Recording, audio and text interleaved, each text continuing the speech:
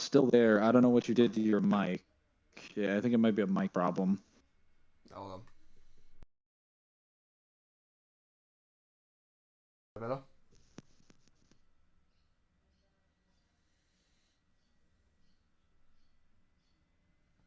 Are we good now?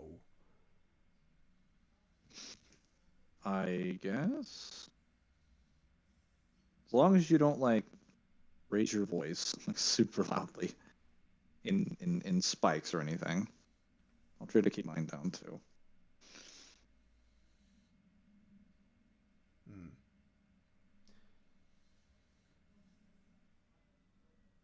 Very well then. Just waiting for our boy Wonder to join us, and if he doesn't join us, you know what? I should probably tell the Discord that we're streaming now. It's probably a smart idea.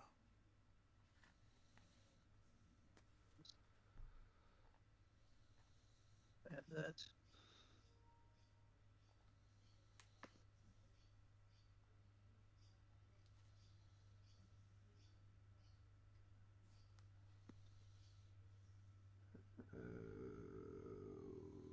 Promotional jet.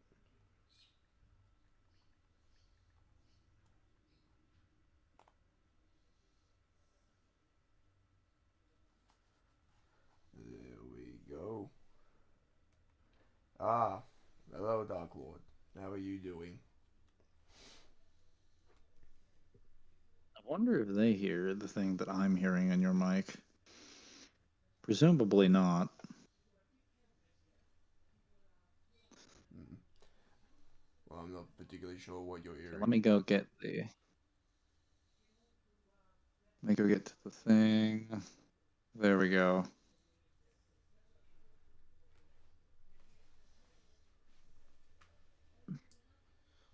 Hello, Rockinellis. Yes, we're just waiting for our boy Wonder to join us, but we're gonna be just chilling for about 5 minutes, and then we'll start. Gives Mangler time to load up the blog as well. It's taking some time because everything's gonna be slow on my end.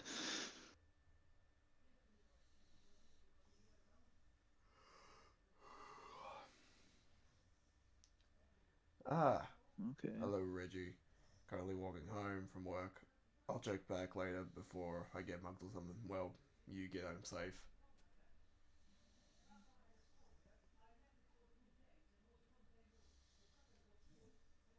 Yeah, let me bring up the chat.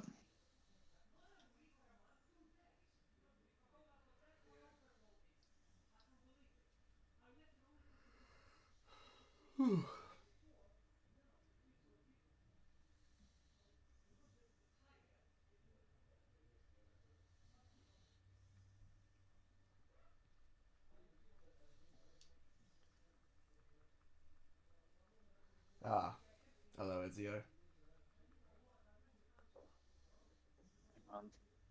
Can He-Man scale to Superman? I haven't been through He-Man, so I could not tell you.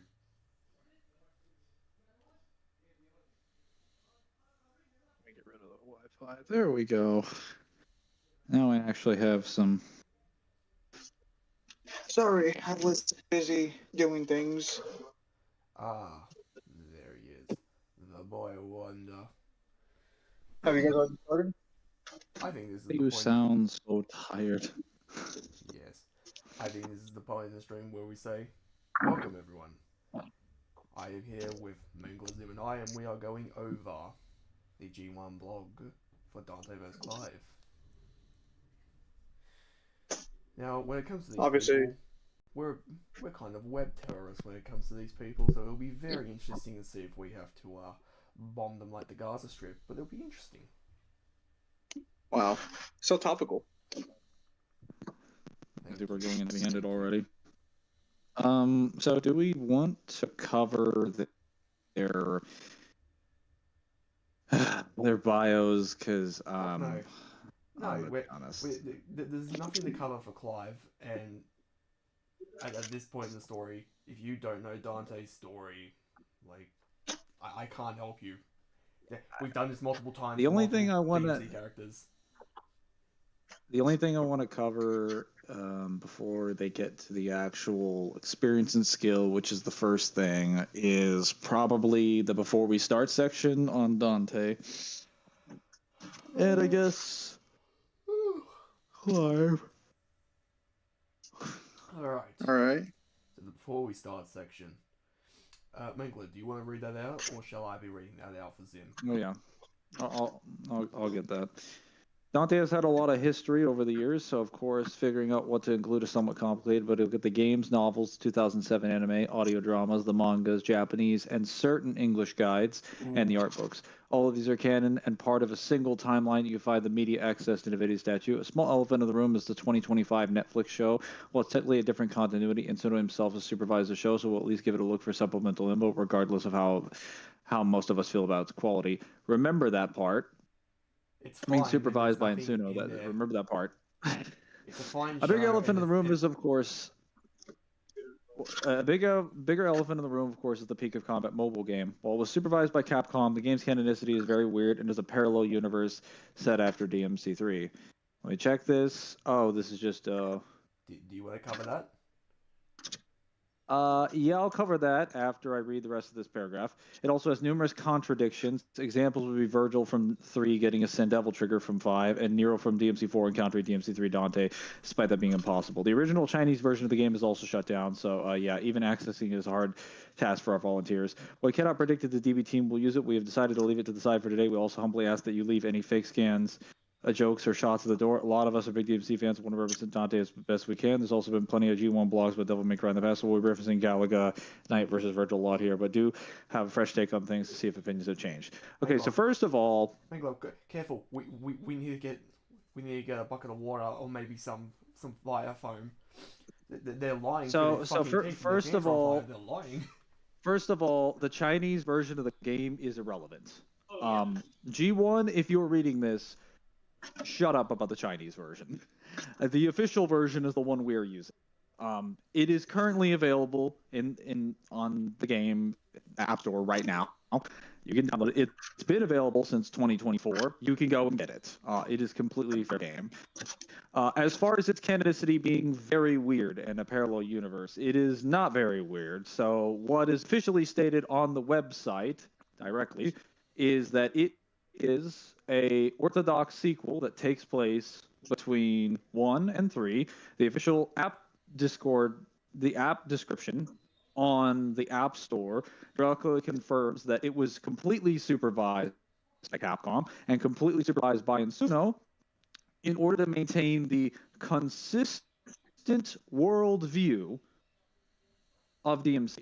So even if it was a different game or a different universe in a parallel universe, it would still backscale to all the main characters, because we have examples of Dante and other casts going into other timelines, like in 2's novel.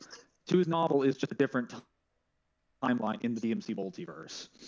So even if you treated DMC's, even if you treated POC as a parallel timeline, which it's not, but I'll get into that in a sec, it would matter. You're starting to cut out. What were you going to say about it? You're starting to cut out. Hang on over there. Fucking God. Okay, so while he's gone over there, I mean, even if you want to go against POC, which I mean they already are, the same reasons they give for the Netflix anime apply to PC. So like, it's literally bias. I was going to say it is incredibly a bias. It is very much so a bias. They openly stated that Insuno himself supervised the show for the Netflix case. Insuno himself also directly made an entire stream talking about how he supervised POC. And that wasn't the case for the 1.0 version. That was for the 2.0 version, which he supervised. Well, so the entire game is considered authentic according to Capcom, and it is directly stated to be the only official mobile game for Devil May Cry.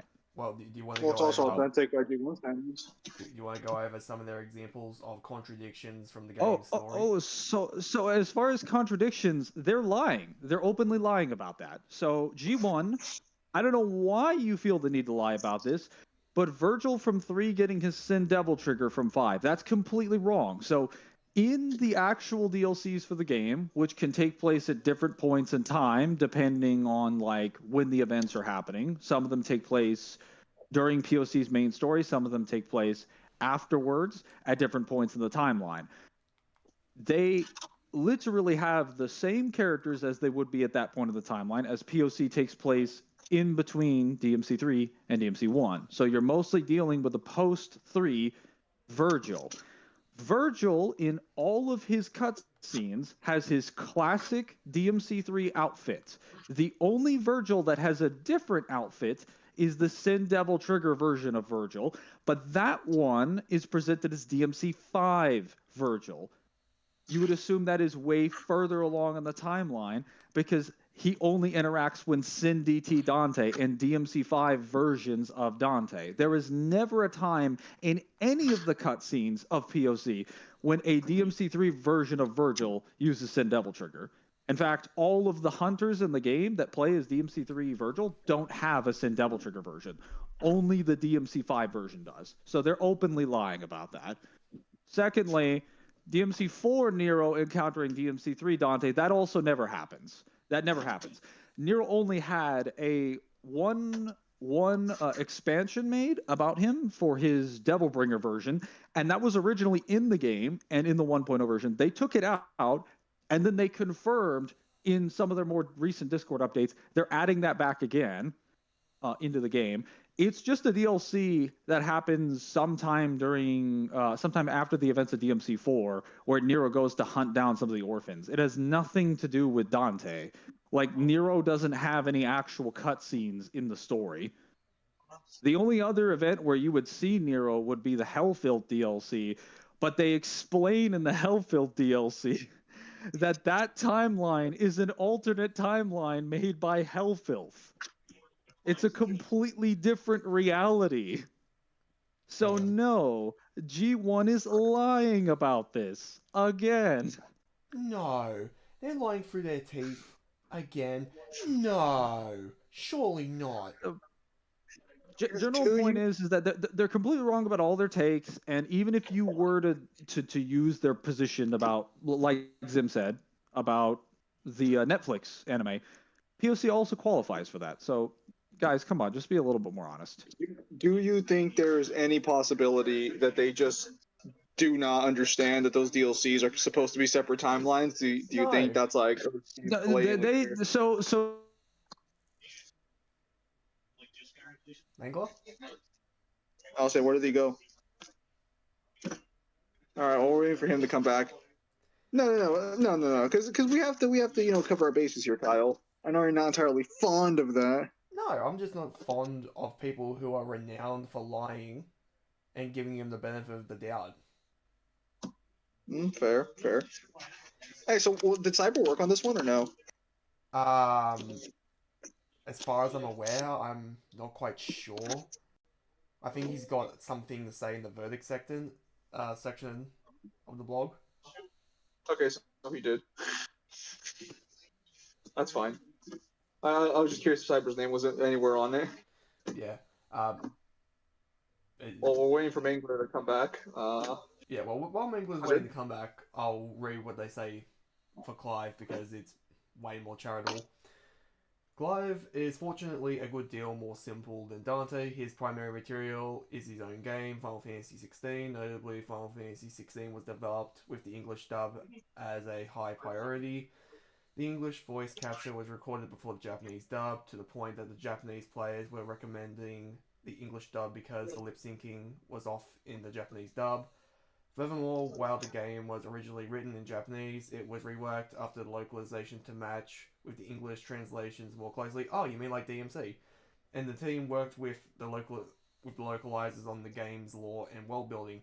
This is further cemented in Final Fantasy XVI's Ultimania. The localization director contributed to every aspect of the game, and the key scenes were assigned the atmosphere as directed by both the game's director as well as the localization director and the actors. I've never said localization more in my life.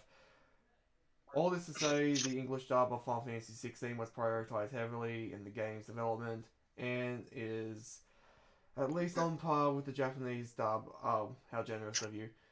This means that we can rely on statements and descriptions featured in the English translation. We are also including Final Fantasy Final Fantasy 16's Ultimania translated here by the blog member Kaiser. Oh, we have somebody who's done that too, don't we, Zim? Finally, there is also a lore book for Final Fantasy 16 called Logos. Sort of, the book has not been released yet at the time of the writing. However, Square Enix has a few preview pages. Has a few preview pages of the book available, which are usable here. And since Final Fantasy 16 is only a 2-year-old game at the time of the writing, we thought it'd be fair to say that this blog will contain spoilers from the game. No, I'm sorry. If the game is more than a couple of months old, you don't have to put spoilers. Fuck off. So, Well, I think the it's Devil May Cry series, so fair warning. But with all that being said, let's get the party started. Wow, they are way more. G1 blog. You've done it again. You are wearing your bias on your sleeve so inherently that it's not funny. Can you stop it? So I got disconnected because my dumbass fucking controller decided to deactivate batteries without telling me. Okay, that's not happening again. So first of all, you can see right there that they spend a lot of time talking about the English voice capture being recorded for the Japanese dub. This doesn't matter. I've said this before, but you are to use the official version regardless of how you feel about it. However, if this is your position, especially when it comes to FF16, you actually have to take this stance even more stringently for DMC. Meaning, for DMC, you would prioritize the English version, because in Devil May Cry, the Japanese version that you see in the game is translated after the English version you see in the game. This is not just the case for Final Fantasy. This is also the case for Devil May Cry. But they didn't bring this up, so I'm wondering if they're going to use Japanese translations to argue against the official translations because they don't like what they have to say. Let's see if they can. I just saw what's the first line of the PS. This is gonna be tremendous. All right, so are you gonna read the final bit or am I? I'll read it. P.S. Given the member was promoted to have a lot of flips, Cyber made sure the community member flip was on the blog you're reading today. Wait. Who the heck is... Who's Flip? Did they not whatever. But no. Like, okay, well, whatever. So we don't really need to go over the background. None of this is particularly relevant. Let me see how many categories they have here. So they have experience and skill for both of them, equipment for both of them. Hold up, man, they're giving Dante fucking everything.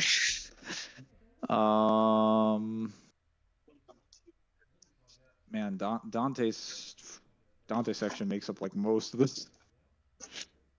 To be fair, that's kind of expected. Yeah, it's kind of to be expected. Abilities, physiology. Okay, so they've got a lot of...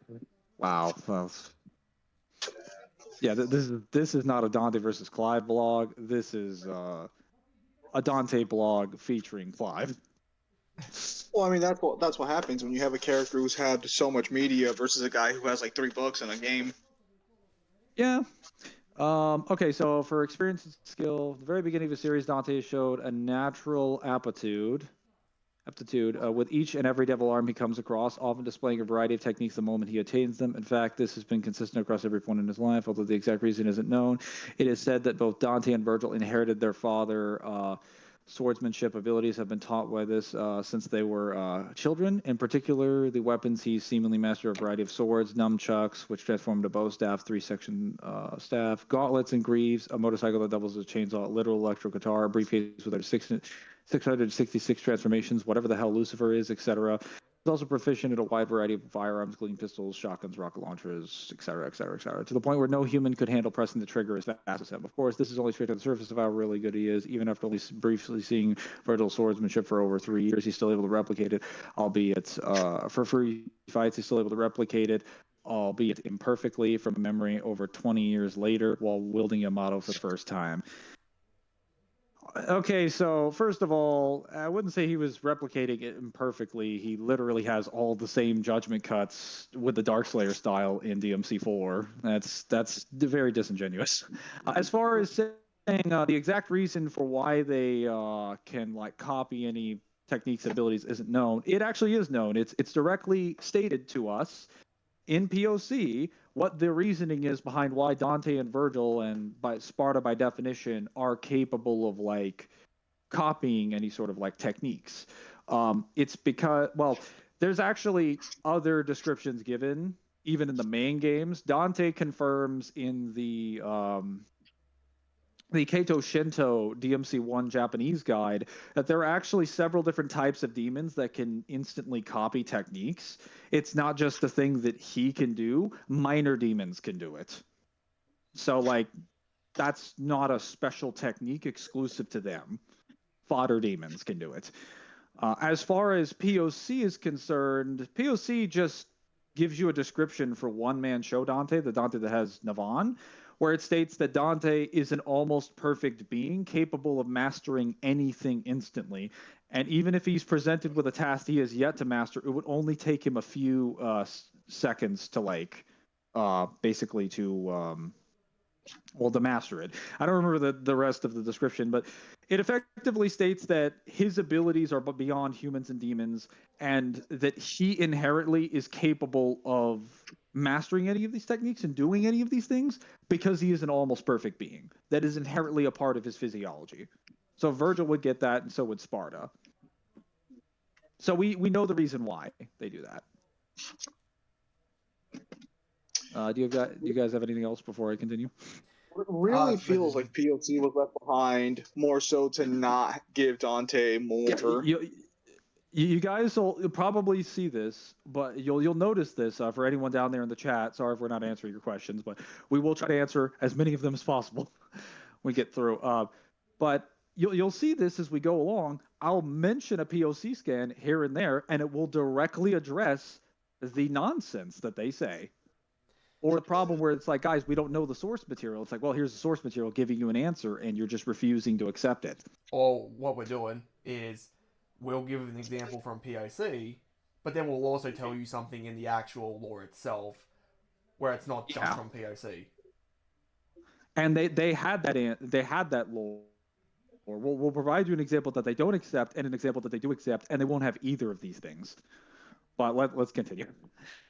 When it comes to the other swordsmen of the human world, Dante easily outclasses the most skilled fighters, such as the Holy Order of the Swords. In particular, a young boy named Nero, at least the DMC4 version, who consistently shows great observation skills. He regularly fights. I'm sorry, what? Yeah, I don't know why they're mentioning the Order of the Sword as if they're impressive when literally previous in the timeline he was able to beat Sparta's two apprentices who've been training for a millennia in the sword style. Yeah, he rarely fights demons such as Mundus, who are at least thousands of years old, and by the events of Devil May Cry 4 should have surpassed his father, stated to be the greatest swordsman of the demon realm, claimed to be a necessary force for Mundus to be able to claim the throne in the first place, as capable of defeating the entire underworld by himself. Okay, they're just linking random cutscenes. He once encountered Sparta's apprentices, Modius and Ball, who were both taught their swordsmanship skills by Sparta himself and are stated to be capable of sliding 1,000 to 2,000 demons in an instant with a sword in hand. So that's not true. So what's stated specifically is that Ball, not Modius, Ball, when he unsheathes his sword, thousands of demons die in an instant. So it's not 1,000 to 2,000 demons. It would be above 2,000, because when you say thousands, you refer to several or more, being 3 or more. I don't know why they felt the need to downplay that. It's not even that impressive. But like, this is the weird thing to want to skirt. Modius in particular was considered a swordsman so great he shook the demon world, despite they're at their bare minimum 2,000 years of combat experience over Dante. He was capable of defeating both of them without any effort. Dante has also kept up and defeated Gilver, someone who analyzed, adapted to, and copied Dante's fighting skills, but he still defeated him. If such glazing wasn't enough, he's so strong that Burial thought he could rule the Fire Realm. Perhaps in his greatest display of this. Greatest display of skill in the entire series. Sorry, I was reading the scan that they had for the Fire Realm. I'll go over that. Dante was capable of keeping up with Chen the Cannibal, who, after absorbing the beast heads, obtained precognitive powers that gave him knowledge over time and space, all of time and space. And with this ability, he gave himself supreme knowledge of swordsmanship and began mimicking Sparta's fighting style. Despite that, Dante. I was going to say, before you continue on, do you want to finish the paragraph, or do you want to go over how, assuming they have such a stick up their ass about the Japanese version, how it's... Every time I finish a paragraph, I go back and explain it. So I'll just finish that. Dante still held his own against other users of the beast heads, even despite their temporal clairvoyance. They start sweating, losing their confidence upon noticing Dante predicting their every move. And it is perhaps this capability that let him compete with Chen in the first place. So first of all, when it comes to when it comes to talking about Gilver and those characters, like Gilver isn't just a guy that can adapt to and copy your fighting styles. He is specifically designed by Mundus with the data based on the Spartas. Like when he made Gilver's soul and what made up his existence, because Mundus can also manipulate your name and can create names for you, the basis of your existence, the informational basis of your existence.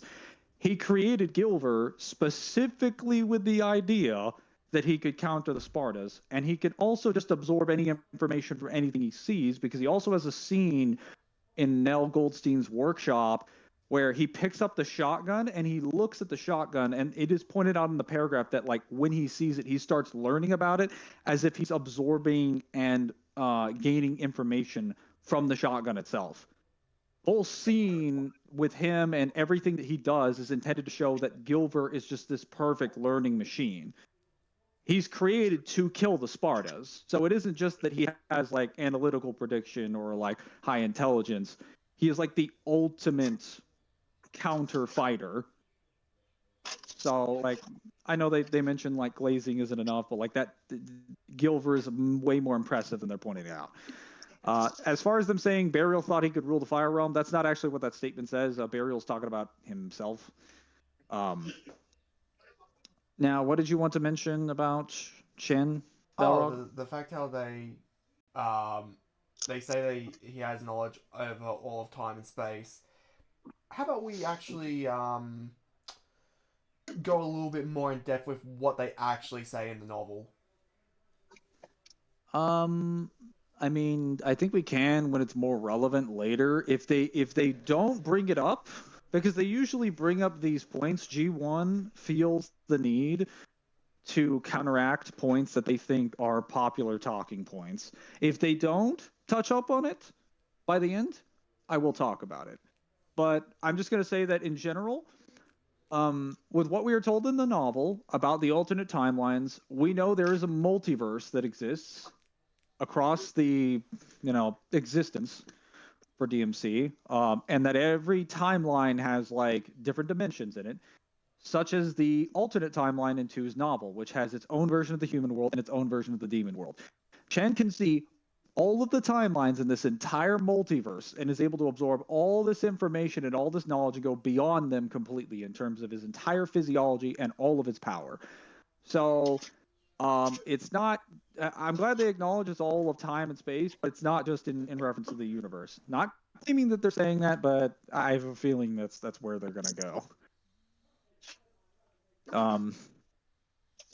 In regards to a more in-depth look at his marksmanship, his most impressive showing is when he precisely managed to shoot Yamato through the Savior's core with ebony and ivory by precisely stacking bullets on top of each other from a large distance. His aim in general is really impressive, though, outside of just firearms, like when he kicked a couple giant seeds perfectly to have them ricochet through a forest and hit a demon right in the face. Overall, it's hard to imagine Dante missing a shot when he really wants to land. With his talent for aiming and his countless successes in close-range combat, there is no doubt a son of Sparta is a master warrior despite his attitude. I really don't understand why they point out that's the most impressive showing. Like by what metric? It's not that difficult to shoot. When your eyesight is like that good, I don't think it's that difficult to shoot a couple bullets into the hilt of a sword. Well, It's the idea is supposed to be the best physical, like on-screen feat. yeah, Would be but what they're That saying. no yeah, no because they also mentioned the kicking the seed one. Like kicking the seed one, I want to point out like what he did. Echidna shot 4 random seeds at some areas, and he went to different locations, kicked them out of the air into random trees in a forest where he couldn't see the foliage and he couldn't see the full scope of where he was kicking. And he managed to kick them all in a direction and at a velocity with a certain amount of power and force that they deflected off of each other, weren't destroyed, bounced into one another, and then hit her. well, Like that is some stupid level of prediction and mathematical analysis well, that you the need to thing I was make. the thing I was gonna say is like if they're gonna bring up stuff like that, like just going over one of Dante's, the feat that he shows at the start of 3 in his workshop where he shoots all the billiard balls into the Hell Prides is way more impressive than the Savior feat or the seeds. Also, like, if you want to compare him in terms of, like, how good of a marksman he is, compare him to the stuff that's been shown by Lady and Nero. Also, he does the same feat with shooting the hilt of a sword in DMC3. I would actually argue it's more impressive because in the case of the Savior, right, he at least throws Yamato onto a big blue stone in broad daylight where he can see it when he's above it and he's floating away. So it wouldn't be that difficult for him to be able to see it from that distance. In DMC3's case, when he's running down the side of Temnagru, it's in the middle of the night, it's raining, and he's also getting attacked by all these blood goyles, and he has to shoot his gun and shoot the bullets into the bottom of what is it, Rebellion, as it's moving down so that it can gain enough speed to break air friction. I would argue that's a much better accuracy feat than fours, but that's neither here nor there. It is what it Do you want to read Clive's portion? Sure. From a young age, Clive was trained to be a shield over his area. Essentially, the nation's royal knights, more specifically, he was to be the shield of his brother, also known as the First Shield. For this purpose, he was personally trained by Murdoch, the Lord Commander of the Shield. Particularly in swordplay and magic, ironically, Clive doesn't tend to carry a shield himself, instead mainly relying on precise dodge and parries to avoid taking damage in combat. His training was sufficient to keep up with the Lord Commander in Spa, as well as take on goblins, gigas, and even a massive mobile. He's quite agile as well, being able to climb onto a mobile, leap off it, and use its own momentum to strike it, and leap off with ease. Perhaps more impressively, he was able to fight off numerous royal knights of royalist knights on the night of Phoenix Gate, despite them being much older and bigger. This includes not just regular knights, but also mages and even the fully fledged dragoon. The knight, sorry, the night of Blinding Dawn, and of course, this was all when he was still a young knight. Okay, so I'm gonna. If you don't know 16 at all of this shit right here means nothing. So they're trying to make this sound good, but it's like, oh, he's able to keep up with the Lord Commander in a spa. Yeah, he's training. He's not fighting him seriously, so that's not really fair to use.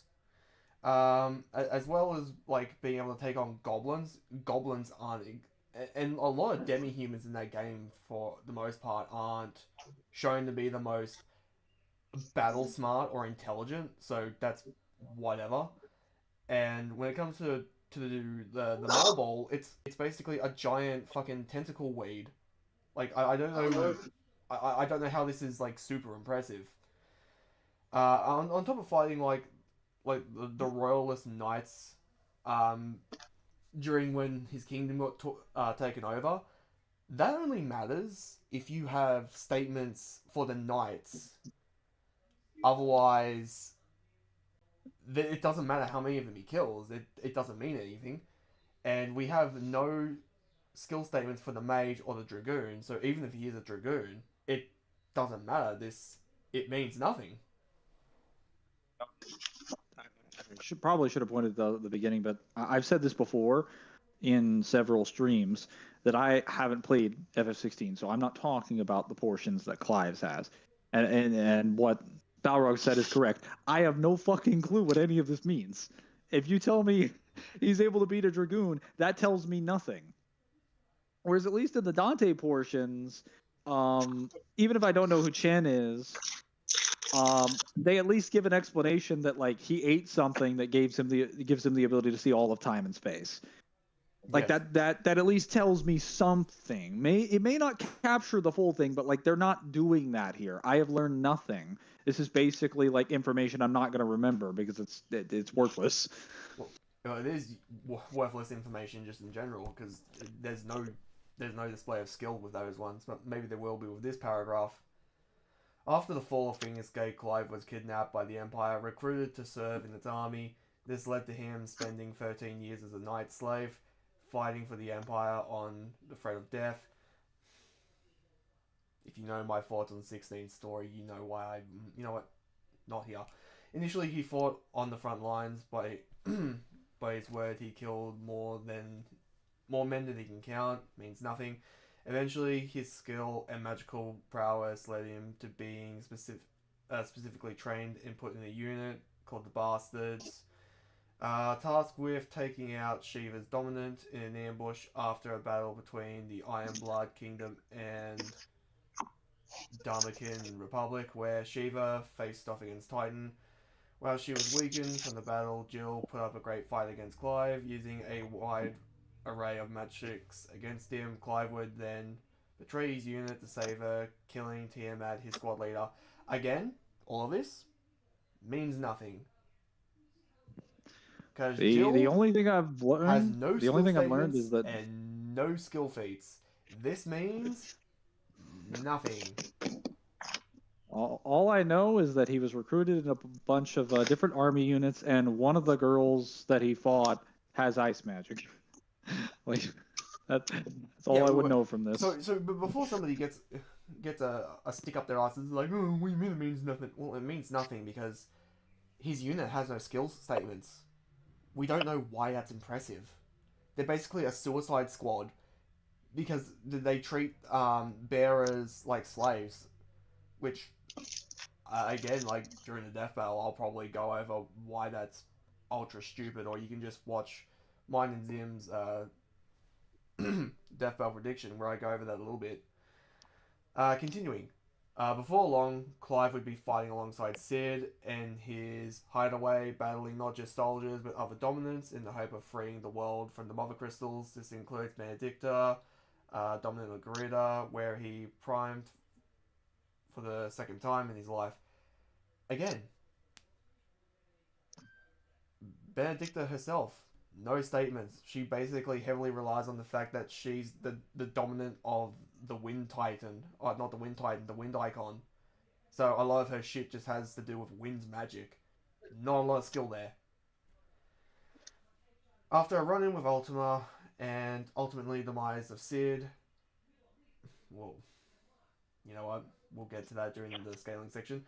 Clive took up his mantle and spent 5 years leading the hideaway himself. During the time, Clive would not only spend time fighting as himself, but as the leader of the Cursebreakers, a group dedicated to liberating bearers across Valencia. However, wouldn't be long before his journey would bring him into battle with more powerful dominants such as Dion and Barnabas, commanders of their respective nations' armies with more power than Clive had yet to contend with. Yet Clive proved himself their better through grueling battles. I'll get to that. Perhaps more impressively, Clive would face off with Omega, an artificial icon made by the Fallen over 1500 years ago to overthrow Clive's final opponent, Ultima, a being who had existed for 5 millennia across multiple bodies in a hive mind, both whom Clive proved to be their better. Okay.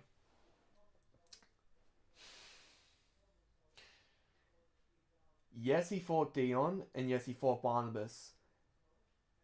Barnabas, you could argue he was his better at the end of the fight. Dion needed the power of both Clive and Joshua to basically, like,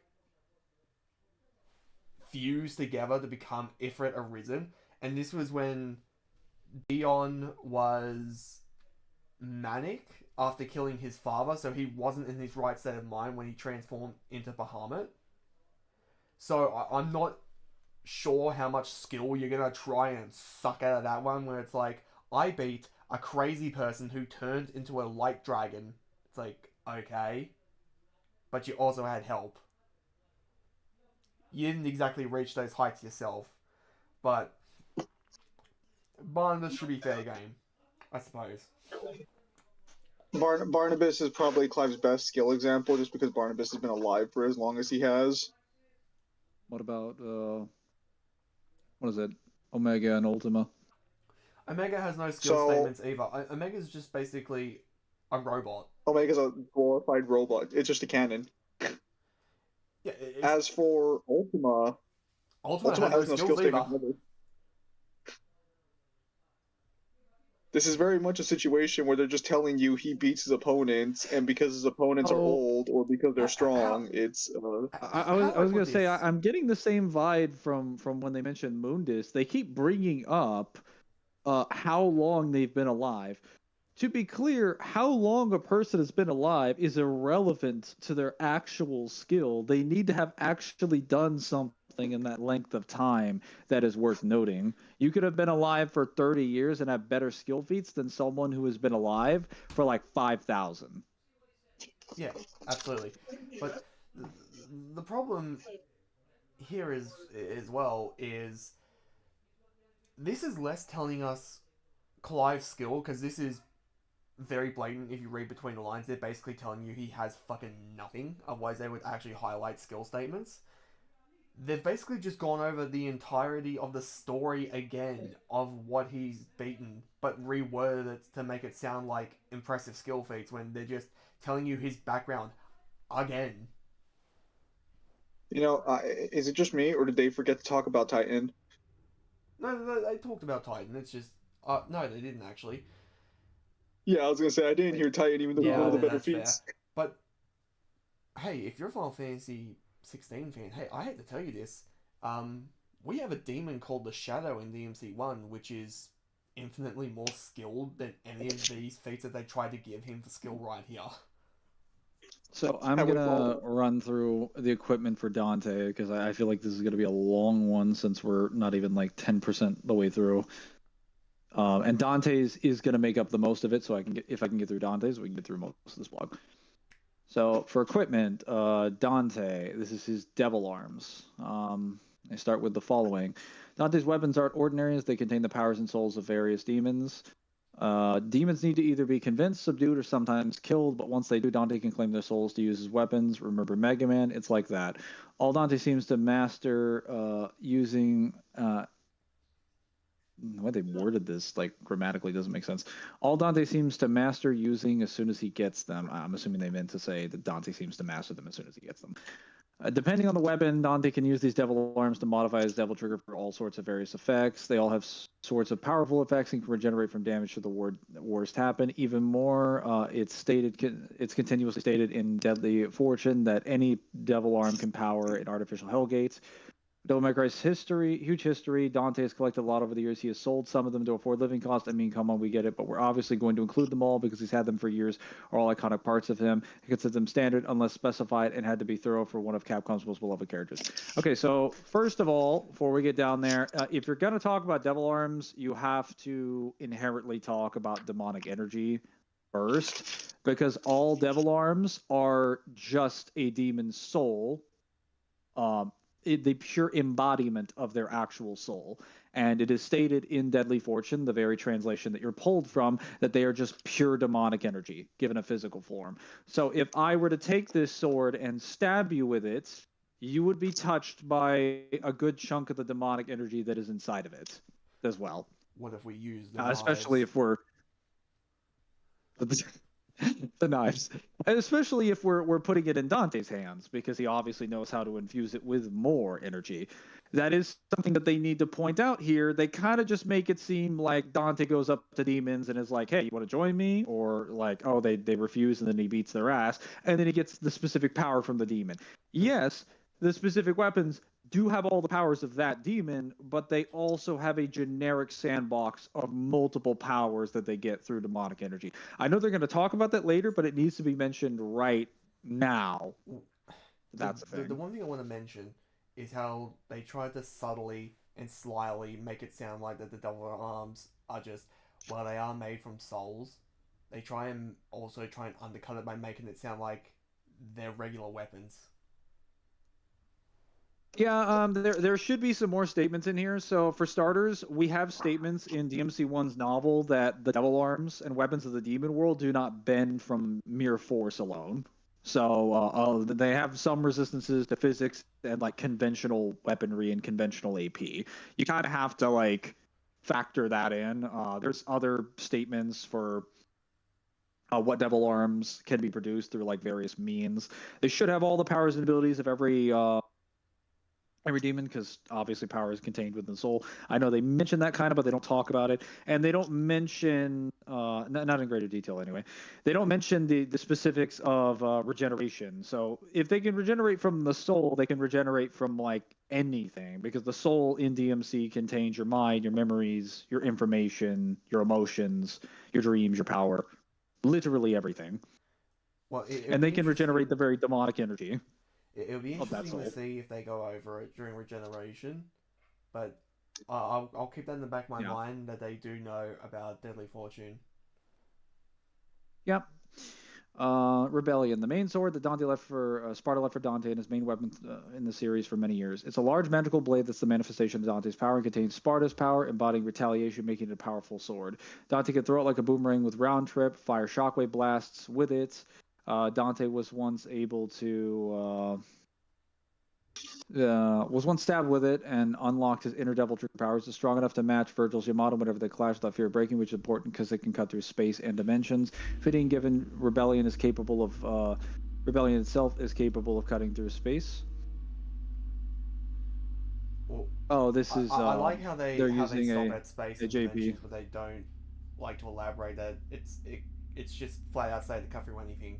Just bottom line. Yeah, it says several examples, but yeah, they provide a JP scan from the novel that when Dante's stopping Gilver's thrust, it says taking advantage of the brief moment when Gilver's thrust was stopped, Dante's great sword roared. It was the embodiment of overwhelming power, enough to tear space itself apart.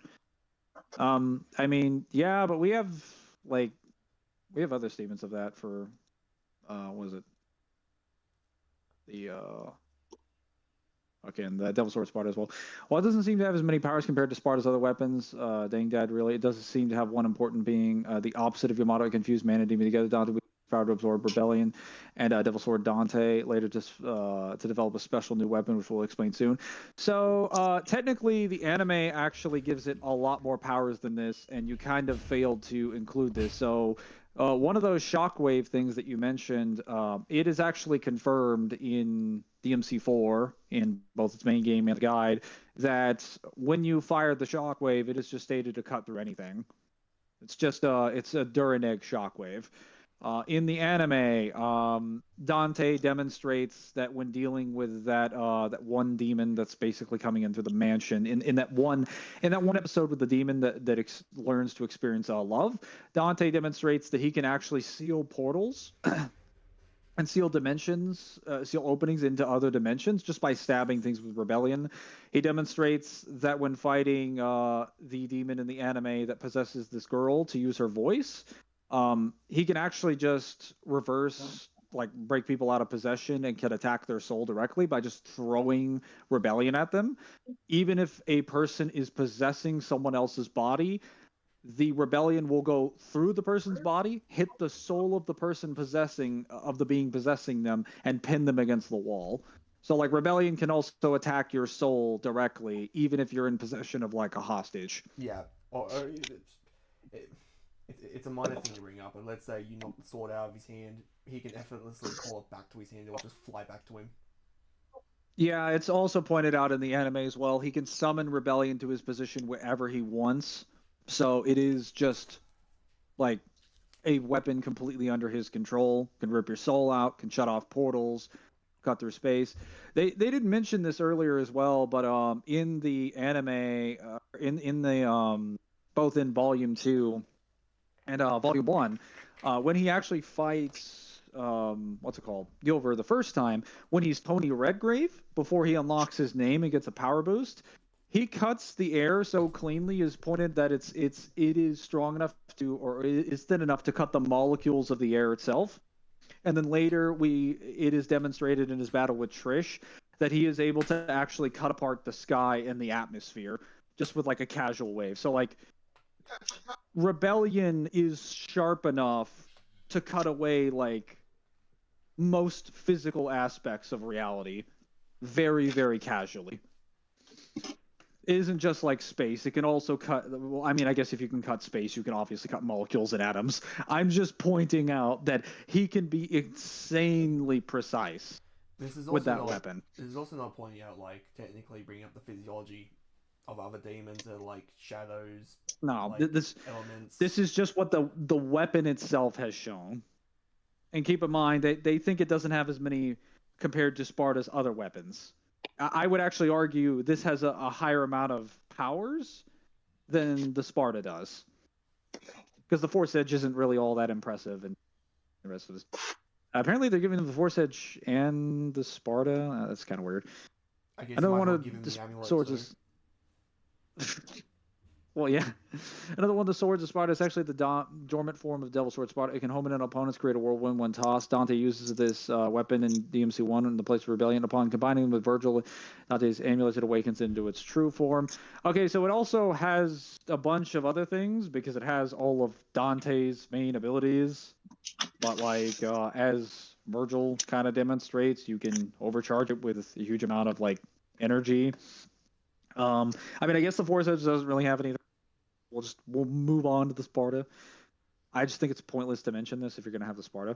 True form of the Force Edge, if its name wasn't apparent, it was used by legendary Sparta himself and is much stronger now. As a large range can extend into a large sphere and even take on the form of a scythe. It can hold the ceiling of the demon world in place, hide Dante's presence while he's in danger of being discovered. It can even slash through space and time, as evidenced by Trish herself, supported by her further being able to open the gates of hell, giving Dante an alternate form of spatial manipulation. It also lets Dante access the special Sparta Devil Trigger, which is stronger than his normal one, giving him the power of flight and being able to fire runes and a huge dragon. Thanks to the power of rebellion, Dante will be able to absorb Sparta into himself to get access to this. Okay, so technically, all of what they said is correct, except for the last part, which is him getting access to the special Sparta Devil Trigger. No, that is not correct. I don't know why people keep mentioning this. So while that is something that is inside of the Sparta, it is made very clear in DMC1's guide officially, and is referenced again in DMC5's game, that you cannot access the Sparta Devil Trigger unless Mundus is there, because the sword itself is only interested in killing one person, and that is Mundus. So if he were to use this against Clive, while he would be able to use all the Sparta powers, he wouldn't be able to use the DT specifically. Like maybe he could drain the powers out of it externally into DSD, but he wouldn't be able to summon it the way that it was done in 1. No. He would have to take its power out in a different manner because Clive isn't Mundus. He doesn't meet the condition like, for that. He wouldn't be able to summon Puff either because that's tied to the Sparta Devil Trigger as That's well. That's tied to the DT, so he wouldn't get that either. A lot of people seem to make that mistake where it's like, yeah, he has the Sparta, he can just activate the DT. Like, no, it's a little more complicated. Devil Sword Dante, with the power of the rebellion being able to fuse both man and devil demon together, Dante would absorb it, and the Sparta being comprised of both. True great Devil Sword Dante. Dante doesn't wield it on his back when not in use, but can seemingly call it whenever he needs, which makes sense since it was made from Dante's own body, considering it's the combination of all the swords above. It's likely to change their special powers and then some, even if you think he's locked out, though, which wouldn't make much sense. Dante also has access to a regular full custom, which lets him use all of his past swords without issues anyway. It gives Dante access to his new Sin Devil trigger form, which we'll explain later, and lets him use his new sword formation ability. Sword formation ability will let Dante summon glowing red swords, an obvious nod to Dante, Virgil's own summon swords ability, greatly increasing Dante's various offensive capabilities. The swords will copy Dante's melee moves and be used in various ways, such as extending Dante's reach and as projectiles. It's also a versatile defensive tool, blocking attacks with these, and can fire spinning Beyblades to home in on his enemies. Needless to say, the Devil Sword Dante is one of Dante's go-to and most powerful weapons in his arsenal. Okay, so this kind of undercuts the thing I was going to talk about. So yes, they're correct in that it would have all their powers, so it would kind of curb their way around the Sparta DT problem. But there's they kind of make it seem like this is something that only DSD can do, where like he seemingly calls to his position whenever he wants it. As we've explained before, Rebellion can do the same thing. It just doesn't appear in his hand, like in the sense that it manifests out of reality. Rebellion has to come from like a physical place in the world, but it still travels. As far as the statements that Devil Sword Dante actually has, it is explained that Devil Sword Dante actually has a will of its own, and it is aligned with Dante's will additionally. So whether Dante chooses to protect himself or not, the sword will instinctively protect him. It is an automatic defense barrier against enemies, and will automatically deploy the swords to protect Dante, or will use its powers to protect Dante, even if Dante himself is not trying to protect himself. So, there is one thing that I do want to add is they make note that the glowing red swords are an obvious homage to Virgil. No, that's just an innate ability that all the Spartans can do. They can summon their own willpower and throw it at you, because that's what they are. The summoned swords in themselves are just willpower made manifest. So they're just magically generated swords. They're just demonic magic energy formed into the shape of a sword. Anybody could do that. It isn't just Virgil that could do that. Sparta could do that. Literally any demon that had enough cognitive thought and was interested enough in it could make a sword made out of demonic energy. They just don't really care. I'm also going to bring this up now because POC just released a new version of Dante. Came out like 3 days ago, so it actually came out before this blog. Unfortunate for them. We actually did get a new version of DSD Dante, and he has 2 new versions of these weapons. And the variants of Devil Sword Dante that he does have, they say the same thing, that obviously Dante can, what's the word? That the sword obviously obeys his will and acts on his commands. But there's a separate version of it that actually does a completely different effect that looks a little bit different. And instead of cutting the person, which, well, it can cut them, obviously, it doesn't just cut their physical body, it actually cuts their sins themselves. It cuts the morality of the person. And it only does like different things depending on whether or not the person is innocent or guilty. But it will still cut them regardless. So I just want to point out that he has another sword that looks exactly like that has completely different effects. Something that they would have missed because they did not include POC. Alistair, sword similar to that of Rebellion and Force Edge, it only has more emphasis on lightning fast speed. It can also give Dante's Devil Trigger electrical powers and makes his movements faster to get himself a lightning bolt down from the sky, and still based on still effective on electrical based enemies like the Griffin. This weapon also seemingly alerts Dante to nearby danger, given that it flashes in the presence of enemies. It basically has this sort of instinctive alertness. But they missed a few different things that Alistair also does. Alistair augments your attack speed, your flight, but it also, like, it doesn't just have the danger awareness. That danger awareness can also consist of things from another dimension, as Dante's able to detect Nello Angelo even when he's in the mirror dimension, which is another universe away from himself.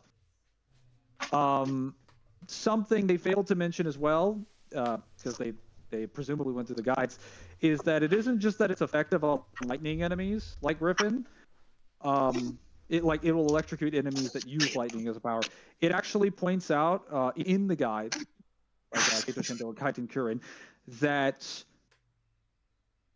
Alistair is basically the master of lightning. So even though it's not as effective on the plasmids, which are the lightning-based demons that are made entirely out of lightning, even though it's not as effective on them because they are still composed of lightning, its power is so great that it will still be effective on them, even though they are made of lightning.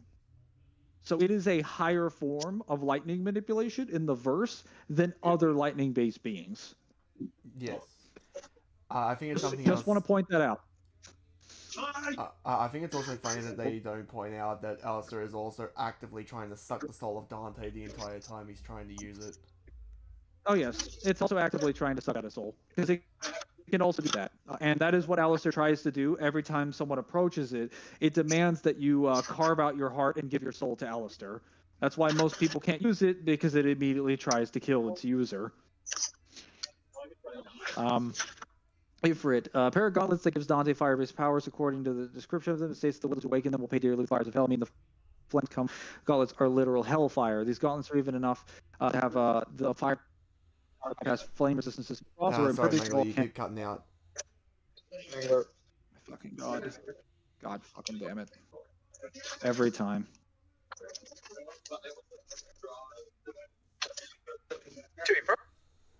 Saying what they're gonna give this matchup. How about Close. now? It's better. Now? Yeah, it's Okay. better. So, these gauntlets have enough firepower to even bypass fire resistance from frost demons who are impervious to volcanic fire.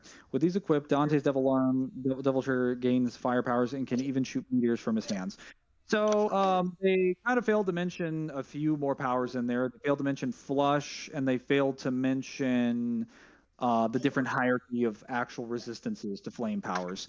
So it's explained in DMC2's novel that by some of the descriptions of the beast heads, that when the beast heads actually like consumes people, it produces a flame of the demon world. It is just a flame that naturally exists in the human world, and it is just referred to as heatless.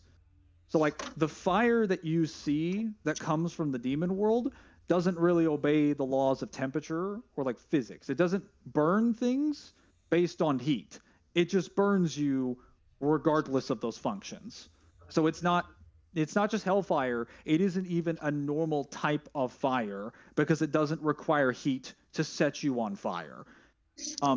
The actual description that they're referring to in regards to frosts being impervious to volcanic fire, that comes from the DMC1 guidebook, which they do have list. No, they actually don't have it listed here. They only have the DMC1 game description.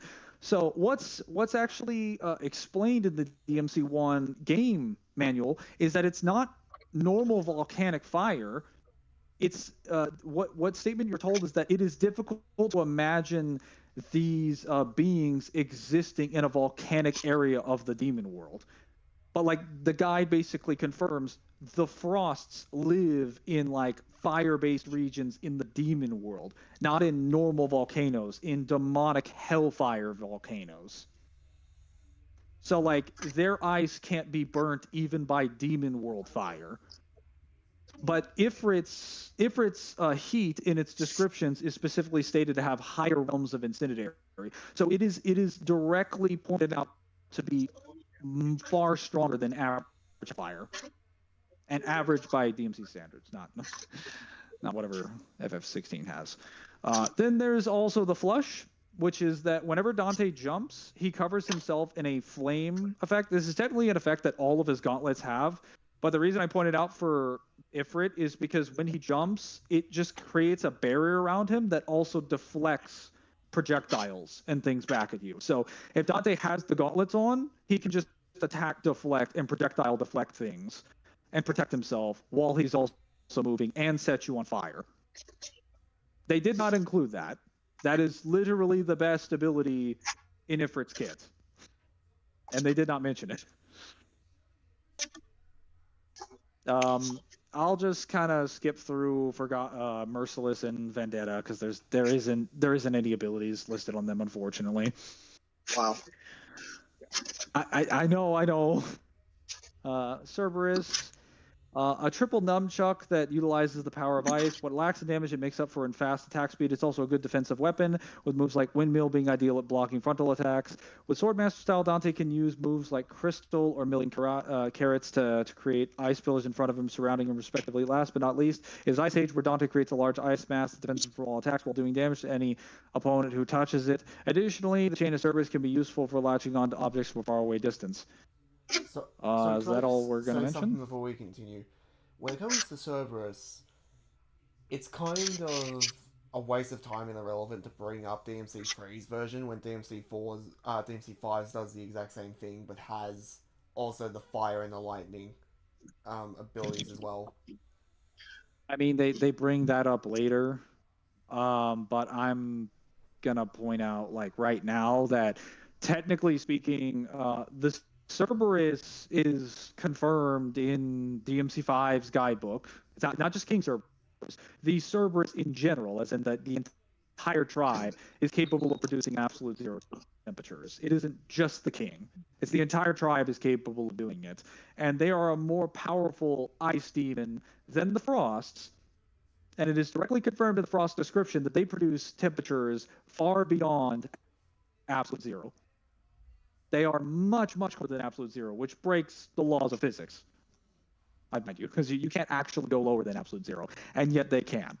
So this weapon would have to be colder than the Frosts. It's also stated to be icy cold to the core, which in DMC would mean the soul, as it is core of one's existence. You can't get any more deep than that. But yeah, that's something they probably should have mentioned. Also, Ice Age is stated to make you invulnerable. Like, it doesn't just create like an ice mask around you. Like, you are just invincible. It's a barrier. But yeah, Ag Rudra, a pair of twin swords that specialize in the elements of fire and wind, perfect for crowd control. Weapons can also be combined together to essentially become a staff. With Swordmaster, Dante can use them in the air. We've called Sky Dance, where he rolls down to the ground with both swords, hitting the enemy on the way down. He can also use a move called Crawler, where he strikes the fire and strikes the ground and fires a line of flames. Lastly is the Twister move, where Dante creates a vortex of heat that surrounds him and can further prolong this move with Tempest. So it is worth noting as well, POC has versions of this weapon, and it is directly pointed out that one of the versions of the weapon, it's literally just same bunch of weapon, is capable of producing boundless energy. So yeah, we have an infinite energy statement for the amount of highly powerful energy that can come out of the weapon. There isn't too many statements for Agni and Rudra, just other than being Gale and Flame, so I'll just kind of leave it there. Electric guitar, that's literally electric. It's for Devon. By playing a good tune, which is Shoot the Works from DMC2, fun fact. Dante channels electricity and can also summon bats from the guitar to attack his foes with Master style. It can also become a scythe with certain moves like slash and feedback. On Devil Trigger with this weapon, Dante can fly and use moves like Vortex and Thunderbolt to shock his enemies. Well, it also has the ability to determine to be able to seek out enemies because the bats can seek you out directly. Like they're still actual like demonic bats. Navon also has the ability to suck out your life force, as shown by her boss fight. So the weapon would also have that ability, and if it didn't have the ability, the bats would have that ability, or Dante and his Devil Trigger would have that ability. Something they kind of forgot to mention. Yeah, Navon also statements in. Can you leave and rejoin again, like super quickly? You're cutting out. Mangler's gonna kill himself before G1 gets to him. How is this happening? How do I consistently keep losing connection? Well, it's not that you lose connection per se. It's more so that you're choppy at certain points, and then you stay choppy. This is not supposed to be happening. You two keep them entertained. I just need to go to the toilet super quickly. Yeah. What I was gonna say was that the POC also has other statements that Navon specifically has, what is it called, in one of her boss fights. She has statements that point out that she instinctively reacts to most of the threats around her. So the weapon itself would also have that property imbued in it, as it is one of the powers that comes from her soul and is one of her abilities. She can also cause like I guess like fear, seduction, and a bunch of other things. Um, I'd have to go get the exact statement, but yeah, there's more powers than just shooting bats, flying, and having lightning. Yeah, that's not really all that there is. Like on how much of And I that is don't care. POC? Because POC doesn't exist, remember? Yeah, it doesn't exist. Also, that electricity causes like paralysis as well. It's not just like normal electricity. But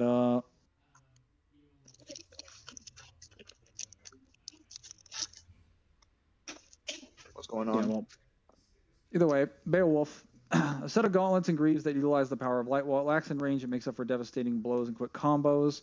The moves or these weapons also tap into Dante's inner Street Fighter fan with moves like Killer Bee making effective dive kicks, and Rising Dragon making Dante do Shinryukins or Tatsumanskis even when in the air. Swordmaster style, he can further utilize Beowulf's powers, like moves like Zodiac, which fires a projectile that launches enemies away.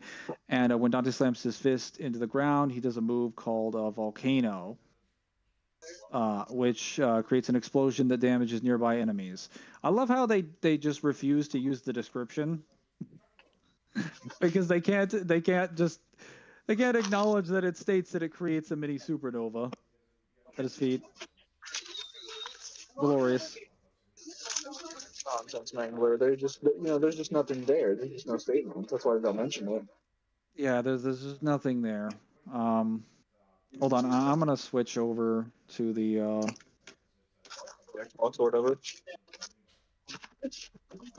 So far, you haven't missed much. We're going over Dante's weapons. They already went through skill, but there was nothing really for Clive, unfortunately.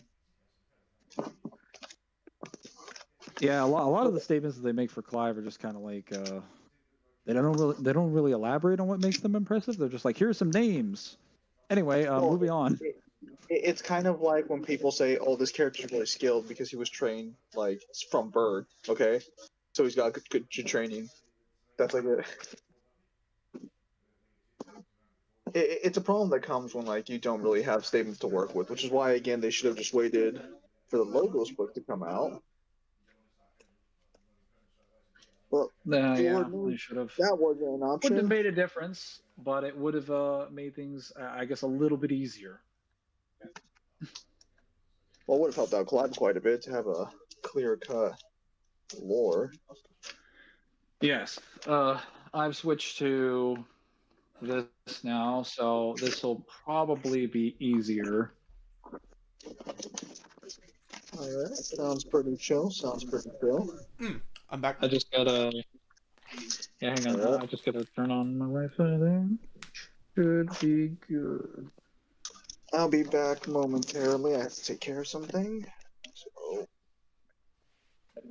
Give me just one moment. Have we gone over Beowulf yet? yeah, he just did, but I'll be back momentarily.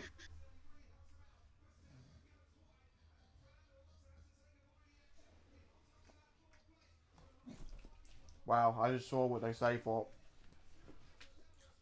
Beowulf, and I have many problems with it. Like, how about mentioning that it's light manipulation?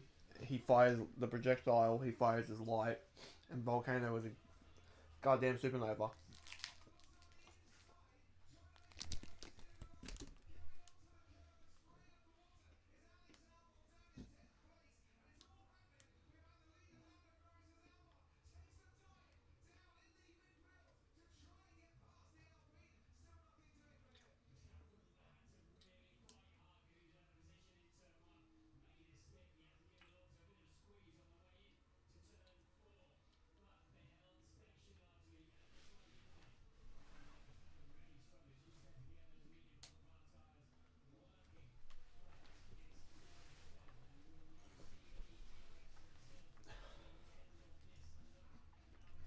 boys seem to have vanished on me.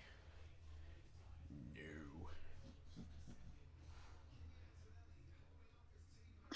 I hate my phone more than words can describe. All right, I'm finally back. Can you hear me? Yes, I can hear you. Welcome back. What they also missed on Beowulf, same thing with the flush move. It also gets a bunch of Virgil statements. So we know for a fact that when you actually have the weapon, you can charge and amplify its power many times over. It can directly break guards and pierce like, barriers and people's durability. It is directly stated in many of the descriptions, especially with many of the attacks for things like lunar phase and whatnot, that you can actually parry and deflect attacks with the weapon. You can also you can not only do that with what is it? I believe it's.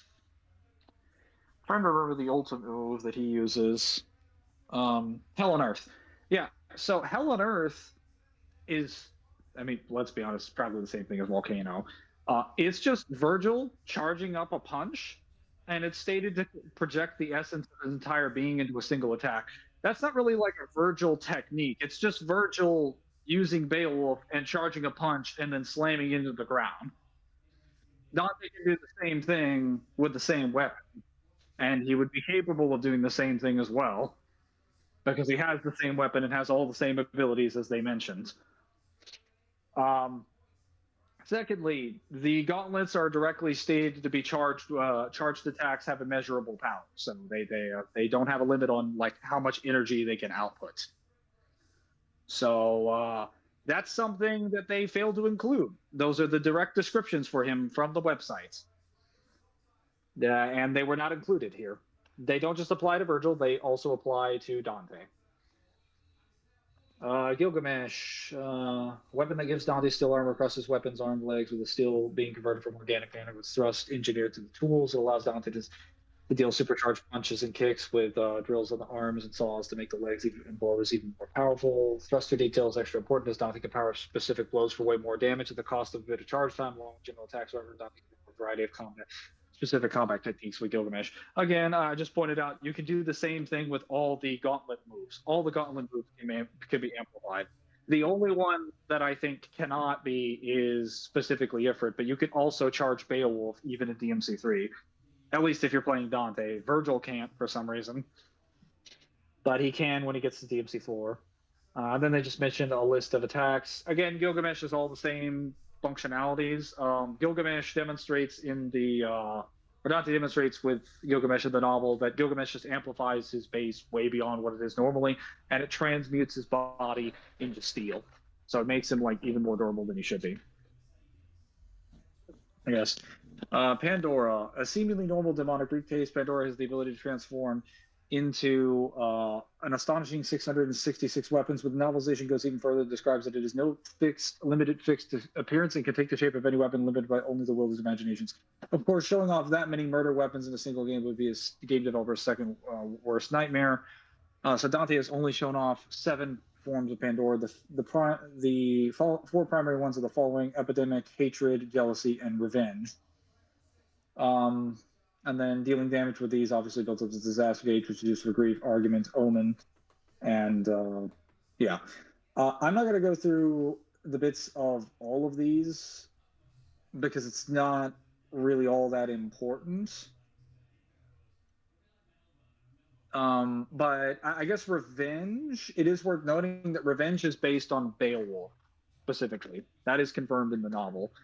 And I will point out that since they acknowledge the DMC4 statement in the novel, it is worth pointing out that this box can make literally any weapon. So it doesn't matter that Dante has ever shown off 4 forms of Pandora. G1, as soon as you have acknowledged this, you have acknowledged he can make any weapon because he could just make a new weapon. Lucifer, let's see. Any nearby Umbran witches should watch out for this one. Spider-like metal bat plague is the ability to produce an endless number of demonically charged blades. No exaggeration, Dante can go on and spawn as many as he likes to stab away at the enemies or suspend the blades in the air to act as spiky hazards. Lucifer has a couple special combos, but they all accomplish the same deal of really leaving a lot of swords in every spot you can think of. As a bonus note, Dante can summon more swords than normal if utilizing Devil Trigger.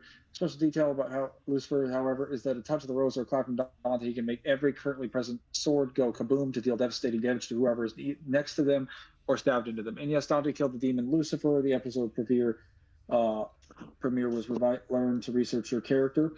Okay, so this is probably something that they should point out, though, is that in the novel, Burial, who is a comrade of Lucifer's, acknowledges that Lucifer's specific ability as a demon was the ability to make anything become an explosive.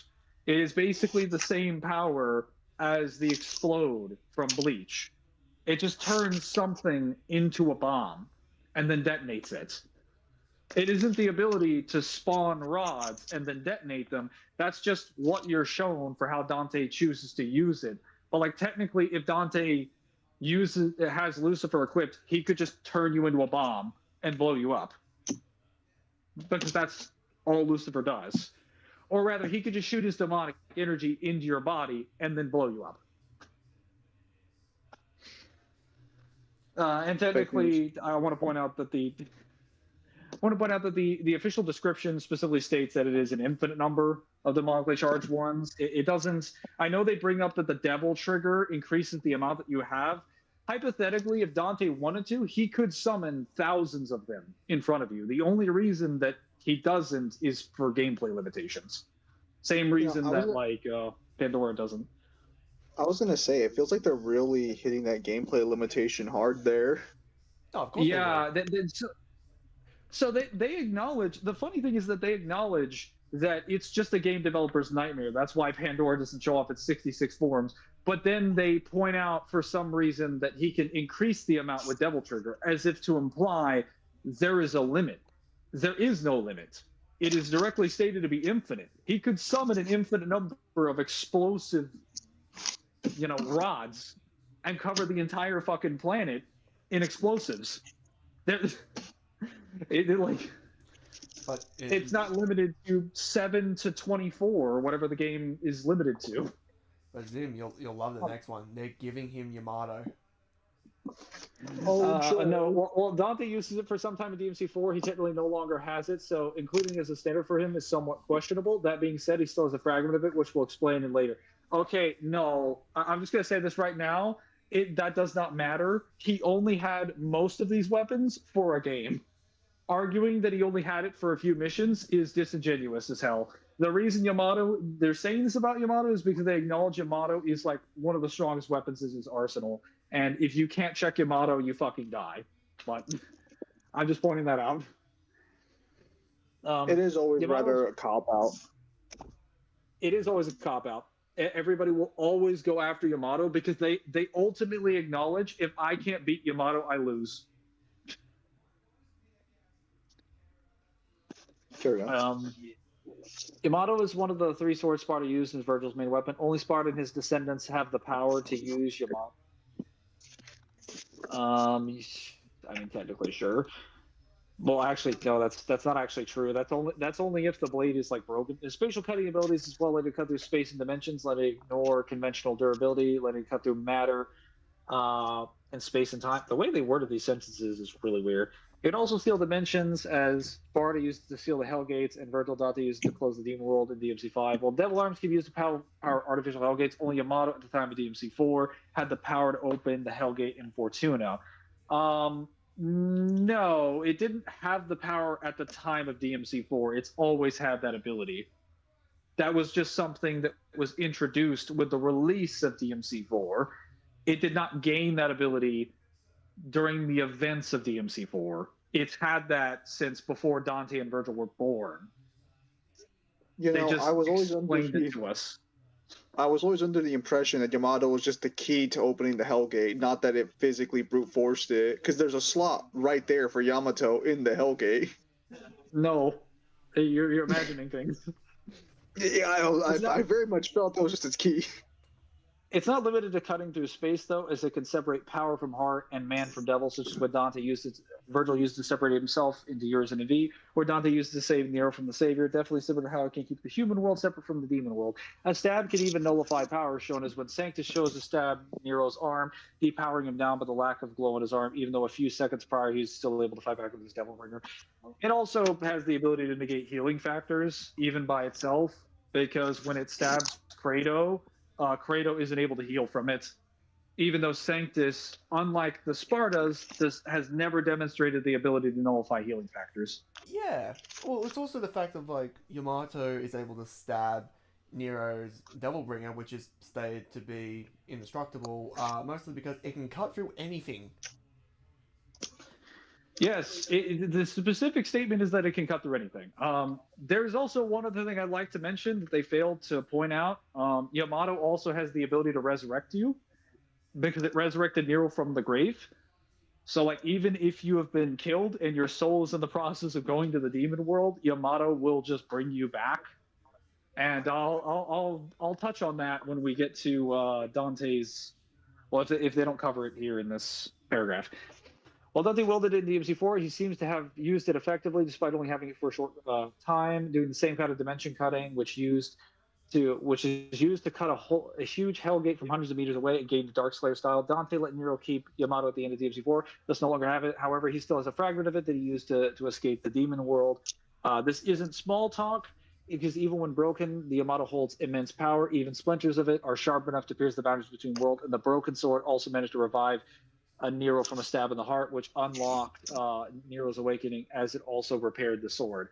They didn't touch up on that effectively. So it like, not only did it repair his heart, it pulled his soul from the demon world. He was literally dying.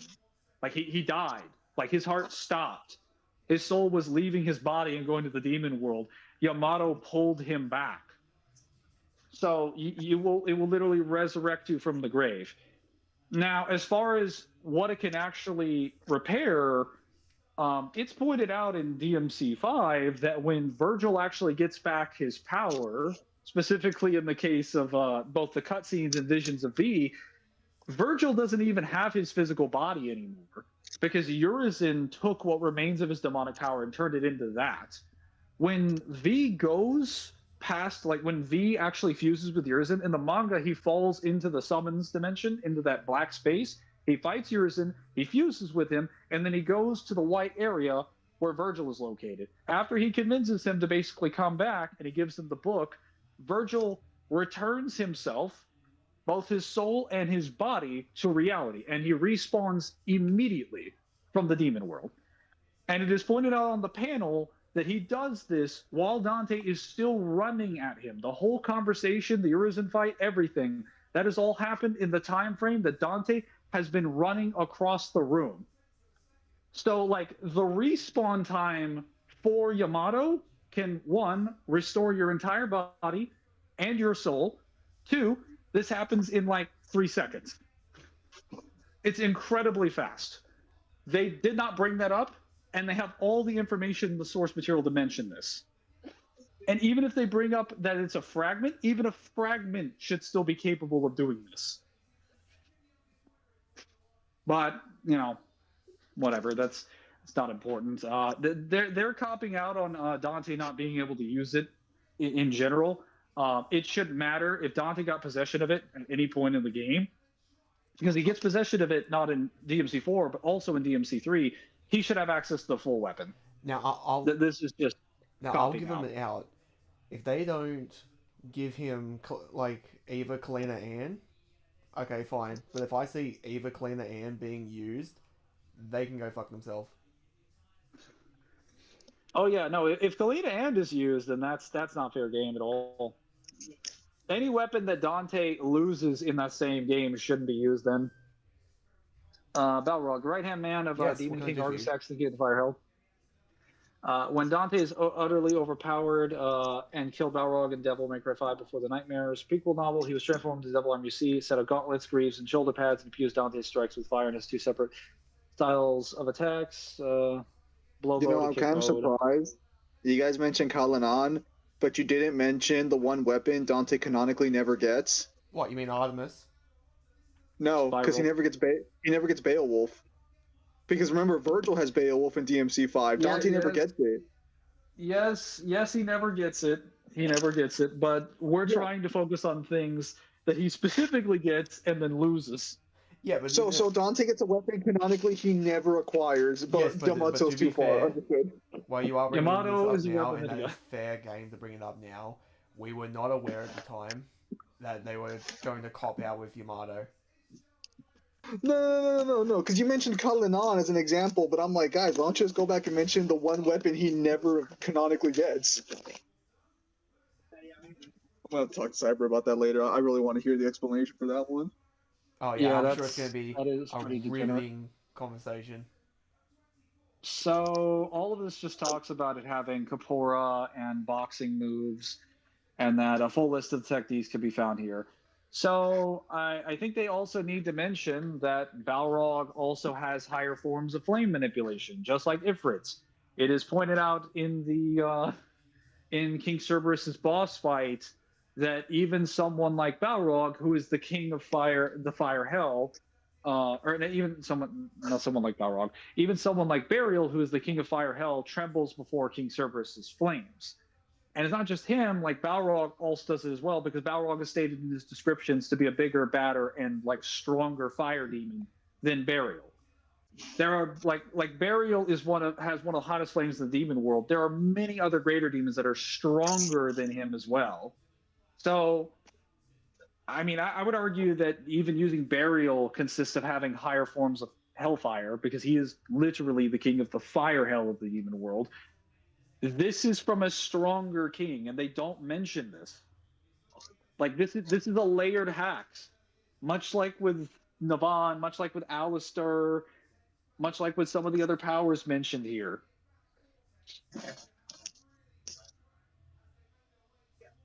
Hang on. You guys continue. Here, after defeating Cavalier in Mission 11 of Devil May Cry 5, Dante turns him into one of the most kick-ass devil arms in the series. The saws that's under evil Cavalier motorcycle, which splits up into a pair of giant buzzsaws. It trades off slow attacks for massive damage output and wide AoE reach. It can be ridden like a regular motorcycle, useful for quick traversal. As buzzsaws, Cavalier operates using gear wheel mechanic, activating when Dante strikes an enemy to burst with energy and deal additional damage. During this period, you can trigger low gear, top gear, over gear states, which increase power and speed significantly. In its motorcycle form, you can use it to ram in sword master style, performing donut car spins, wheelies. Donut car spin outs, wheelies, ramming it, straight up ramming it into enemies and swinging the whole bike by itself by the handlebars. Full list of techniques can be found here. Yeah, Cavalier is not all really that relevant. It doesn't really all that matter. It's just meant for funsies. Let's see if they get Dr. Faust correctly. Very much not the guy from Guilty Gear. Created by Nico based on Old Father's work, Dr. Faust is a hat that allows Dante to fire red orbs, which according to Nico are literally bullets made of crystallized demon blood. But this comes to the catch. Dante is limited on how many red orbs he can fire, depending on how many he has on him. With moves like Set Hat, Dante can get bigger red orb payouts by attacking enemies that have the hat on. Dante can also use this ability to his advantage with a move called Hat Trick, where he yanks any enemy with a hat over to him. Dante can also use the red orb to create a force field that surrounds him called Man in Red. This force field can do continuous damage to enemies, and Dante can throw the surrounding red orbs at them with gunslinger style. Dante can use moves like Mad Hatter, where he spins the hat around him as it strikes multiple enemies, multiple surrounding enemies. With Magic Hat, Dante lets the hat do its own work as it comes to life and attacks the enemies with red orbs. Last but not least is Red Hot Night, where Dante spins multiple red orbs to charge up a devastating meteor strike. Okay, so they failed to address the point that should have been made, and I'm sure Kyle knows what I'm going to say because he's heard me talk about Dr. Faust a million times. Whenever you talk about Dr. Faust, you have to talk about how it is manipulating not just blood, but it is manipulating the blood of the person it hits. So it doesn't just manipulate the blood orbs, like it can make blood orbs come out of you, because what Faust's power is, like the Faust demon is the ability to manipulate blood into an object. It can just control blood. Mangler? Can you hear me? Yeah, you cut out for like half of that. Yeah, okay. Dr. Faust manipulates blood. in general. It's not just consistent of making crystallized demon blood. It manipulates blood overall. That is what the demon is doing when you see it in DMC4, the one with the hat that shoots like red prongs at you. That's just red blood, or that's just demon blood. It's turning it into a weapon.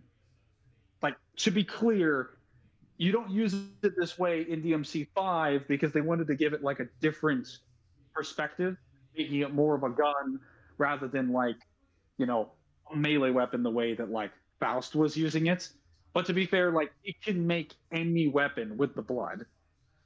And it can also extract blood from people that don't even that people that wouldn't even be affected by having their blood manipulated. Because demons in DMC don't get affected by the Clive when the Clive goes through and absorbs parts of reality with its what was it called? With the roots.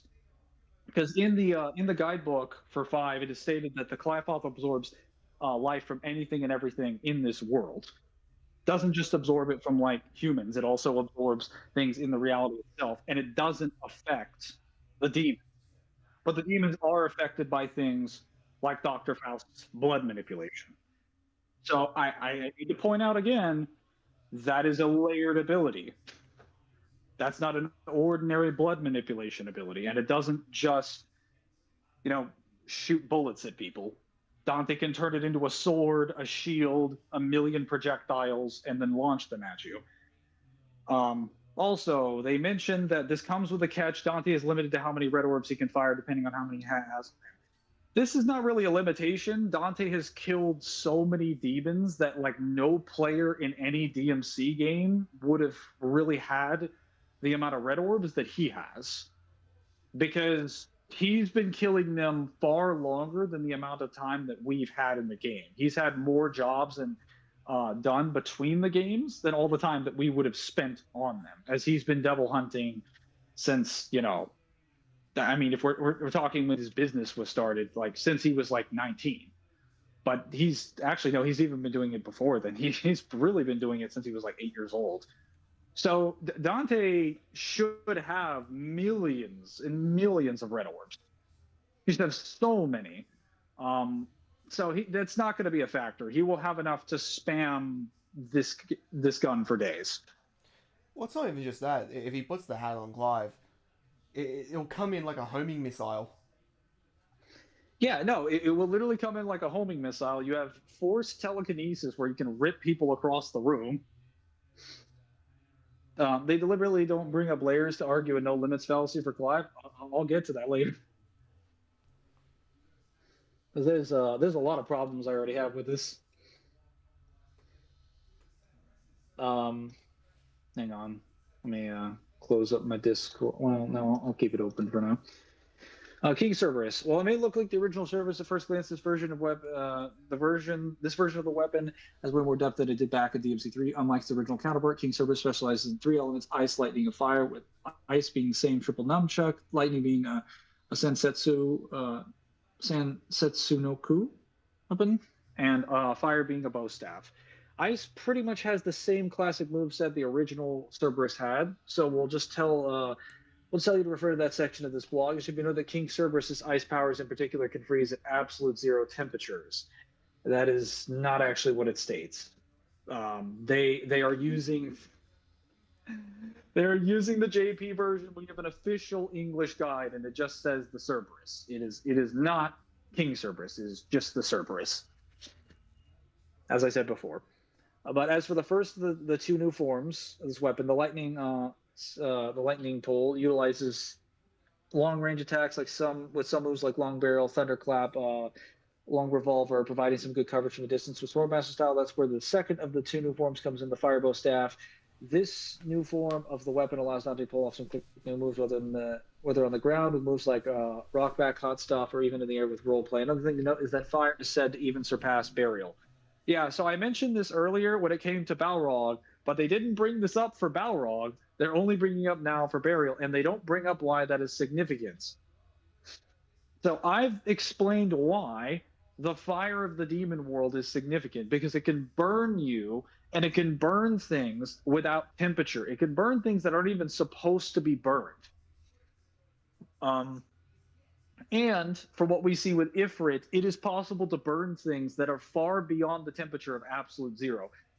To be clear, you can't burn something at absolute zero because when something hits absolute zero, according to the laws of physics, it is so cold that it freezes the movement of atoms itself. The frosts are at a level that is like below that. And they are a weaker ice demon than any of the Cerberuses, let alone King Cerberus. So keep in mind that the level of ice manipulation that we're dealing with at the bare minimum is so high it's already breaking the laws of physics. So the fire would be too, since it can deal with that ice. But they don't bring any of this up. This is pretty important because it means that Dante's elemental manipulation, if Clive doesn't resist those things, is a one-shot kill, regardless of stats. But yeah. Also, the lightning power does have stun abilities as well, so they probably should have mentioned that. Percussion being one of them. Guns, Ebony and Ivory. Let's see, Coyote, grenade gun. Yeah, they actually give him. Okay, yeah, no, fuck out of here. I saw some of the stuff that they put down there, and I'm a little bit upset. I'm going I'll for get to that as in a you're minute. saying it. What did you see? I saw Barrel's rifle down there. They're giving him Barrel's anti-tank rifle, but they're not giving him Yamato. He never picked up Barrel's anti-tank rifle. What are they talking about? I don't care how I don't care how G1, Cyber tries to fuck weasel you. his way out of this. Fuck That you is for your fucking lies. stupid. Fuck you for your lies. He absolutely had Yamato for a significantly longer length of time. Just admit that you don't want Clive to lose. Just admit it. Oh no. Why are you guys such Oh cowards? no. You know what, Mangler? Because he touched Barrel's rocket launcher once. Wouldn't you think it would also be fair that he would also be granted that same premise of touching Yamato when he helped defeat Arkham? But by this logic, everything that Dante has just put his hands on belongs to him. Why isn't every weapon from POC in here? Why is it like every weapon in all the games, even the demons have? Why aren't they also all on this list?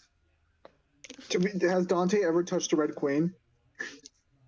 Yes, he's grabbed the Red Queen multiple times. Where's my Red Queen? Give it to me. I'm sorry, Nero. It's mine now. Yeah, it's mine now because I touched it for 5 seconds. You know what the 5-second rule is. G1 certainly knows. Oh, He has those stingy fingers. Touches Kirio's shoulder. Sorry, Nero, it's mine now. Okay, so for Ebony and Ivory, designed by Noah Goldstein, crafted by Dante himself, Ebony and Ivory are Dante's signature semi-automatic pistols. Regular handguns couldn't keep up with Dante's hunting profession with this. I'm sure he'll explain to me what the logic was for these kind of inconsistencies. Yeah, I'm sure they're gonna. That's not to say there'll be good reasons. I'm just saying. Well, look, I mean, because even Cyber will have to understand that, like, the Yamato section is complete, like, bogus if we're giving him things like Barrel's rifle.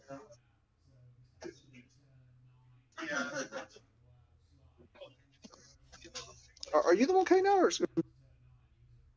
Well, no, are you under attack from the microwave? I'm still waiting for that to be done with the fucking microwave. Oh, finally. Well, I understand that, but why is Mangler the one lagging worse? I turned off that stupid blue. Done with this. Welcome back, Mangler. Oh, Jesus, that Mangler, you wanna just turn off your phone or turn it back on real quickly? Or something. No, it's fine. I got it. I'm just so angry at this shit. It can't work effectively for one fucking day. Nightmare B. Well, hang on, Mangler. The stream's having issues until the microwave's done at Kyle's house. So right now it's just us. I know. Not ideal. Maybe you guys so long. So far, the blog has been really, really whack. And a little wild. It's been I know playing there's very. some. It's been playing very fast and loose. Because I hope Yeah, that gameplay limitation argument is going to come back for Clive.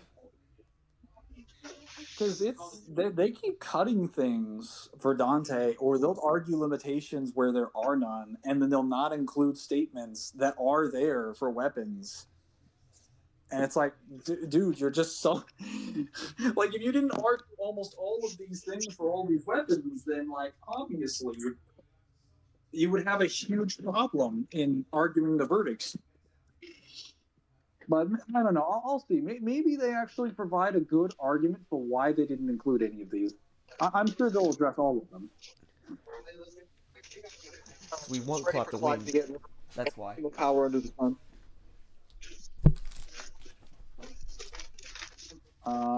Hang on. You know, I was confused when people were like, "Man, this fight's really close," according to G1 blog, and I'm like, I wonder how it's close because like Dante has a lot more stuff in every category. Oh, it's because we're just gutting Dante. Yeah, they're just fair. Typically how it does. I tell you fair, they're at least trying to include all those weapons. They don't like it, but they're saying they'll include it. I think they just did that as a cop out because they don't want to get crucified. But then they'll absolutely throw away the one weapon that they know they can't argue against, which is Yamato. Because I love how they were like, listen, we're gonna give Yamato almost everything and say he can cut through effectively anything, and then we're not gonna use it. And I think I figured out why. And it wasn't that it isn't just because it would beat Clive, because it would. There's a specific argument they're gonna make for Clive. What do you mean? What do you mean?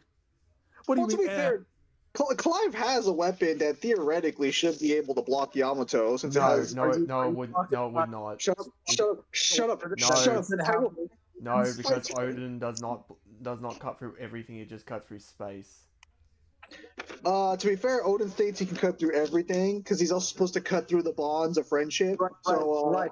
Fucking easy. You know why that would be a problem for them to bring that up? It's because Yamato also has 2 of those statements. There you go. The swords are equal. There you go. Why are we mincing words here? Because I'm pretty sure Yamato has better feats, and I think they know it does. Just letting you boys know. We are free to continue. The microwave is off. G1?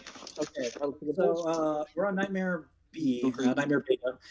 This otherworldly weapon modeled after Nightmare Demons. Nightmare Demon. Plural. You can fire green. Maybe I'm not aware of this, but was Nightmare a schizophrenic? Maybe he had a little mouse in his pocket. Apparently, there were multiple nightmares. I don't remember this being the case. This was never stated anywhere in the lore, but G1 has found the sauce, and they've chosen not to share it with us. They're just alerting us. Hold on. I think I understand why they're saying this. It's because of the different Nightmare versions in the other games, like Nightmare Beta and Gamma. Oh, nice. It's modeled after the Nightmare Demons, not the Nightmare Demon guns. Yes, but Nightmare is a weapon, so they're assuming the guns are just other nightmares. That's probably where they're making that conclusion from. That's a massive assumption to make with headcanon and no sources. You fire green legitimate lasers. Green legitimate lasers. What does this mean? There you go. No, I have a and I have the arcane system. That ricochets off walls. When combined with Ifrit, it will make Dante double his attack power against enemies. It can also be charged to fire multiple lasers at once, so it does consume a bit of Dante's Devil Trigger. It actually just consumes demonic energy, because that's all Devil Trigger energy is. So technically Dante could just keep firing it over and over again until he runs out of power. But if they cover that in the physiology section, that's not really going to be a problem, but whatever. Missile launcher. This weapon fires heat-seeking missiles, which packs a lot of firepower, though. Drawback to this firearm is that it has low accuracy, firing speed. Submachine gun. These dual submachine guns have higher accuracy and speed, but the firepower is pretty weak. DMC2 firearms sure are firearms, all right. Artemis. Otherworldly gun that fires. Am I hearing trash talk towards DMC too? I know I'm not hearing that. An otherworldly gun that fires purple arrows imbued with demonic energy. With the gunslinger style, Dante can charge the weapon to fire multiple arrows at once that lock on to one or multiple enemies. Additionally, Dante can use a move called Spear, which simply put fires out a laser in the form of spear. The spear can also transition into an additional move called Acid Rain, where Dante fires the spear laser upwards and it rains down lasers around him. Guys, it doesn't fire purple arrows, it fires laser arrows. It literally fires lights. Why are they downplaying No, this? Mangler, you're wrong. Uryu fires arrows. It fires arrows. Let's not like it. Literally says in the guide and in the game, it's laser arrows, laser energy, and lasers. It's not purple arrows. They're purple because they're lasers. Nope. Stop lying. Now, ready, boys? They're lasers. But lasers aren't light speed. They're only relativistic, even though laser is just an acronym for light. The only reason you would want to omit this or obfuscate it is because you want to lie about speed. That's the only reason. There's no other reason. Spiral. Dante shouldn't have Spiral. That's literally. If we're not gonna give him Yamato, but like Spiral's up in like this random corner of Mission 9 where he never goes up there. But like we're gonna give him that, but not the sword he has in his damn hands for like several cutscenes. Hang on, if we're gonna go this route, then I don't want him having like a majority of the hearts from DMC2 with the amulet. Oh Hold yeah, on, no, he hold on, also hold gets thrown in hand apparently, even though he has it for like 3 missions. Hold on, those have cutscenes. Hold on now. Not all of them. Even though No. See, it gets things like that. It doesn't Hold on. matter because even if you have cutscenes, apparently that's not good enough.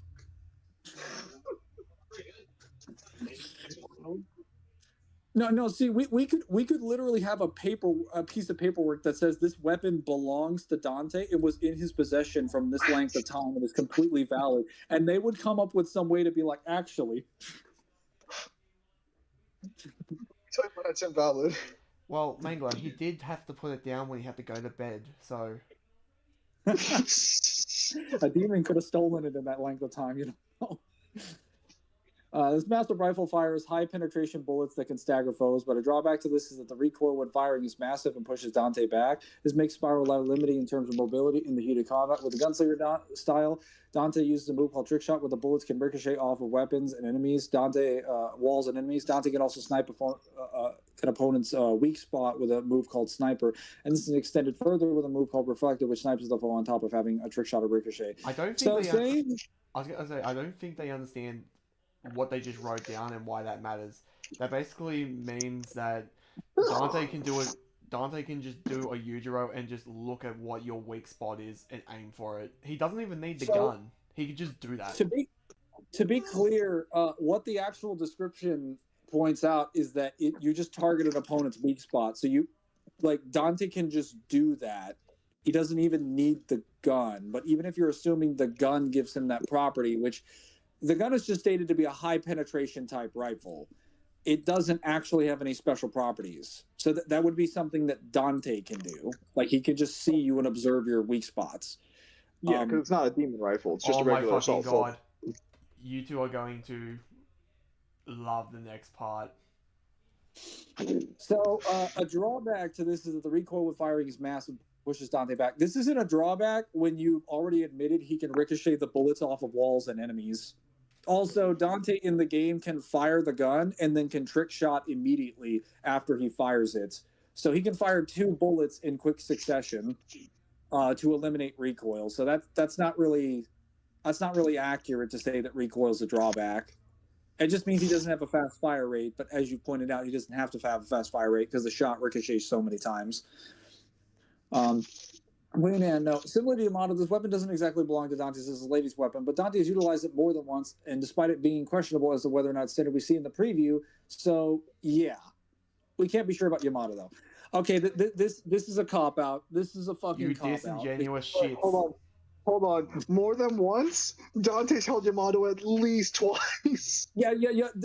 I want to point out that not only did he get Yamato, he got Yamato more times than he got Kalina Ann earlier in the timeline. He got Yamato in the same game that he got Kalina Ann, and then in DMC4 he gets it. That's before he gets Kalina Ann the second time, and the Kalina Ann he gets the second time isn't even the same gun. It's a different Kalina Ann. Hold on, boys. I just need to have a shout out to my boy Cyber. You're gonna need to really pull something out of your ass to explain this. Yeah, I was gonna say this is not correct, good sir. This is a double standard. Just admit it. You guys are scared of Yamato. You're terrified. You shit your pants at the thought of having to fight Yamato. I understand it's a terrifying weapon, but it's what he gets. I'm sorry. And you guys wonder why I don't let you go outside. Well, listen, I'm No, not because the unlike one that you, we're not afraid to actually like put boots to asses and ask the hard questions. Look. I want to be fair and polite to them, but it's really hard to when they're lying, and you know they're lying. Lying will not be treated with politeness. Lying will be treated with ruthlessness. You What can't happened lie to to you? me and then be like, "Oh, there's no consequences for my action." There is consequences for your action. Sorry, What happened to the high road, gentlemen? these people aren't taking the high road. You want to sit there and well, no, we're not gonna have this conversation like we've had it a million times. I will not take the high road with people that are being degenerate. Zim, are you saying we're acting a bit childish? If you punch down, I'm gonna punch up. That's how it works. All right, carry on with your ire. I actually got that wrong. I was a little too locked in.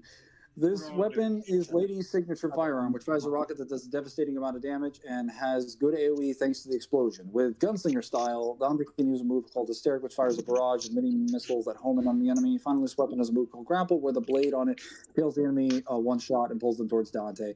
But that's not all. Since Lady lost her initial Kalina Ann against the battle against yours, and Nico created another one for her that's basically the same as the original Kalina Ann, but there's some new additions to it, like High Explosive, which fires a charged rocket. With gunslinger style, there are extensions to the homing missile from the previous model. But Dante did end up fighting the original Kalina Ann and also got to wield the second one, which allows for some devastating combo moves, one being Cascade, where Dante combines both of them and fires an energy beam that pierces through enemies.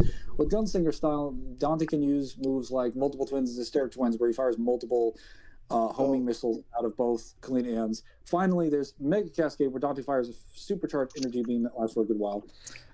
I want people to understand this right away. They are not willing to give Dante Yamato, arguing he hasn't held it enough times, but they are free reign to give him Beryl's fucking rifle. Yes, and they also gave him the original Kalina Ann and the second Kalina Ann on the premise that he finds it in the original game. We never actually get a cutscene that verifies this. It's only up to the player to go back and get it, and it's not even like a non-mandatory thing like Beowulf where you have to do it, but Beowulf is like later confirmed to be only in Virgil's possession. You don't have to go back and get the original Kalina Ann. A lot of players played through the game multiple times because they didn't know where the original Kalina Ann was. They just had Kalina Ann 2. You have to you have to accidentally stumble upon it, like going through different parts of the stage that are collapsible. Yeah, in I believe it's in mission 11. So you specifically have to go out of your way to go and get it, much similar to Spiral. That is not the case with Yamato. You cannot progress through DMC3's cutscenes without the cutscene where Dante gets Yamato, and you can't progress through the game without getting Yamato itself as well, because when you kill Agnes, you get Yamato at the beginning of the next mission, and in the cutscene as well. What even is G1 Blog? They're just a group of guys who do power scaling sections. They're just more professional about it, so people take them more seriously. Let's call them what they are. They're a bunch of researchers, but most of them are a bunch of Death Battle researchers. Yeah, they don't like a lot of the things that Death Battle did, so they made their own website where, oddly enough, they still make greater mistakes than I think Death Battle would make. Damn, okay. Yeah, I do think they are, because at least Death Battle will often get like a more consistent conclusion based on what research, but they don't. Death Battle doesn't often appeal to popularity as much as people think they do. Not in more recent years. Well, it's also the fact that, like, you can kind of forgive them having shit research when they're under time constraints of having an episode be like roughly 20 minutes to 30 minutes. They also have to get paid. I don't know if G1 actually gets paid for this stuff. Barrel's rifle. Oh. Given to Dante by Beryl herself at the end of the novel, this anti-tank rifle is one hell of a weapon. This rifle contains special bullets that can absorb and destroy magic. Dante himself thought if he was hit by them, they could cut his links to the demonic world and weaken him severely. That's not what he says. They lied about that. But I'll go back and address that later. It can even create a large hole that can swallow magic energy in a powerful vortex. Early on, Beryl used it to tear apart the beast heads, which threatened the entire human world just a few shots. This weapon should be not underestimated, especially against magic users. So what it specifically says is that Dante could feel the when Beryl fires it. She says she casually pointed a rifle at Chen and fired off 5 rounds. Dante could feel the effect of the enchanted bullets. He was imbued with a degree of magical energy from his links to the underworld. Although he wouldn't die if it were vanished, he'd certainly find it difficult to display the superhuman fighting abilities for which he was famous if he ever lost that connection.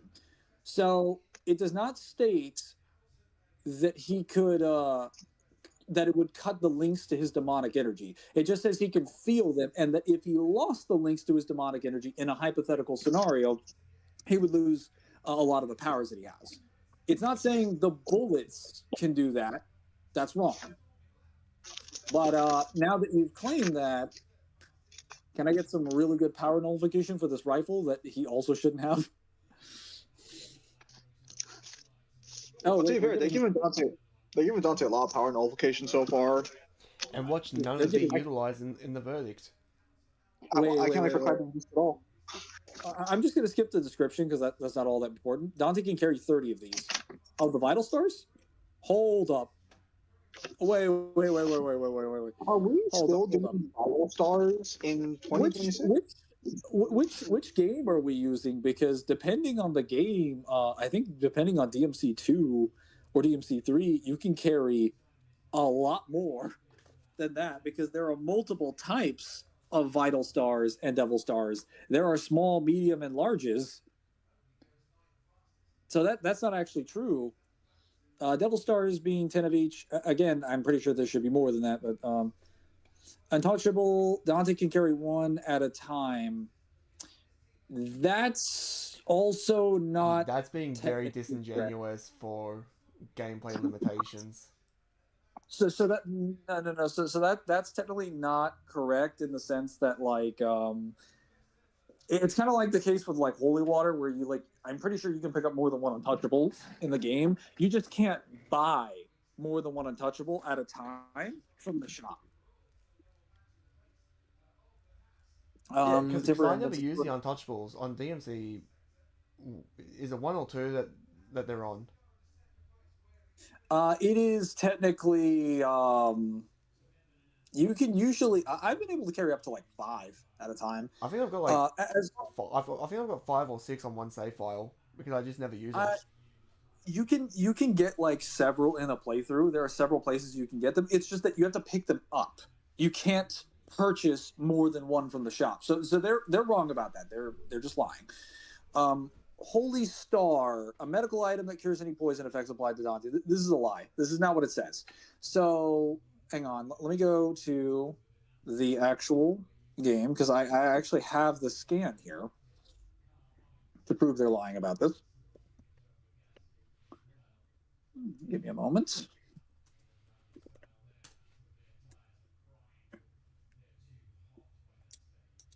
Yeah, so what the Holy Star actually says is that it's a special stone of divine blessings that purifies the body. So while, yes, the main application of it in the game is curing poison, it can also fix, it would be able to cleanse anything ailing the body. It's not just, it doesn't state that it cures poison. It just cleanses the body. It's purification.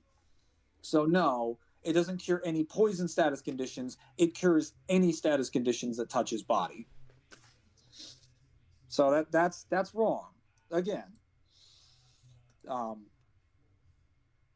holy water. This isn't merely some enchanted anti-vampiric refreshment like glorified holy bottle that Daywalker and the Slayer use. This is for the holy water containers. Dante acts to serve more like a giant aqua grenade shooting out a damaging flash of light against all nearby enemies and pop. Dante can hold up to 5. This is also wrong. The amount that Dante can hold up is not 5. If you go by DMC 3 and even DMC 1, but also DMC 2, DMC 4, he can consistently buy up to 30 of these. The only one that has a limitation on it is 1, but the most recent games that actually have it, he has 30. He cannot hold up to 5. Where are they getting this number from?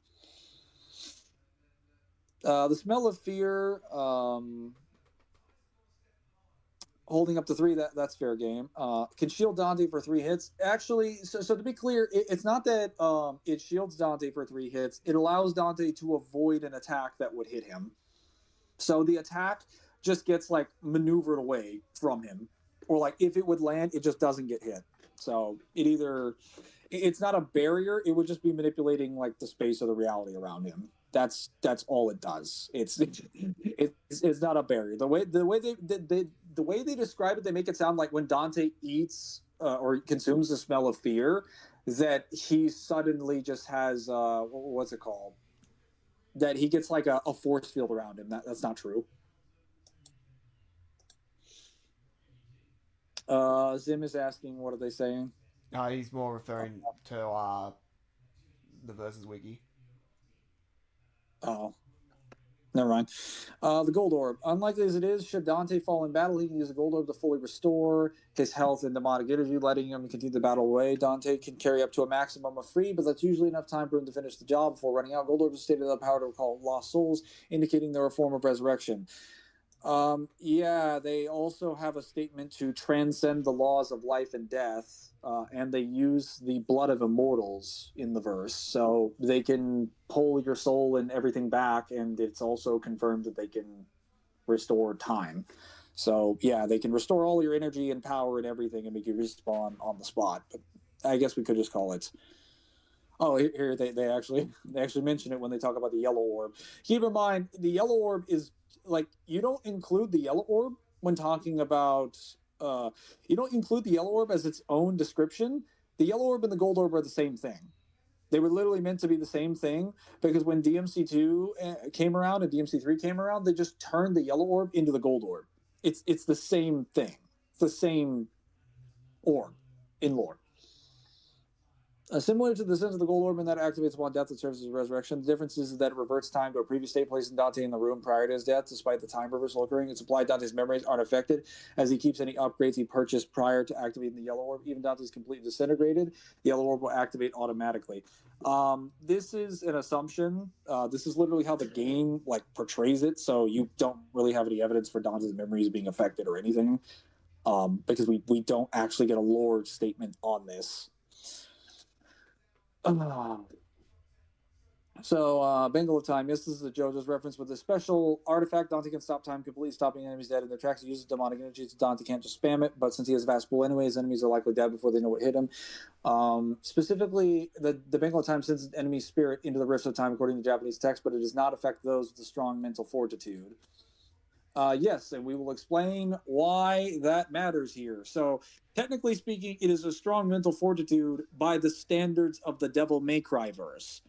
Keep in mind that demons in the demon world can fight and die all the time to each other, getting hit by wounds and attacks that usually penetrate their body, result in their demise, result in them getting set on fire, electrocuted, stabbed, burnt, etc.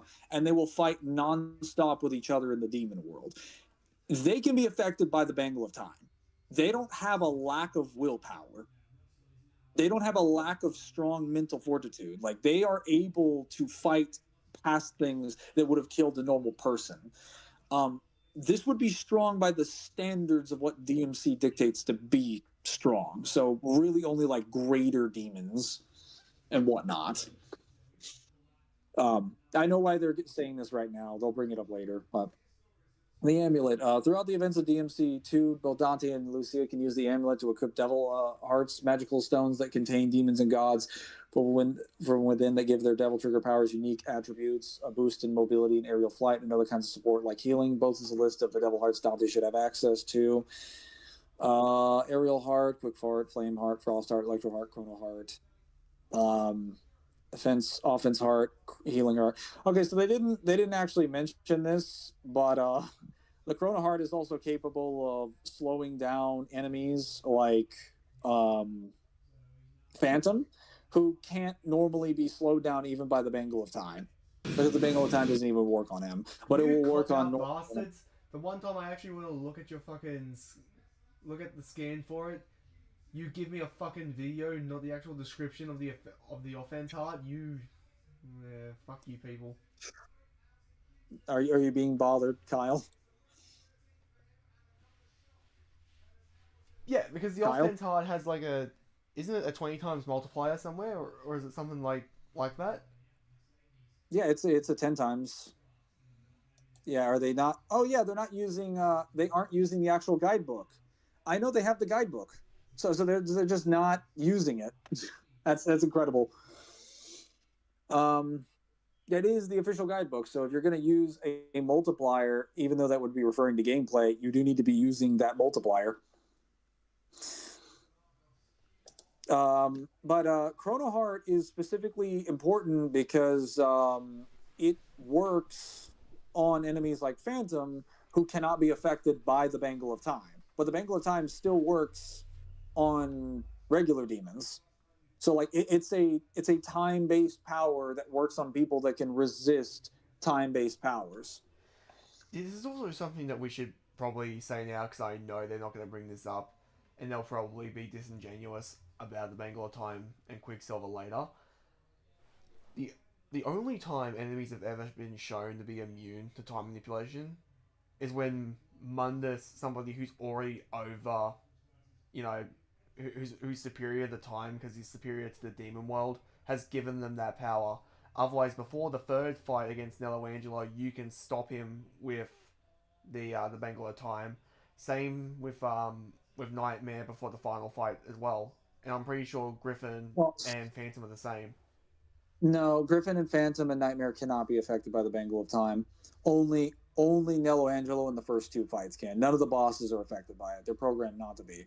But what I was going to say is that none of this matters anyway, because even normal demons can resist normal time stop. In the Japanese, or not the Japanese, in the English guidebook for DMZ2, it is confirmed that when you open up the portal to the demon world, or when the demon world is getting closer and you're activating the portal in mission 13 and 14, as well as like mission 11, when the eclipse is about to happen, the world is actually being warped by the approach of the demon world, and time is actually stopped already. Demons are not affected by the time stop, but they're affected by this one. So that would make this a more potent, more powerful time stop, because that's just the example of time stopping in the universe due to the demon world showing up. This is what happens when an artifact actually puts its power on the flow of time, and then that stops the demons, but only the minor demons. The reason why I bring this up is because the Chrono Heart affects even the demons that can resist that time stop. Again, layers and layers of abilities. So even if you resist the first one, we have another one for you. Anyway, we have Clive Rosenfield's swords? Yeah, you can give your voice a break. I'll do Clive's. Yeah. A master of the blade needs an equally badass blade. Oh my god! Can you guys not glaze him? It was straightforward with Dante. You gave us, your roundabout descriptions of the weapons, and this starts off with glazing. Are you fucking serious? Fucking hell.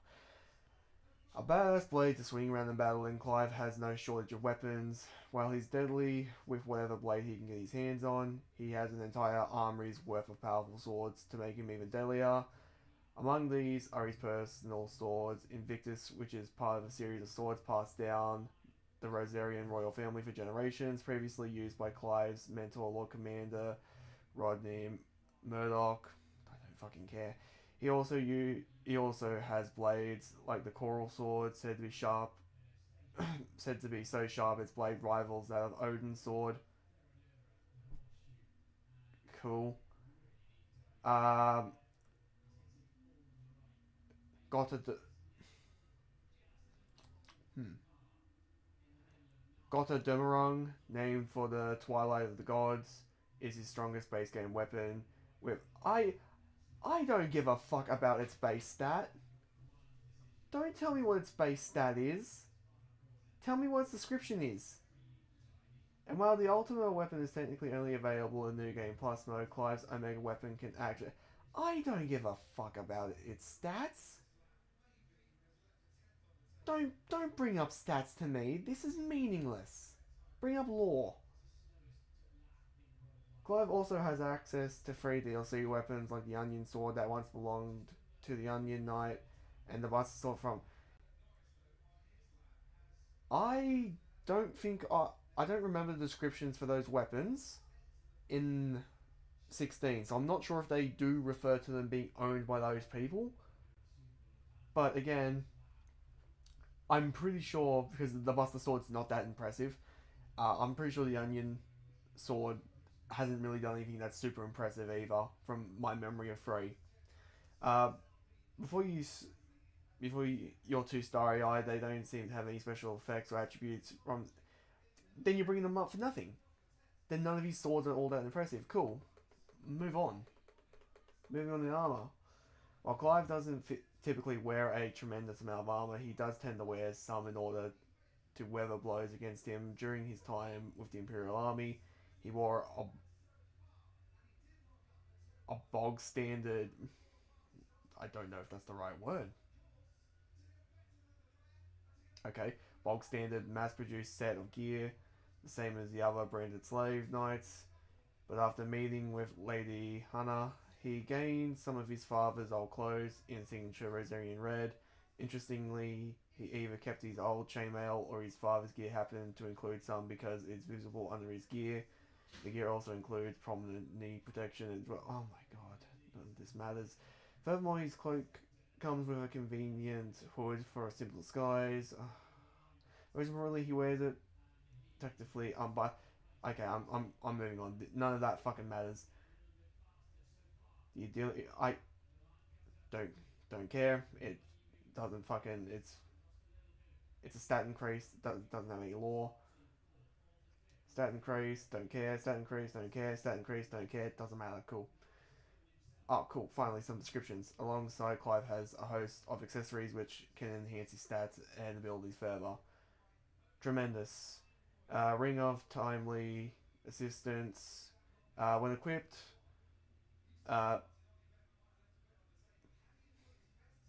pet commands are... pet commands, right, for Torgal. When equipped, pet commands are executed automatically and Torgal's actions will adapt to Clive's. The Ring of Timely Assistance effects are included in the Ring of Timely Strikes. This ring only matters if you're giving him Torgal in the fight, and if you're giving him Torgal, that's not particularly fair. That'd be the equivalent of giving Dante, Lady, or Trish to fight with him. Ring of Timely Evasion makes Clive automatically dodge attacks as long as they can be dodged. It is also said to grant the user lightning quick reflexes, among other things. That's tremendous. It's basically... it's basically instinctual reaction with lightning timing, so that's whatever.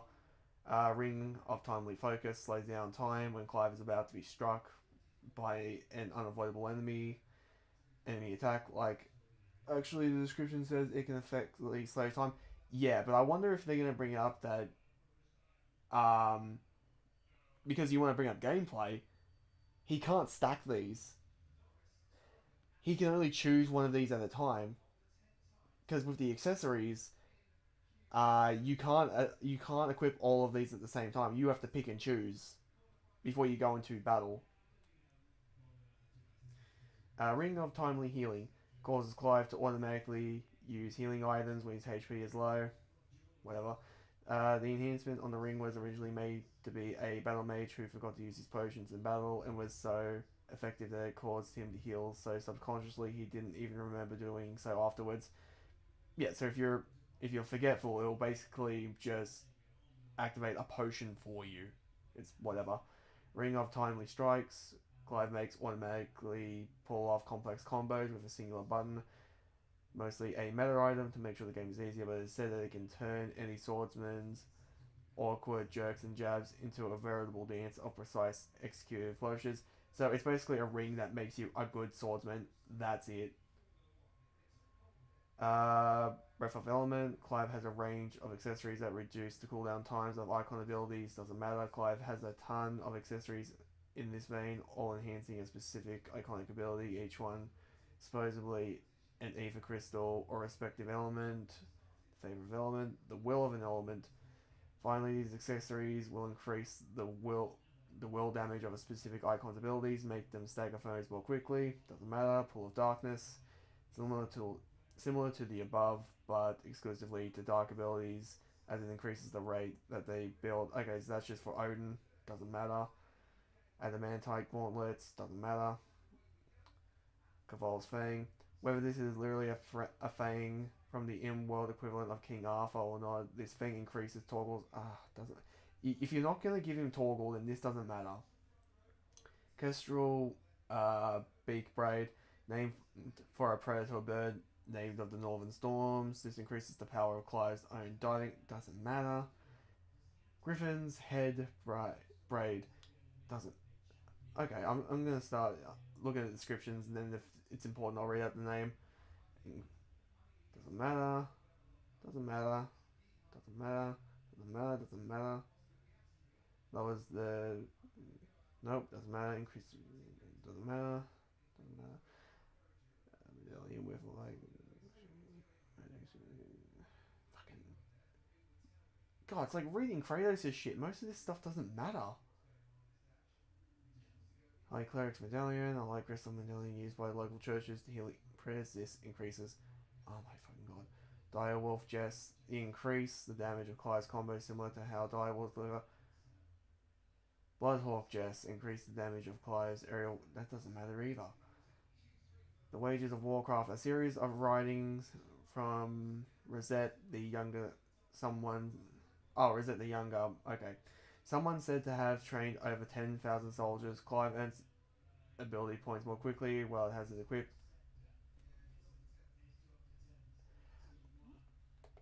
This is under the same vein as every other time we've done a blog. It's nice that they want to try and add all this shit in, but if it's not important, don't bring it up. All this Well, shit remember, doesn't matter. Kyle, all that gameplay matters. Remember, because gameplay limitations Kyle, matter now. Remember. To save some time, why don't you go through which ones you think, and just take a few seconds and look at which ones you think would actually be useful. That's what I'm trying to do.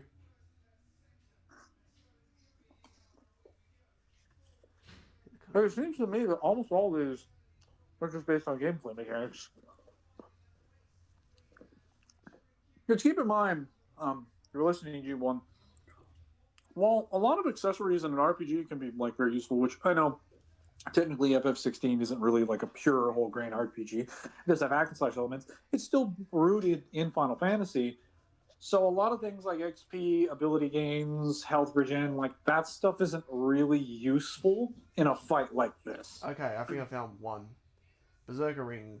Special rings imbued with Aether that Berserkers would wear to induce madness in non-bearers.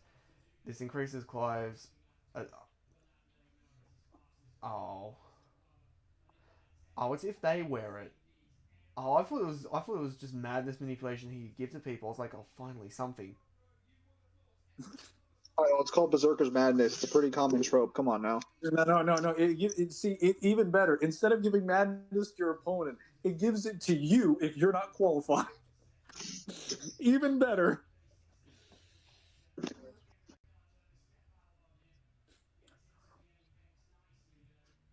This is so fucking disappointing.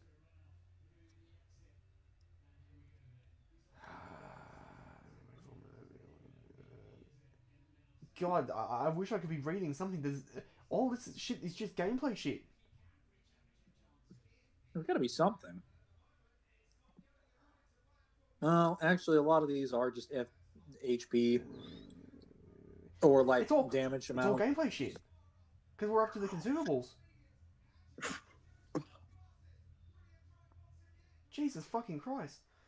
Potions. Again, gameplay shit. Carries up to 8. High potions. Gameplay shit. Carries up to 5. Should he even get? Hang on, guys. Should he get potions? Because it's not like he canonically ever gets them in the cutscenes or anything. I'm just saying, you know. I mean, they get. To be fair, they did give those to Dante.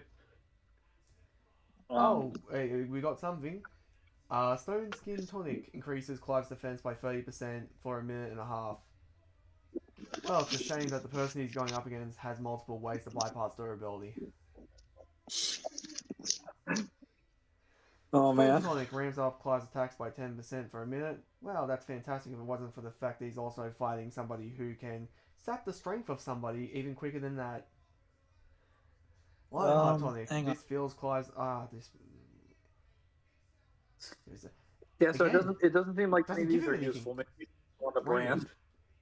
Clive, like all other known bearers in the Twins, was marked with a brand when he was taken in to be a slave of the Empire. Not only does this clearly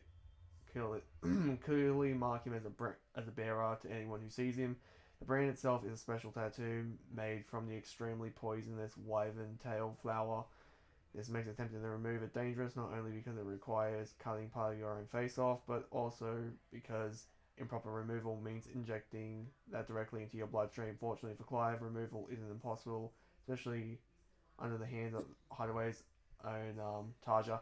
Okay, you know what this tells me? He can be poisoned. What? Great. Well, yes. Well, he doesn't have poison resistance. I don't think that was ever in contention. Then why fucking mention the brand that goes against him? Okay, now we're back to Dante. Oh, Mangler, go for it. Jesus fucking Christ. Dante, Demon Physiology. Go. Oh boy, have fun. Give me a moment. By a moment, I just mean merely a few seconds. Okay, I'm good. All right. Dante for Demon Physiology. I only see 3 powers here. There should be 20. And there should be a list of resistances. There's only 3. Okay, Cyber, you didn't do your job. You failed. Wait. Hold on. For Deep Physiology, they only have 3 powers? Even like on VSB, he at least over 10. He has over like 20. I see the meat ready Dante's stuff. That's wild. Yeah, so It's being called the son being of the legendary Dark Knight, Dante possesses half of his demonic power, and with his Devil Trigger state, he ascends into a full demon state, being one of the 2 strongest demons in the entire setting, surpassing even Sparta himself. Dante should be naturally capable of using or replicating many of the generic abilities associated with the demons, and even has displayed a fair number of them himself. Dante can also breathe both underwater and in space without issue. Okay, I'm glad we actually got past that part, because that's incredibly stupid that VSB still hasn't updated that. Do you want to go over the part? Do you want to go over the part where they think that he surpassed Sparta? I at this point I kind of don't care, but like no, Sparta is a moving goalpost that gets retconned every game. Stop bringing up him surpassing Sparta. Like yes, he absorbed his sword and is comparable to the highest amount of his power. I think that's the best you can say. Stop saying that he surpassed Sparta when Sparta's power has been retconned every single time Sparta gets talked about. He's a moving goalpost. He's like Beerus. Dante can also get stronger via training. Nero got a lot stronger after 1 month by simply killing demons, something Dante and Virgil do on a daily basis. Was able to be the first one to land a hit on Urizen after a month of training. Dante has also shown a good adaptation, such as when he can barely hold his sword, but a few seconds later on, renewed his strength completely. Okay, so like if you don't actually provide, you provide the scan here, but you don't explain to people what this is. This is actually when Dante is as Tony, and we have lost his name, which is the concept of his existence and the informational basis behind his existence. It's when his powers are sealed and when his weapon is sealed and hasn't had his demonic power properly unlocked yet. And in the context for the scene is that he is in a bank, and it is being overtaken by the demon world. The demon world is literally fusing into the human reality, and because of his body not being properly a hybrid, he doesn't actually have a resistance to the demon world because he again got rid of his name. So he starts getting affected by the demon world, and so he holds his breath in to heal his body from the effects of the demon world. It's important to note that technically, even if Dante was affected by the status conditions in his own verse, he can just heal them by manually holding his breath. But they didn't mention that. His powers: fear, madness, manipulation, empowerment, and willpower. Signature trait of demons is that their mere presence can induce crippling fear and insanity. In one instance, causing groups of people to enter a bloodlusted frenzy. Dante himself has been shown to use this without needing to tap into the devil trigger. More notably, even V was stunned by his aura, despite V himself being capable of withstanding the presence of demons and journeying through the underworld without issue. Okay, so they ultimately just acknowledge that V can stand in the presence of demons without being driven insane. And yet V is actually stunned by his aura. So they are acknowledging a hierarchy of this. So this better show up in the verdict.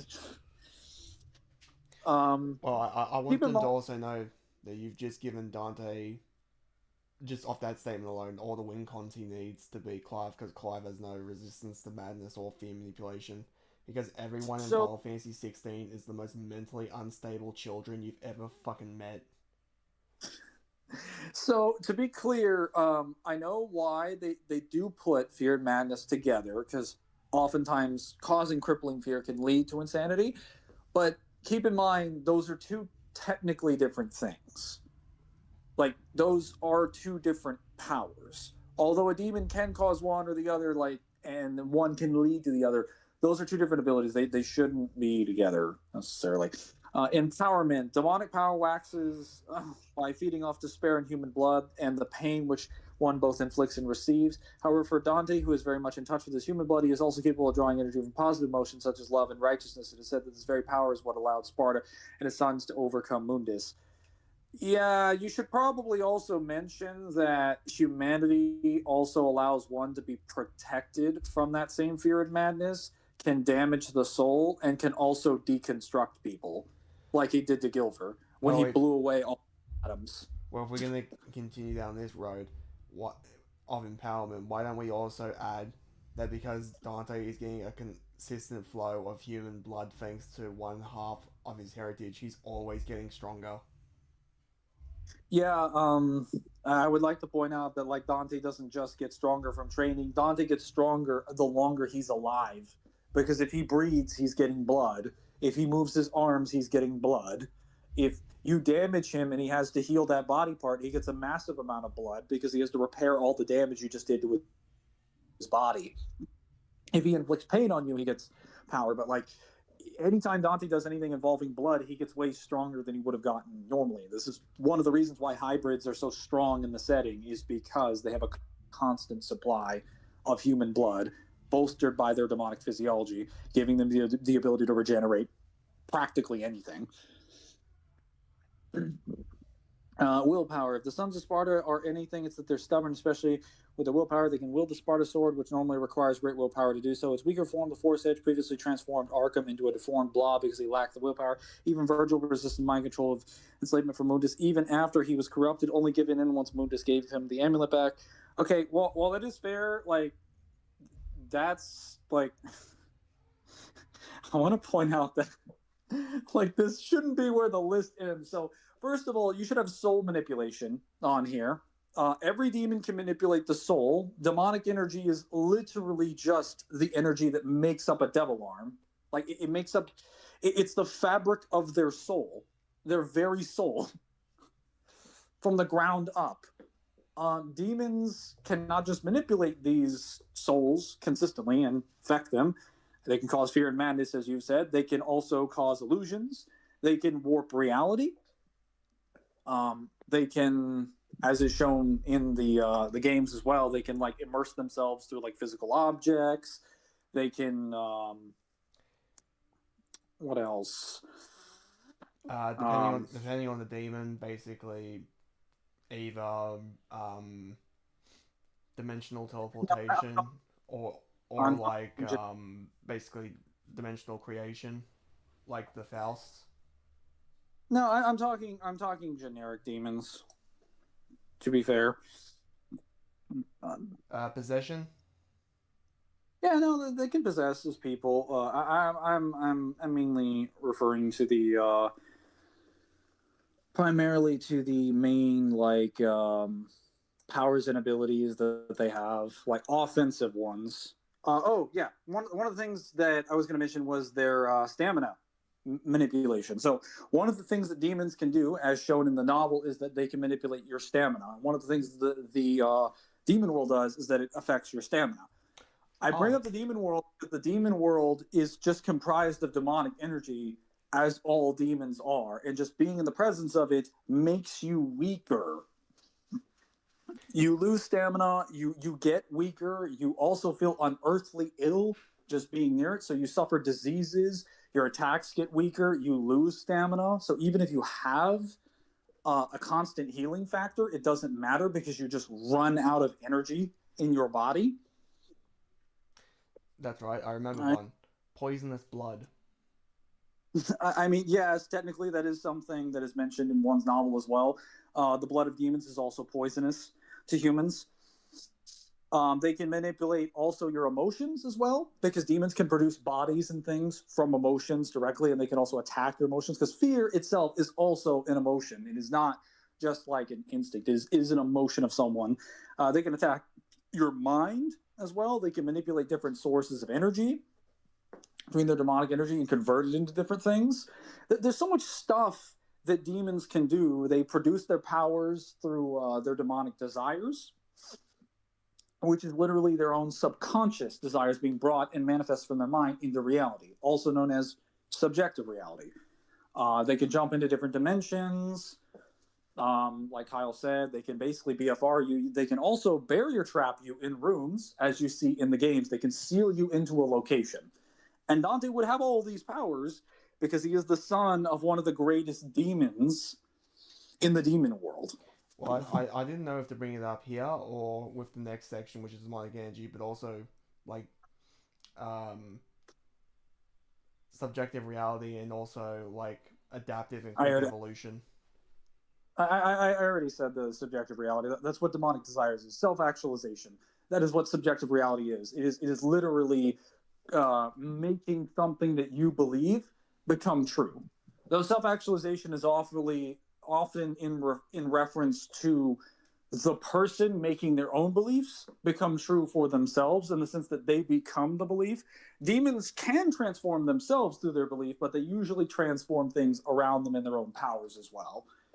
I'm just pointing out that like they can do any number of things individually, even outside of what the demon world has shown. But anything the demon world passively does, the demons can also do, because they're all using the same demonic energy. All of it is just called magical energy. They all have it. So like this, there shouldn't be 3 things here. There should be like 20. And then he should point out, not only are there like 20 of them, he also resists all these abilities, and they're layered. There's also a few more things he should mention here. So when it comes to the fear and the madness, it isn't just like fear and madness that can like cause people to like just kill themselves or hurt themselves. The fear in DMC isn't normal fear either. It defies the laws of physics and like temperature and a number of other things in reality. So when the beast head shows up, it actually shows what the energy of the demon world can do, because the descriptions that it has in the novel point to the energy from the dimension it comes from the demon world, a energy system that all of them share. So the statement isn't just referring to the beast heads; it's all demons. And what they tell you is that when it's on the beach where it is, that the waves aren't making any sound, that the ground and the air itself is like very heavy, that nature itself is afraid of the beast heads. Like the water does not want to make sound because it is terrified of the beast heads being near it, even though water doesn't have a consciousness.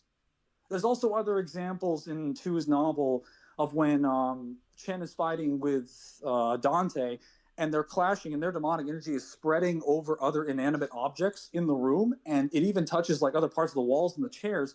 And they point out that there are objects in here that are possessing qualities inanimate objects are not supposed to possess. Absolute fear. So, like, their fear affects inanimate things and gives them the ability to feel fear, even if an inanimate object doesn't even have consciousness. So like that's defying how basic fucking logic works. This isn't normal fear manipulation. It also causes you to be paralyzed as well, and could lead to death. Do you have anything else you want to touch up on, Balrog? No, I think we've pretty much hit all the marquee points. Like, I'm sure we've got a couple of more powers that we're forgetting, but definitely. There's so many, but like with a blog like this, I just want to point out, like, we're just griping on this really hard because anyone who is scaling EMC should know, if you've gone through the materials multiple times, which we know Cyber has done, he knows there are more powers than this. He's chosen not to list them. There are plenty of them. He's just chosen not to go through and put them in for laziness or other reasons. I don't know. I'm just pointing out this is not all that's here, and he knows that's not all that's here. So this is not a good job. I want people to understand there is a reason why we say it's quicker to list the powers that Dante doesn't have than the ones he does, because we just gave you a handful of powers, and that's just his casual existence. That's not shit that he gets from weapons or stuff that he would get later with demonic energy. And that stuff applies to every demon in the verse. And keep in mind, like, many of those powers, like the fear manipulation, have multiple things you need to talk about because of what the things that they affect. And several of his powers work like that, despite him having dozens of them. Well, it's also the fact that a lot of the powers that we just mentioned are passive. It's not even stuff he has to activate. It just happens because he exists. Or he's just there, like he's just chilling, and you're, Like, anyway, the kind of fear that Dante has, to put this into perspective, he can give demons fear, and demons are stated to not know the concept of it. Well, they're stated to be immune to it as well. Like, when you try to give them fear, they just get enhanced by it. They consume the fear itself and use it to make them stronger. So you have to produce so much more fear than them that they are not only not capable of consuming it, it causes a negative condition despite their existence being based on consuming that fear. That is so absurdly layered that, like, most characters wouldn't have a chance of dealing with something like that, but they didn't bring that up. So maybe they'll bring it up later. Demonic energy. Okay, if you're talking, I just want to make it a point. If you're talking about demonic energy, you need to bring this up before you talk about physiology. You talk about demonic energy first, always. Devil May Cry's main universal energy system is demonic energy, often referred to as magic in the series. Every demonic the power shares the same source of energy, physical or magical. This is how Dante amplifies his power, speed, and durability. Of course, losing demonic energy can weaken him, such as when he felt his reflexes and speed gets lower while he's being drained, forcing him to use his guns as they don't run on demonic energy. Hang on, source.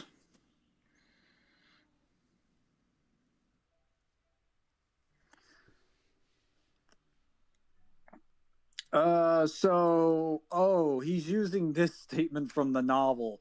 Okay, so this statement's from volume 2. He's using this because it says that it doesn't do too much to these weapons. That's not actually true. We have a statement in the 3142 graphic arts. Let me go grab it right now. Hold on one moment. It's a statement that basically whenever Dante fires whenever he uses his bullets, essentially, most of the guns that he possesses basically just run off of demonic energy entirely. They're not like really here they are. Yeah, so about Dante, about Ebony and Ivory, Dante's beloved black and white handguns. As wide-barreled firearms, rapid fire is impossible for ordinary humans, but Dante can fire them at speeds comparable to that of a machine gun. Bullets are imbued with demonic power. Guns never need reloading in-game. Holster position changes depending on whether he's fired from the hips or his cuffs. So yeah, there's also statements in Deadly Fortune, the very novel that they sourced as well, that confirms that the guns are just imbued, the bullets themselves are imbued with demonic energy. So like, while like he just can make more bullets. Unless you think Dante is just magically producing, and I mean magic not in the way that you're just finding, like they're just randomly popping into the gun. All of the bullets that are going into his gun are coming from his demonic energy. So, thankfully for Dante's demonic energy can restore itself at a rapid rate. A strong human spirit can amplify demonic power. A good example of this is when Nero found the resolve to reawaken his demonic power, constantly being fueled from demonic energy with his fight with Virgil. Pay attention to his DT gauge. Oh yeah, they're using the I believe the fight at the end of DMC 5 to argue that like obviously you can restore demonic energy. That just shows that Dante can basically have infinite demonic energy if he wants to, because technically Nero never runs out of energy the very first time he fights Virgil. What people need to understand, as well, is that what that shows is that the super costumes are also canon. The only thing they took away was regeneration, but regeneration in lore would also be there. So the super costumes are like the most canonical version of how their DT would work. Yeah, Dante also has statements in versions of Volume 1 that he's known for having infinite stamina. Like, they don't run out of energy. To be clear, like, what it takes for you to slow or drain it out is like you had to put. What it took for Dante to lose demonic energy was that Chen put a magical slug inside of his body and drained it out from the inside then, and that was designed to absorb energy from demons directly. So it was specifically designed to deal with beings of his physiology. Well, I'm going to bring this up now because somebody will have a knee-jerk reaction and try and point to what Arkham says when he basically beats up Virgil. There's a difference between having unlimited stamina and having unlimited demonic energy. Yeah. But anyway, Dante uses demonic energy to bolster his attacks in all sorts of ways, such as with Rebellion and his handguns for much more power and accuracy. Okay, so I don't think he understands this, but the handguns always have demonic energy imbued with them. He uses demonic energy for all sorts of ways, such as when he makes an explosive energy with his sword, creates a platform that lets him double jump, putting his energy into motorcycles that make it go faster somehow, amping his guns to create powerful seals, and let him summon energy swords with them, and so much more. Finally, Devil Trigger can completely re-energize Dante, boosting his stats with even more demonic energy, giving him a second win. Considering his incredibly impressive stamina and numerous items that can restore his energy, he has a lot to use than some. Yeah, I'm just pointing out that like Dante is always using demonic energy. The only reason that you're not seeing it is because they're not rendering it in the cutscenes all the time. In lore, he'd be using it. The only thing that matters is how much of it he's using all the time. But all of his attacks would be infused with it regardless. I do want to bring this up. The fact of like they're going over demonic energy as the power source. By all rights, this should be like 4 or 5 pages worth of shit that demonic energy can do. And it should also like kind of go from I know why they've structured it like this, but when you talk about demonic energy, the next thing you should be talking about should be transitioning into the cosmology, because the cosmology only exists because of the power system. You also have to talk about humanity. You have to talk about like a couple other things. There's so much stuff you have to cover under demonic energy. There should be so many things. You technically don't have to talk about alchemy because Dante's not an alchemist. It would be different if you were using like Arius or something. That's fair, but you have to talk about humanity. No, I didn't mean for Dante. I just mean like if you're trying to explain DMC's whole thing in general. Sure. Regeneration. One of the most famous things about Son of Sparta is that no matter how many stabbings and hits he takes, he always seems to shrug it off and regenerate his wounds, which include his clothes, which doesn't make much sense, but okay. Try his demon's might from multiple impalings to a bullet wound to the head. Hell, not even a stab to the heart can put Dante down, as he usually shrugs it off like a mosquito bite. In the Netflix anime, he recovered from a bomb exploding in his neck. Graphic warning. Even though his twin brother was able to stay together after Dante sliced clean through him after a long, tiring bout that put the Son of Sparta to the limit. All of these are already impressive showings, but it was Dante's nephew who would show the limit. If they're fine with using the Netflix anime, why don't they show the reboot where Dante cuts open his own chest with his finger to look at his heart? Not valid. Where he regrew his all of these are already impressive showings, but it was Dante's nephew Nero who would show the limits of descendants of Sparta, the descendants of Sparta's regeneration, where he regrew his arm after pulling out his devil trigger, reawakening his demonic power. The strongest example of how good it is in DMC4, when in both the game and the novels, Nero had his body melted by the Savior, who was made from physical and spiritual matter. It is also stated that Nero's body has dissipated into mist to combine with the Savior. Nero had lost his entire body and sense of being, but once he was given Yamato, this let him separate himself from the Savior with the power to separate man from devil. This let Nero reform his body from the memories alone after reawakening his demonic power. Do you want to correct that little thing, saying they want to bring up Deadly Fortune? What's being thing specifically? The fact that they don't say the fact that Nero came back from just because of his name and that he was absorbed mind, body, and soul. Yeah, so I would point out that the Savior isn't a being that's just made from magical and spiritual thing. And what's funny is that they keep bringing up when they provide the example here, they actually provide scans from Deadly Fortune's first translation, not the second one. What the second one and the game confirm is that the Savior is actually made up of a bunch of dissolved, melted demons. Like their actual bodies and their souls of demonic energy melted all the way down into pure demonic energy and fused into the statue. So if Nero was fused into that, there's nothing left of Nero. His whole body and his entire soul is gone. We don't need a statement that his soul is gone. People have always assumed that Nero's soul isn't gone because it's not stated.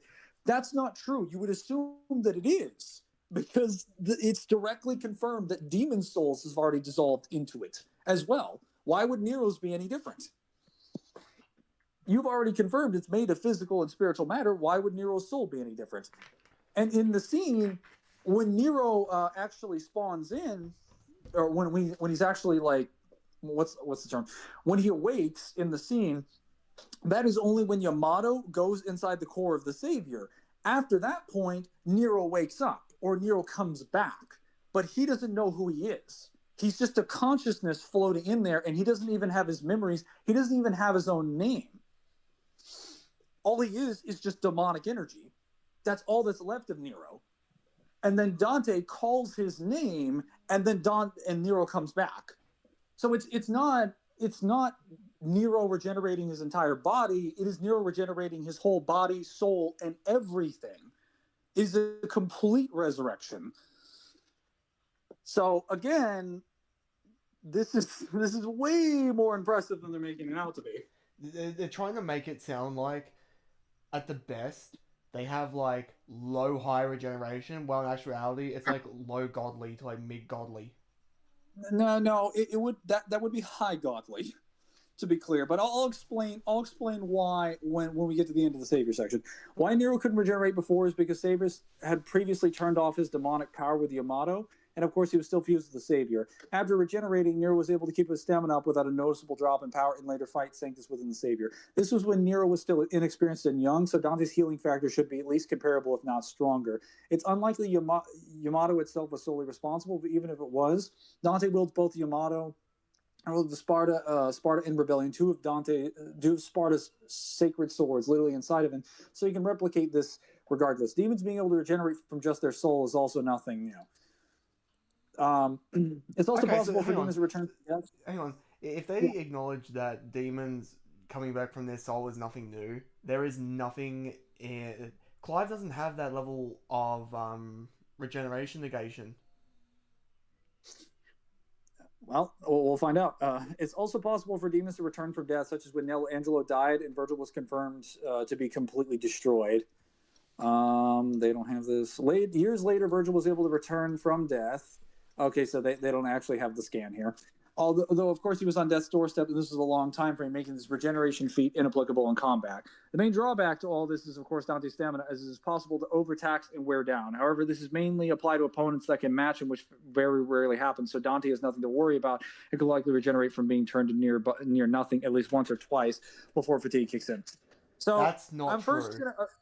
I'm going to address several things. So first of all, the regeneration is never tied to stamina. This is wrong. This is a death battle fantasy, fan headcanon that has been made up. It has never been stated to be tied to that, nor is it implied to tied to that.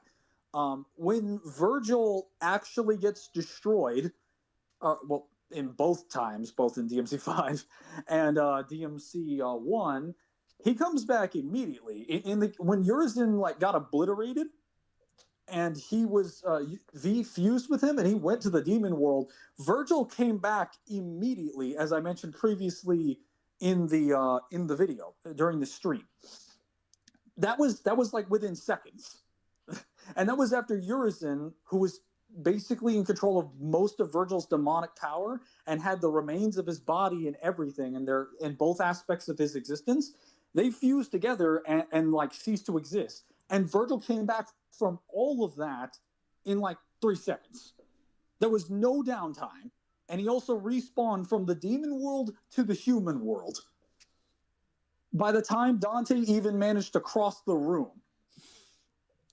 Secondly, when it came to Virgil regenerating at the end of DMC 3, Virgil still manages to regenerate his entire torso even when he's tired at the end of the fight. But that's not because, even if you came to the conclusion that his regeneration is being worn down, that's not supported by the fight itself because he's still surviving hits that would have killed a normal person. Him getting tired is due to the demon world's power or the power of demonic energy being able to negate your stamina. It has nothing to do with the healing factor. Now, as far as saying that the Nello Angelo fee is not applicable, I just provided an example of how the obviously Virgil regenerates at the end of DMC 5, and that is him regenerating his entire body, soul, and everything from the demon world in 3 seconds. So that should already prove to you that it's completely wrong. Dante could also come back from that. But the Nello Angelo thing is a misconception that VSB and Cyber have both been responsible for producing and spreading around. And I just want to make that clear. That's not true. It does not take Virgil years to come back. That is not stated. So what is stated officially in the DMC5 DMC5 official guidebook is that for Virgil's description is that a half-demon carrying the blood of legendary hero Sparta and Dante's twin brother. Once he fell into the netherworld after being defeated by Dante in battle, but later used the Amata, which has the power to separate humans from demons, to cut out just the demon part of himself. So keep in mind, the way the book describes it is that when he dies to Dante at the end of DMC1, when he gets his entire body and soul completely wiped out, when Nello Angelo is wiped out, the demon that replaced his name is wiped out, he just falls into the demon world. When you fall into the demon world, you're still alive. He lost everything. He got completely erased, and he just came back. He just respawned in the demon world. He's not pointing that out. That's what happens when you die in DMC. You just go to the demon world.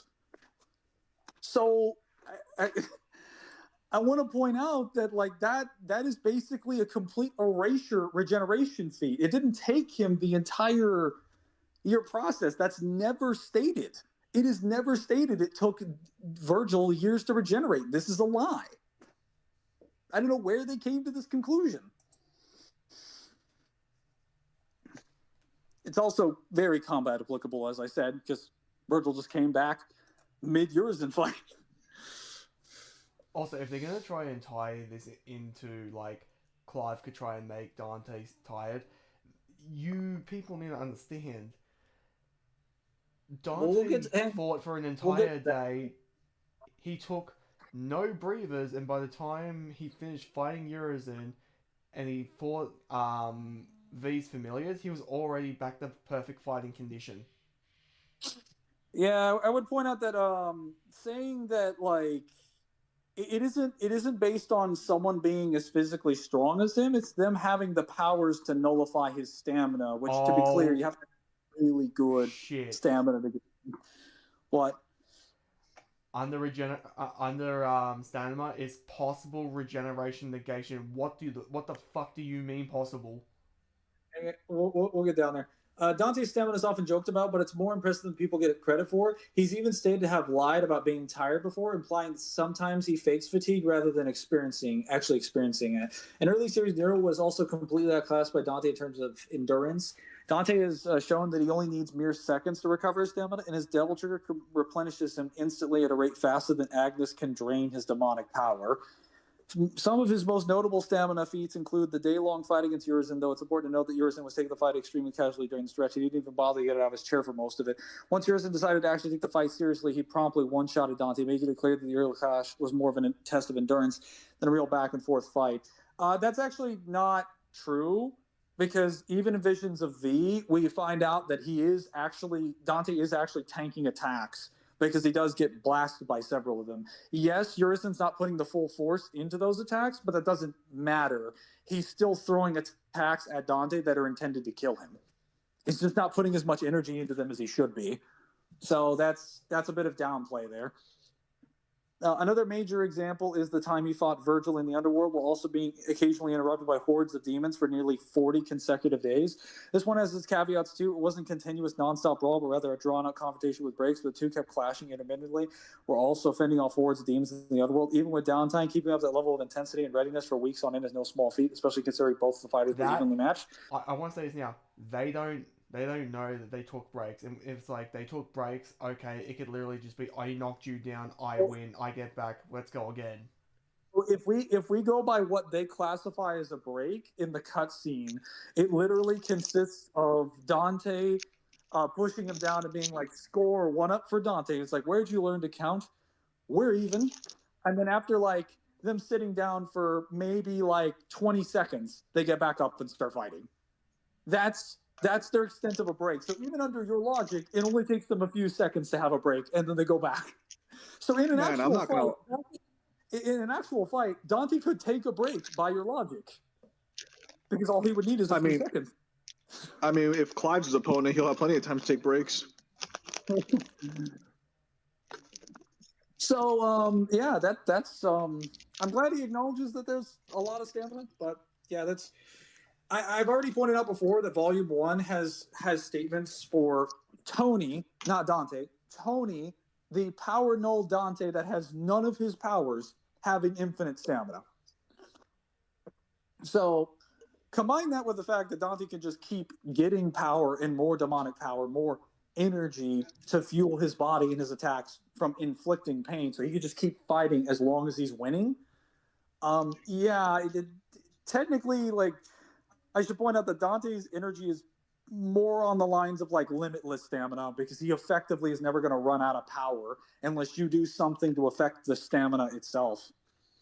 And even then, we can technically argue he can resist that to some degree. Possible regen negation. The Sparta heritage has a possible argument for being able to halt someone's regeneration with their attacks, but the argument is stronger than you think. Firstly, Sparta was able to permanently injure Beowulf's eye for years, and it never healed. Dante's is the same thing to his other eye in the boss. Normally, we wouldn't think anything of it as possible. As it is possible, Beowulf simply doesn't have a healing factor despite being a demon, but more evidence exists as Dante was able to permanently destroy Cerberus's heads. Furthermore, Nero was able to injure Burial, forcing him to retreat to the world. But when he came back, he stated he's not completely healed from his bout. So this is wrong. You would never assume or attribute that Beowulf does not have a healing factor. All demons have healing factors. There is statements in Volume 2 that the flying demon that tries to grab the beast heads from the temple at the beginning of the novel is actually cut off from its regenerative abilities, which removed from the demon world. Even V, who is technically just Virgil's humanity in a physical form, is actually keeping his entire body from crumbling away using demonic power. So demonic power can maintain your entire body and your existence and keep you in tip-top condition. It can keep you from like fading out of existence. So if that can work for V, why wouldn't a demon like Beowulf, who's again a being made of demonic energy, why wouldn't he constantly be healing as well? Why would he suddenly not have a healing factor? Now, original, don't worry. I already know G1 Blog was going to leave stuff out, but I didn't expect it to be this. Well, now I understand why the fight's close. Yeah, let's just nerf like 90% of the stuff in Dante's kit, and it's still close. It's like, man, if it's still that close, it must be a stomp then. Well, what you want to bet we get down there, and I'm going to be able to bring up stuff that they brought out, and we'll still be able to provide examples for why Clive loses. What do you bet? What do you bet that they'll say that Clive does have regen negation and it has far less like noteworthy things, but it's also like with everything we've covered so far, there is nothing that they have brought up that you would think in your logic whatsoever that Clive is going to come out of this the winner. Okay, all these are mainly, I'm going to continue. All these are mainly for supporting evidence for the biggest example of Dante's bout with Chen. For context, Chen has 70% of Sparta's power. This is important as Chen was able to break Dante's arms with said power, even though they should have regenerated normally quickly. Dante had also quickly replenished his energy with a beast head, so it's not because of a lack of stamina. Dante was able to permanently injure Chen with a split to the head. He was still alive and only died later after having his magic drained by Beryl's anti-magic rifle. It should be noted that Dante's arms do seemingly heal much later after the fight concludes, but it's simply possible that the negation is temporary rather than permanent, which is still incredibly useful in the middle of a fight. No, it is not, because even by the logic that you just provided in the examples you consistently demonstrated via preponderance of evidence, you provided 3 sources for long-time regen negations from Beowulf, Bulwark, and Burial. Oh, actually, wait. No, they didn't provide Bulwark. Sorry, you provided Cerberus. Bulwark also is missing his eyes. Bulwark from DMC2, the Odin, he's missing his eyes, and it's directly stated in the 3142 graphic arts that his eye tells the tale of his defeat at the hands of the demon warrior Sparta. He lost an eye because of Sparta, and his eye still hasn't come back. It's been like hundreds of years, and he still is missing the eye. It's permanent. Carry on. Also, Urizen's eye doesn't regenerate on his chest after he gets stabbed. It's almost like we have consistent examples throughout the series. I mean, to be fair, most of the demons Dante attacks usually just die and they get deconstructed. Their bodies are completely obliterated along with their souls. So I can understand why someone might think he doesn't have regen negation because everyone he kills just gets obliterated or wiped out of existence. But for the people that are still around or come back later that had fights with them, they're usually missing a limb or an eye or some organ. So, yeah. So as far as Chen having 70% of Sparta's power, that's not what's stated. It's just stated specifically that he is 70% demon and he cloned Sparta and took DNA from him. He did not take the entire body and replace 70% of his body with just Sparta's genes. Stop spreading this. That wouldn't give him 70% of Sparta's power, so that wouldn't matter. It'd just be wrong regardless. It wouldn't matter anyway. I just want to point out he wouldn't have 70% of Sparta's power. Sparta's way stronger than Chen. Control over names. Names, like literally, of a demon are an important aspect of demon as it's a part of their soul. After all, the soul possesses the power of demons, and as demons are the spirits, the name, confusing as we know, but bear with us, acts like a translator, which includes their demonic power. Demon names are stated to be a fundamental part of their existence. They can change the value of everything and the world. Demons like Frost, Nightmare, and Plasma are good examples of how the name not only embodies the demon's power, but their very form. The Plasma is literally the embodiments, or little embodiments of electricity. Dante has used this on himself as a teen to rename himself as Tony Redgrave, a human, after Rebellion told him to. He later took on his true name once again, regaining his memory and power, and his inner Sparta power was suppressed no more. Sparta himself used this name-taking power, such as when he removed the names of 7 demons, leaving them powerless. Upon receiving a name, a demon can regain 4. Virgil himself used this power to undo the first set of Sparta seals by giving the names to Slothful the Sins, and it's implied Dante could have done the same thing if he wanted. Dante and Virgil explicitly have the same power, so Dante could definitely do this if he wanted. It's likely it would pertain to demons only, as the only time it was used on a human itself, like Tony Redgrave. But only time it was used on a human was himself, Tony Redgrave. But being able to depower demons with just the name strike is something deadly indeed. This is wrong. This is wrong. It's not exclusive to demons. But Balrog, if you want to talk about it, I was going to say that nice little caveat they slipped in there to try and make it be like Dante can't just take Clive's name away. Cyber, you kind of failed. You kind of failed in this part. Let me explain why. So you didn't read what the panel actually explained, which is that what Arkham is explaining here in this panel is that he is explaining that two demons' names are truth and have far more consequence than some corporal visceral. A demon's name is its power, the fabric, the very mold of the demon itself. To take it away is to render it powerless. He's just saying that the name is just the term that they use to define a demon's very concept of its existence and its informational basis. That doesn't mean the power only works on demons. It's a power to take away the existence of something. That's all it is. The reason they talk about it in the context of names... You're going to use an Unami with it, though, right? Hang on. The reason they call it a name is because... When we started at 5 a.m, bebopping up to bed all day. That'd be billions. Mangler, just keep talking. Kyle's talking to his dad. Balrog, can you mute yourself, please?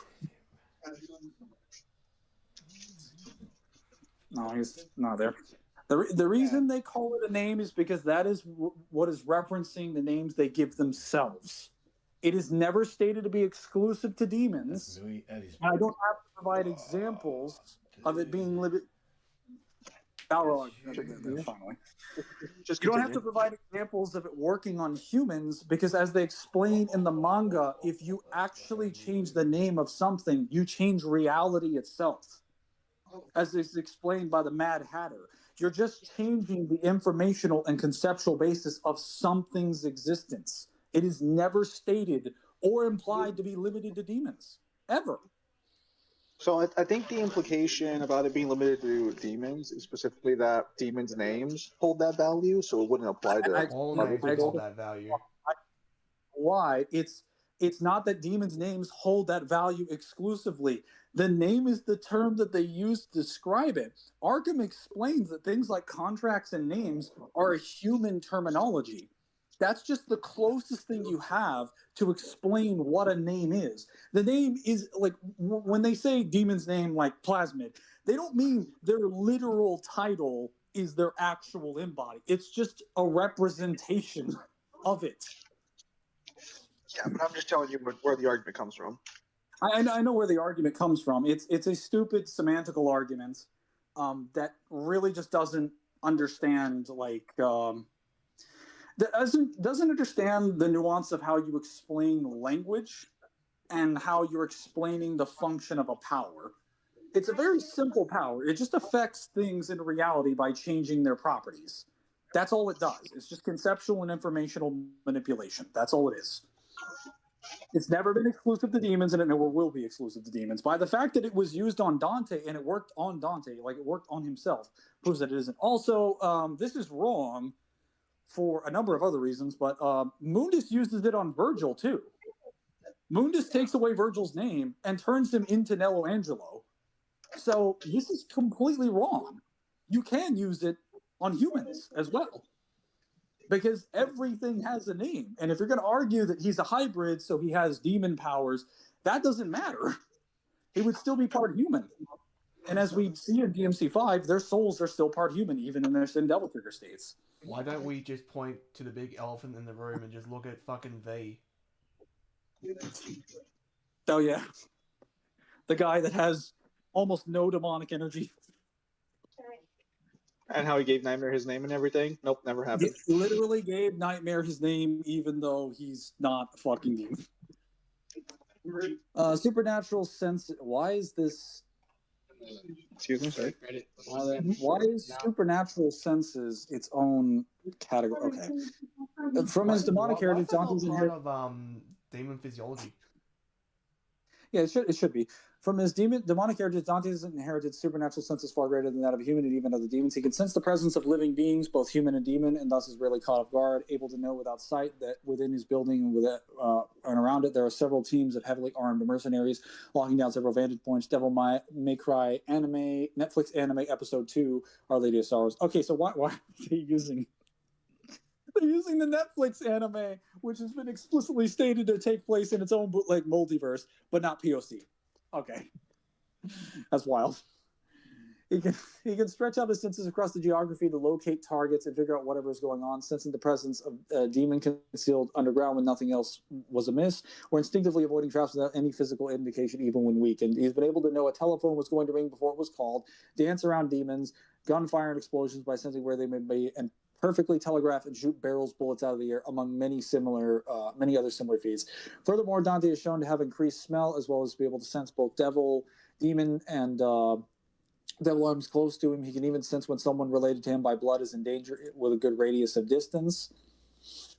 Of course, his senses have a variety of applications, such as sensing the power level and capabilities of his opponents with a glance. Even his brother, while very young, was able to sense Lady entering the Timid group while in an entirely different part of the tower. And V, who had very little demonic power left, could detect the power levels of demons relative to others. Additionally, Dante's senses were able to accurately and precisely gauge the individual and collective strengths of every demon in Shadow's army during the DMC2 prequel and novel, matched the enhanced aura of Chen using the B-sets, was able to sense and predict his moves. Even when Chen had infinite combat knowledge, he could literally see the future, include Dante's own moves. He was still able to keep up with all this in a win. I would also like to point out that this is something you should have included in the demon section, but when you bring up Virgil being able to sense Lady, keep in mind that Virgil doesn't just point out that there's an intruder in the tower. He points out that the person there is a human and it's a woman. So he's not only able to determine what type of being it is, he can even determine the biology of the person, and he's like miles away from where they're located. So, like, I think saying good radius of distance doesn't do it enough justice. It's from miles and miles away. Also, the demons showing up in basically every place in any given like plot, whether it be the anime or the games, the novels, demons being able to show up wherever humans are already proves that they can sense human souls and their bodies, because they're always able to show up wherever humans are located and then proceed to harass them. Does anyone want to bring up the fact of like demons knew where Dante was when he suppressed his demonic energy, becoming Tony, and they were literally just hunting down where he was due to his coat? I would point out that if anything, it made more sense that he was actually hiding from them by suppressing his, by taking away his own name and sealing his powers. So he if anything, he was on the down low, and they could still find him, and that was without like the coat thing. Sealing jackpot. This is also something that the Spartas should have. You should have a Sparta physiology section, but whatever. And jackpot. Sparta family has shown the ability to create seals that defeat enemies they couldn't kill normally. The most famous example is at the end of DMC1, where Dante sealed Mundus away for good into the gap between the human and the demon world where no one could ever reach him, making it very powerful. Sparta himself had placed a seal in the realms over 2,000 years ago, locking Mundus into a subsection, subjugation. I'm going to assume that's its subsection. Forcing of the demon world, forcing Mundus to slowly regain his powers for a very long time frame. He had also created a seal to lock the demon world away. This is impressive when you realize that Dante has surpassed Sparta, especially when it comes to sealing powers. DMC4 even states that Dante sealed Argosax away with a single shot.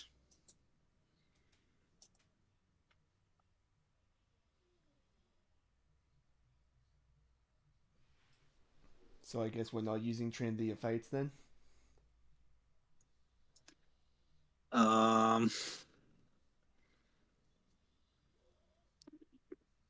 No, it does not actually state that. That's incorrect. That is not what the summary for History of DMC says. It just says that the prospect of the resurrection of Argosax launched Dante into the underworld to seal the demon away again, just as his father did before him. So yeah, that's. I mean, that requires a little bit of context as well.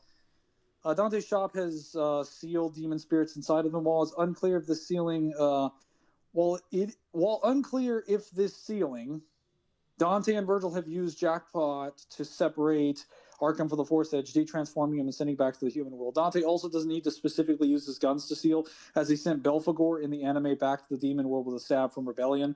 Dante has also separated a demon possessing a woman by throwing Rebellion, killing the enemy, but the woman is unharmed.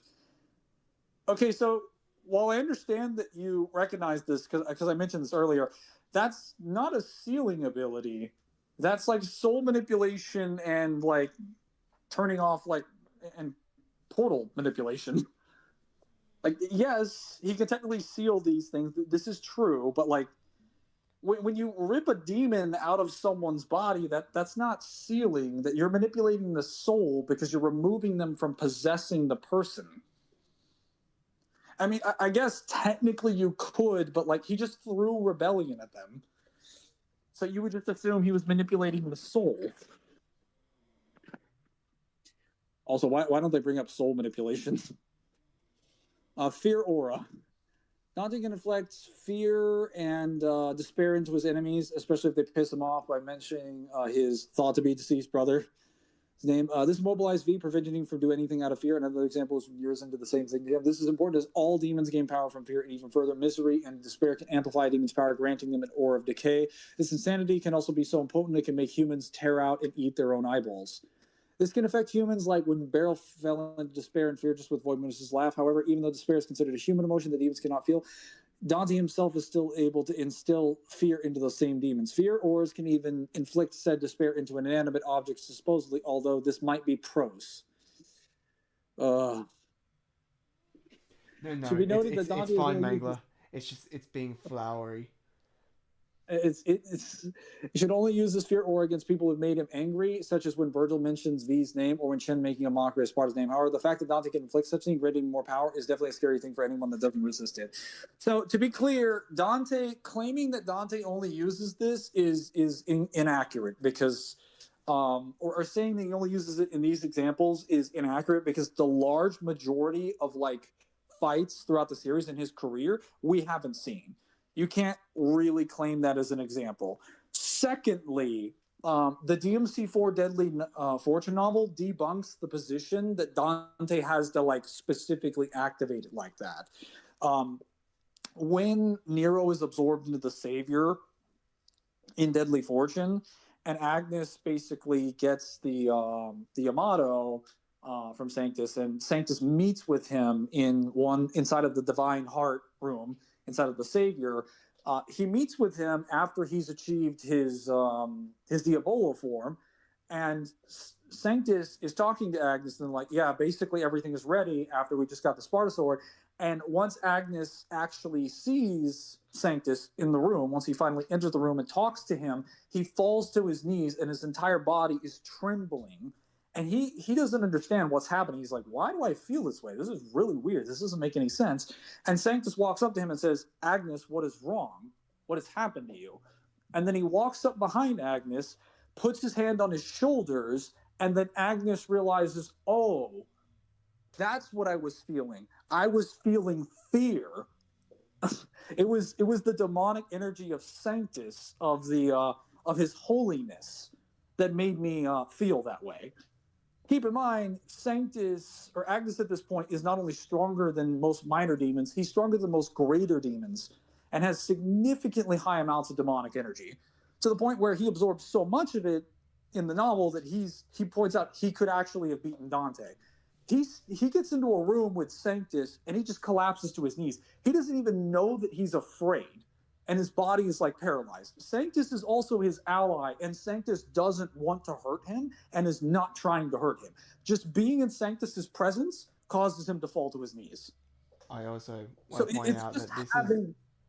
I just Go want to point ahead. out that this is an Agnes who would have so much demonic energy that it's stated in the is it the free No, what?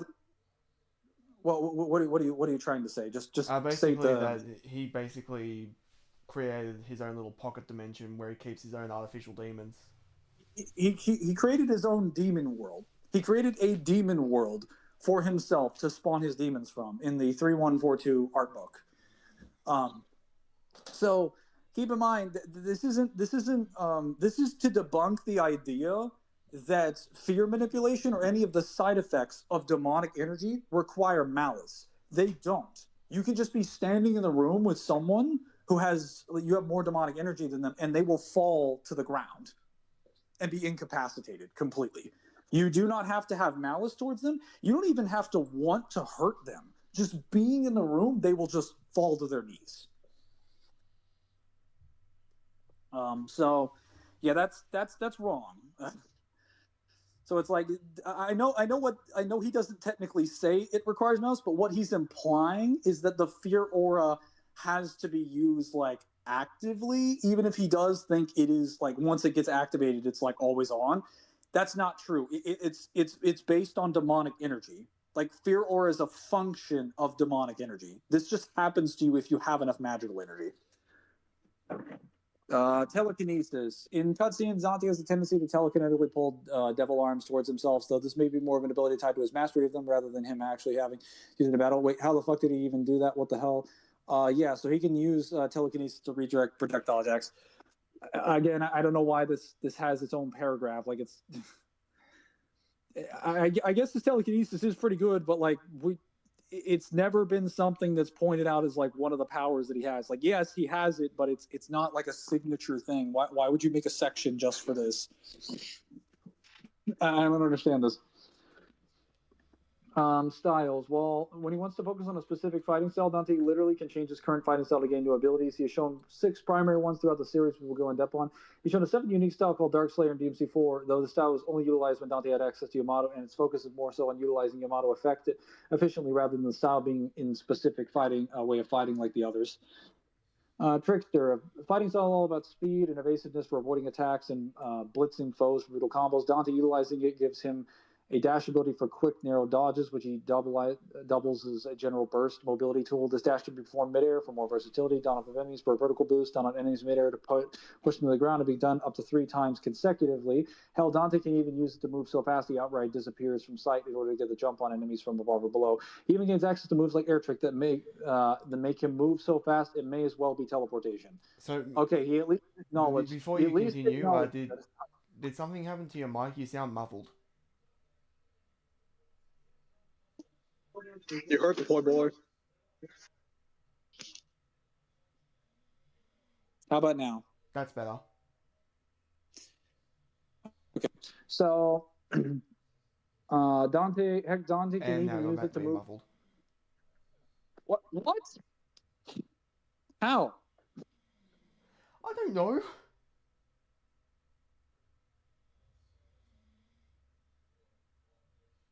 This has got to be a you problem, because this has never happened with Zim. Well, if it's a me problem, then it's a stream problem, because they hear what I hear.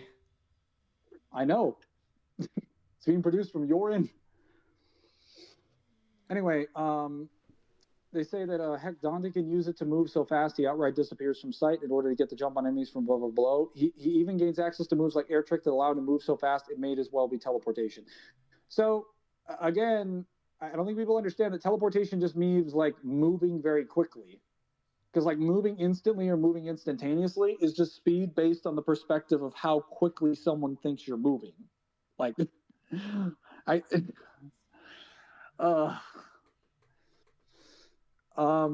all teleportation would still have a set speed, but I would want to correct one thing here, which is it can be done up to 3 times consecutively for his trickster dashes. This is wrong. DMC 5 in base and DMC 4 in Devil Trigger demonstrates this is not actually true. Dante can actually dash as many times as he wants. There isn't really a limit to it. That's mostly something that you would assume is a gameplay limitation. And it's not like a special ability, it's just Dante dashing. Like he's just like literally any one of us, if we wanted to dash, well, granted, we wouldn't be able to move as far, but we could just keep moving over and over and over again. We wouldn't be limited to doing that 3 times. Why would Dante be limited to doing it 3 times? Especially when in 5, he demonstrates he can just keep dashing over and over and over again. Or, you know, if you really want to play that gameplay card, you can just go from Trickster, do it twice, quickly switch to another style, then back to Trickster, and then keep doing that. Yeah, he could just guard cancel Trickster and just keep doing it infinitely if we're going to play gameplay. This is not the horse of victory that you think it is. Gameplay Dante is also a minute. Swordmaster, the simplest of Dante's styles. Swordmaster expands Dante's offenses and enables extra attacking techniques for all his melee weapons during gameplay. Technically speaking, style does not add anything special to his repertoire, but it's good to switch to when Dante wants to focus on a top-notch offensive combo. Wait, what do you mean switch to? Does he think that Dante actually has to switch between fighting styles to use them? Like it's gameplay. Yeah. Okay, so I'm gonna have to correct this here again. This is like a 2015 DMC misconception. You don't switch between the styles in the lore. Dante doesn't even mention any of the styles by name. They're just his fighting style. Again, we don't have to switch in real life between fighting styles that we know. You can mix martial arts. Why would he have to? Are you telling me that whenever I've seen a fight, they haven't just said karate, Muay Thai, judo? Yeah, I know. Whenever you see people in the UFC, they don't call out the name of their fighting styles when they switch to them. Oh my god, dear lord. Gunslinger actually the projectile I version of just want to Swordmaster. say this so they know how silly this is. That would literally mean that they think that Dante can't use Yamato in any other scenario other than Darkslayer. He has to call out Darkslayer. You heard it here, folks. Real life martial artists are more effective than Dante because they don't have to telegraph their fighting styles 5 years in advance. Gunslinger acts as the projectile version of Swordmaster being used, but Dante wants to enhance his range approach to combat by utilizing his ranged options in new ways. As a fun aside, Dante can cancel the recoil and reload time after shot by switching to a different weapon by switching back to the weapon he was using, though this is more of a gameplay mechanic than gameplay mechanical exploit than a canonical ability, so I don't take it seriously. Wait. So gameplay mechanic exploits exist, and those are not fair. But gameplay limitations are fair game to use. Okay. All right. So, Royal Guard. Dante's defensive stance requires high skill to use effectively, but is extremely rewarding when used properly. The Royal Guard stance allows Dante to prepare a block, which, when raised, will either reduce the damage Dante takes from an attack, or nullify it entirely at the cost of a partially reduced Devil Trigger gauge. If he perfectly times a block just before the attack lands, however, for a royal block, the damage will be completely nullified as the enemy is staggered due to the parry. It is worth noting that the incoming attack is strong enough and Dante did not pull off a parry. His block can be overwhelmed and Dante will be staggered back as he takes full damage. That's actually not true, even from a gameplay perspective, because the most recent version of the Royal Guard in DMC5 has demonstrated that Dante can actually block any attack in the game. No attack in the game has the power, even on the highest difficulty, to break his block in one go. The only mode that allows that to happen is Hell in Hell, but that's because Hell in Hell makes it so that, like, even the Royal Guard function requires a perfect parry to block things. But that would be, again, as you said, a gameplay mechanic. Even mentioning this is not, like, this would just be mentioning gameplay as far as we know. Like, the lore just confirms that he can just nullify attacks. So, Dante has used Royal Guard to block all sorts of attacks, going from Virgil's infamous Judgment Cut In to Burial's huge fire AoE. He can even block unconventional attacks like Agnes's energy sucking attack. It's really hard to figure out what Dante can't block with Royal Guard, but we know one thing: it can't block grabs because Nero's Snatch and Buster Grab completely ignore Royal Guard. Dante's especially vulnerable if you catch him in the air, and he can't escape a Buster at all when Nero's in Double Trigger. When he switches to Royal Guard style, you can freely snatch a Buster with any retaliation, even on Devil May Cry, even on Dante Must Die mode. He can still use a release to escape the extra hit style. So to be fair, the question release for is them, more then. so bullshit. Here's my question to them. They brought up gameplay mechanics earlier. Given all the other examples, would you not just regard that as a gameplay mechanic? So to be fair, it is a valid take to say that would work, but you didn't explain the lore reason for why, which means, like Balrog said, this would just be a gameplay mechanic. I can actually explain why, and that's because what Royal Guard does is it puts up a barrier of demonic energy, and when you attack Dante and he basically just blocks you, he nullifies the damage. But what grabbing someone does in the case of Nero's Devilbringer, the reason why that bypasses the guard is because it doesn't trigger the guard. Grabbing someone isn't inherently an attack because you're not doing any damage when you grab them. You just grab them. Like, you're not technically doing any damage until they make contact with another object. Which might also be why, in some cases, on the highest difficulty, Dante can actually royal release you, not on the grab, but on the slam. Because when the slam happens, you're actually connecting his body to another physical object. But I digress. That would still be gameplay. You haven't provided an actual lore reason. Did you have anything you wanted to add, Balrog? No, I'm just interested in seeing how they play fast and loose with what is gameplay and what's fine. Yeah, I know. Dante can also utilize an alternate form of Royal Guard called Ultimate, where successful blocks will cause Dante to heal equivalent to the damage he would have normally received. The drawback is that attacks traditionally strong enough to break his guard will bypass and deactivate Ultimates.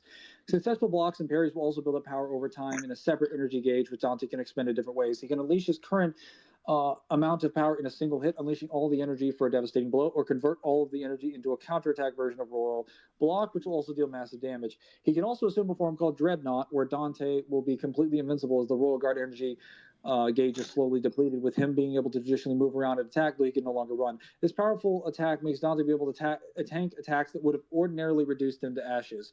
So this doesn't really fully explain what makes this impressive, but it is pointed out that not only does the attack prevent him from being deconstructed, that attack from the Savior is basically stated to turn demons into nothing.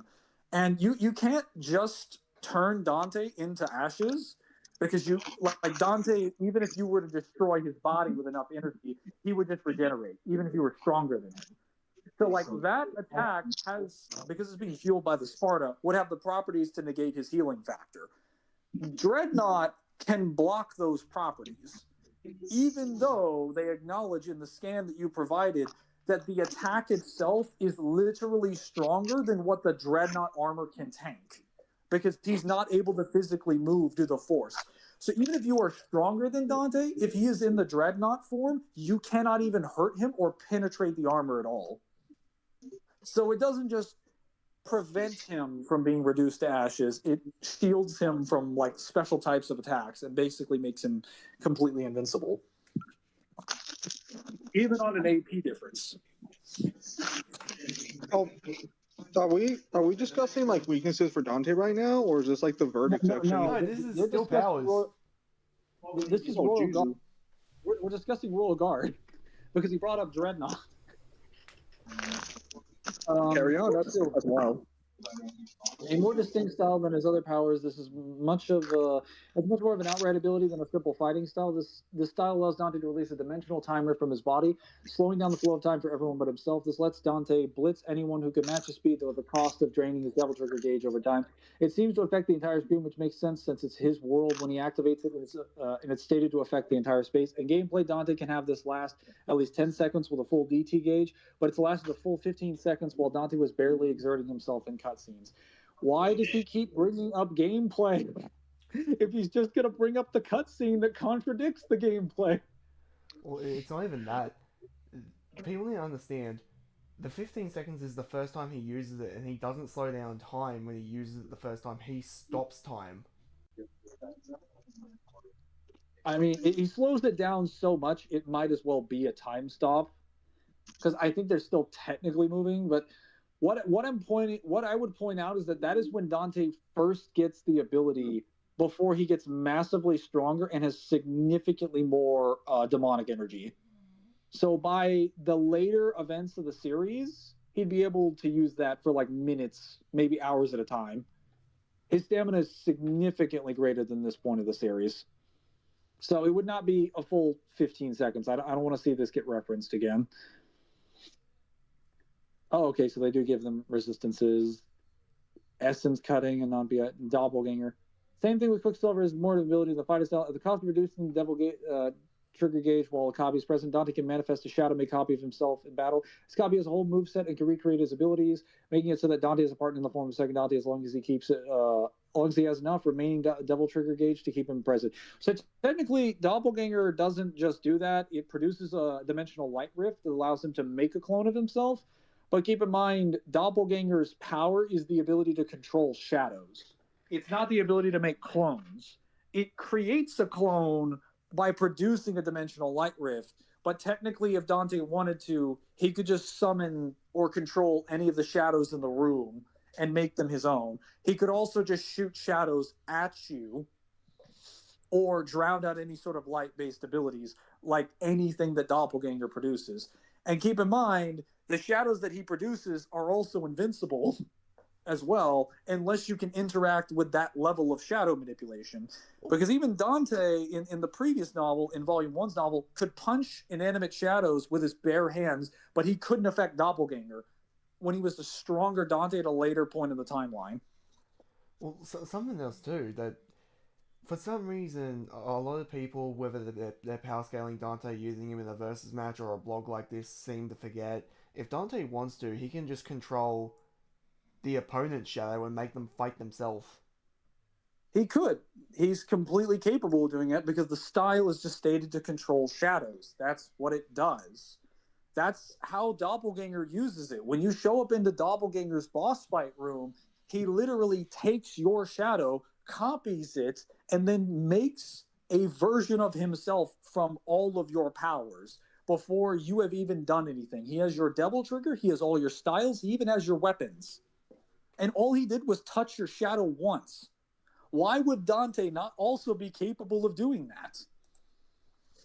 If we're going to argue this is how it's presented in the game, this is irrelevant because we're going by what the lore shows. And Dante knows it does this because he saw Doppelganger do this. Okay. Essence cutting and NPI. A relatively esoteric power that Dante has exhibited on a few occasions is his power to seemingly target the more fundamental parts of one's being, such as the soul. He first showcases this ability against the demons Shadow, Griffin, and Nightmare, who can all regenerate from a core, which serves as their soul life essence by attacking it directly. Later, he displays the power to forcibly evict souls from bodies, such as when he forced a demon out of a human woman by tossing rebellion at her. Later on, when facing Void Mundus, an alternate version of Mundus who had become one with the underworld itself, he was capable of cutting his very consciousness, causing a sense of being to shatter and collapse entirely. Okay, I want to point out that, like, anytime Dante gets a devil arm, he is interacting with the soul. It's not an esoteric power that he's exhibited on a few occasions. Anytime he gets a devil arm, he is interacting with the soul. Anytime he is destroying a demon, he is interacting with the soul. The demonic energy is just the energy that makes up a soul. God. I feel like I'm reading something from someone who's never gone through DMC before, and it's painful because I know he's gone through DMC. It's alright, they gave him resistance this time. I mean, I guess they're it's fine for them to be at the bottom. Whatever. It should be noted, well, some of these are resistance Dante himself has. He also scaled the Nero and Virgil would resist the falling effects because of their similar hybrid demon physiology. Virgil and Dante, of course, literal twin brothers, so the effects they share should be applied. Less specified. Extreme pain tolerance. I mean, he gets stabbed every other day and shrugs it off. Okay, that tells me nothing. Extreme heat. Dante can resist Ifrit, the weapon's flames as he was trying to kill him. This is important as they can melt frost despite being beyond absolute zero and are immune to the world's volcanic fire normally.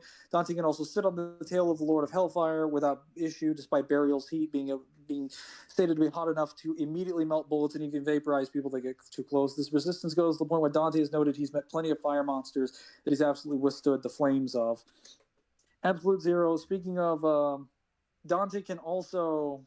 Well, it's also worth noting, technically, Nero points out in the... he points out in the Deadly Fortune novel for, like, book 1, for Nero's portion, that when he gets past the Burial level and he runs into the Frost, he points out that the Frosts are way weaker than that of Burial. Like, their Frost power is significantly weaker than his fire abilities. So... yeah, if Dante's able to sit on the tail, like, his fire resistance is pretty absurd. I know he's kind of already acknowledged that, but I just want to point out that technically Burial's heat is also above that. Absolute zero, speaking of which, Dante can also take hits from the frost without freezing, even though they attack at beyond absolute zero temperatures. Technically, just standing near them causes them to be at beyond absolute zero temperatures. BFR, Dante still owns a fragment of Yamato that he used to escape the demon world. Wait, this is a resistances, though. I think they're trying to say that even if you BFR Dante, he would just come back using the shard, which contradicts what they said before, because you're not going to give him Yamato, but you're fine with giving him the shard. The shard can still do the same thing as Yamato. He shouldn't even have the shard. No, because he destroyed it. He destroyed it from Balrog. Why would he even have this? Deconstruction matter manipulation. Dante can withstand the effects of the beast heads who can assimilate human mass and souls by deconstructing them into magical energy. They can also transmute human matter and soul to stone. Sure. Soul manipulation. Dante can withstand his soul being sucked from the aptly named Soul Eater that does exactly what the name implies. He can break out with Devil Trigger. Dante can withstand the effects of the beast heads as well as linked plus above. Are we doing shit where we get the breakout of the Devil Trigger? Please bring up the what's the spiders called in Frey? No, I'll bring up all the stuff later when we get to Clive's section.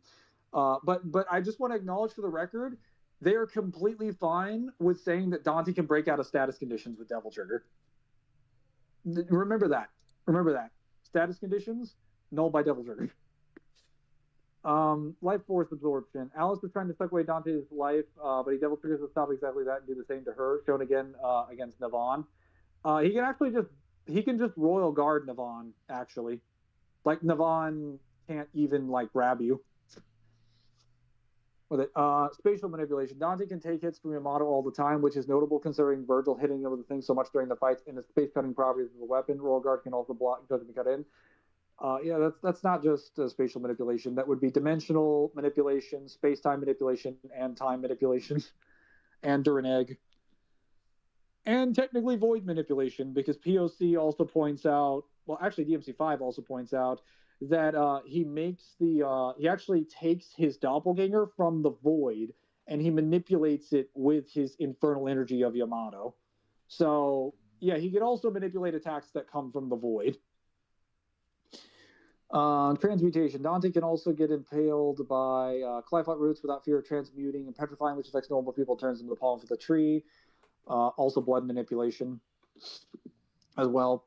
Power nullification. In regards to taking hits from Yamato being fine, the blade is able to nullify Nero's demonic powers by stabbing him, save for Credo. He also gained resistance to Chen's special magic nullifying agent.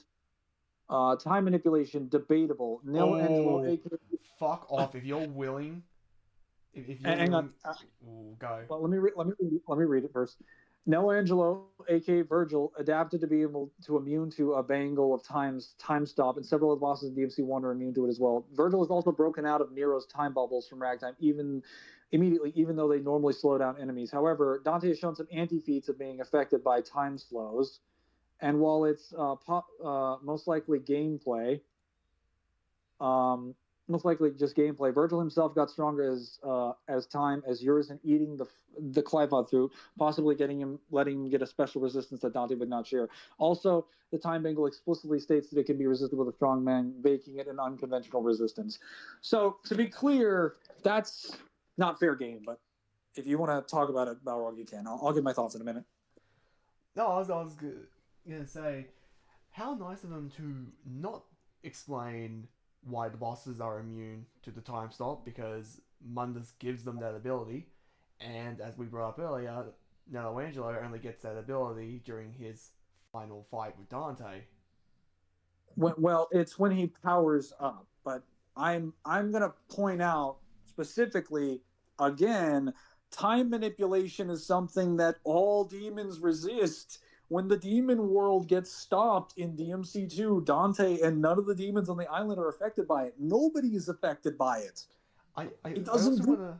I also want to bring up the fact of like demons on Mallet Island are completely immune to this as well, and it's shown through several different factors, like the fact that depending on where you are on the island, time is either stopped, moving forward, or going in reverse, or hey, how about just the nobodies in the mirror dimension where time is flowing backwards? Yeah, the mirror dimension is literally a world that flows in the opposite direction where a sun, instead of emitting light, absorbs it. So time is literally going in reverse. And on the island, as Balrog mentioned, due to the demon world, due to it being close to the demon world, time flows in different directions. And demons aren't affected by this, neither is Dante. So, like, in general, the demon world produces forms of time manipulation on you passively. So, if you don't resist it, you get fucked by it. Dante has gone to the demon world multiple times and has never been affected by this. The only times he ever gets affected by time manipulation, if you're using that example to be clear, that anti feat of being affected by time slows, the example that they provided is from DMC 5. And this is from Dante in the Urizen boss fight.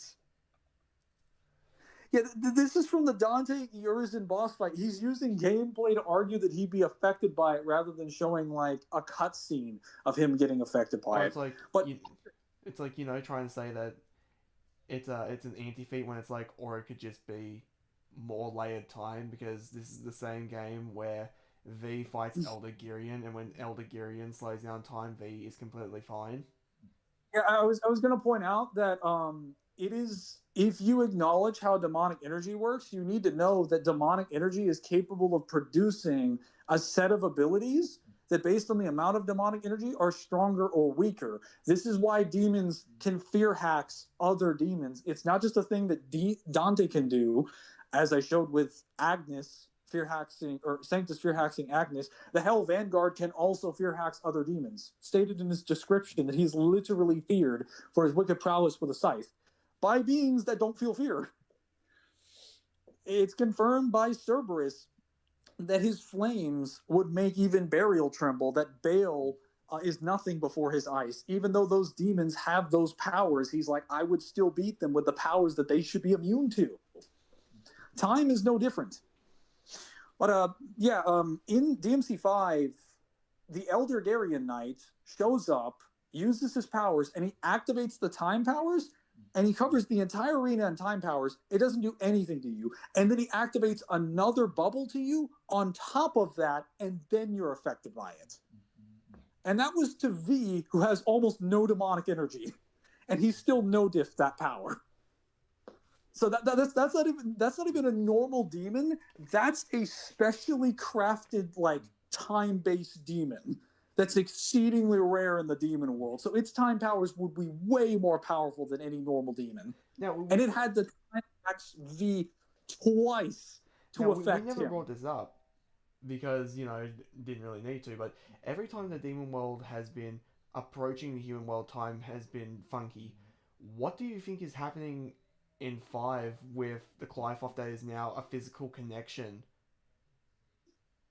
Yeah, it's already absorbing the space time and the life of the world. Like, why wouldn't time also be affected, especially when it just touching the human world in DMC 1 and 2 causes time to fuck up? It would be the same thing. Or you can just bring up the novel where in the hospital, time and space is literally warped by a small demon in a tiny tree from the demon world. So it's not like Virgil. If we're acknowledging Virgil himself got stronger over time and that allowed him to get a resistance, then you're immediately conceding that there is a layered system of hacks where if people get more powerful, they get resistance to hacks and they get more powerful hacks. So yes, we already agree with that position. As we've been explaining this entire time, there are so many examples of layered hacks. Yeah. Mind manipulation. Virgil could resist Mundus's mind control despite his current corruption, with him only falling in the end due to Mundus giving him a half of the amulet. Early in the series, Virgil had broken a weaker demon's illusions, and Nero once resisted the effect of the stones that put V in a hallucination world. I was actually going to say that's not really like a... I mean, yes, those are good examples, but like if you're going to provide a good example, it would probably be better to just use like, I don't know, any of the effects the demons have on the mind. I think it's something to say. It's like, yes, while Virgil did resist it, it's also the fact he let himself be put under the illusion. Capable of remaining within the demon world for an extended period of time without suffering adverse effects, while human can be transformed into a demon merely by breathing demonic air. Yeah, corruption, transmutation, all that. There's more than this. There are like double this many resistances at least. There's also like gravity, law manipulation, logic as well, because it is confirmed. Hang on, it is loud. That's not me. That's fucking Zim. Yeah, no, I said Zim. It is confirmed in DMC5 that the demon world also obeys different logics in the human world, that like trees basically grow down instead of up. So they don't actually follow not even the same laws, but the same reasoning behind what substantiates those laws. And they don't mention that Dante can also resist these things too. No. Yeah, and then Clive, Rosenfield, swordplay, ether, magic, dominant traits, the curse, pain tolerance.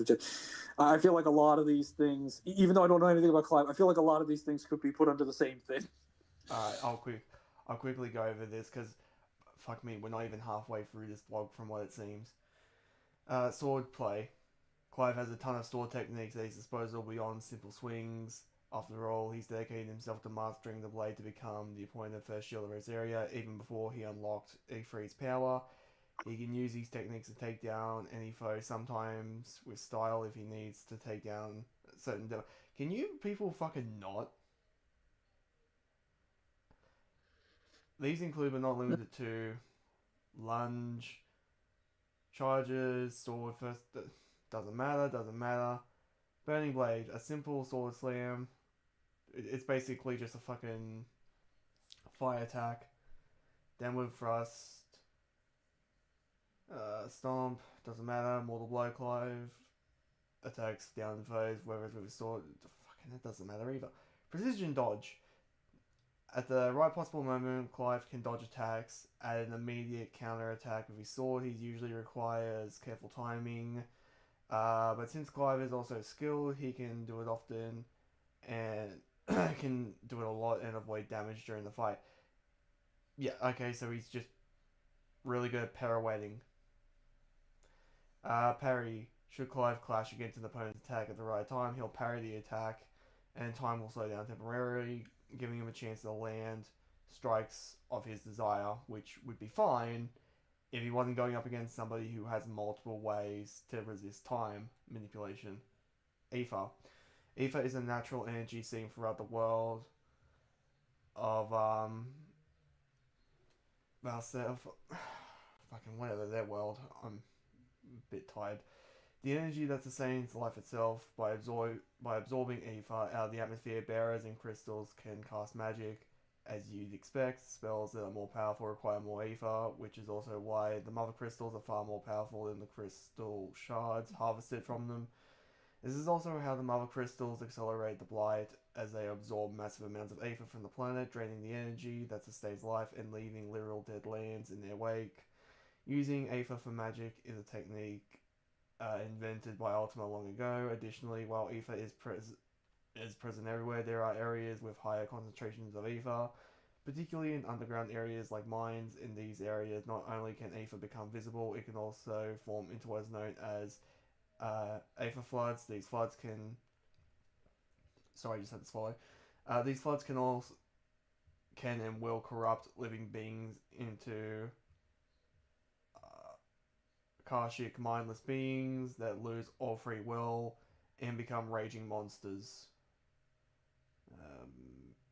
Yeah, not too much of that. That's, accurate enough as it is. Magic.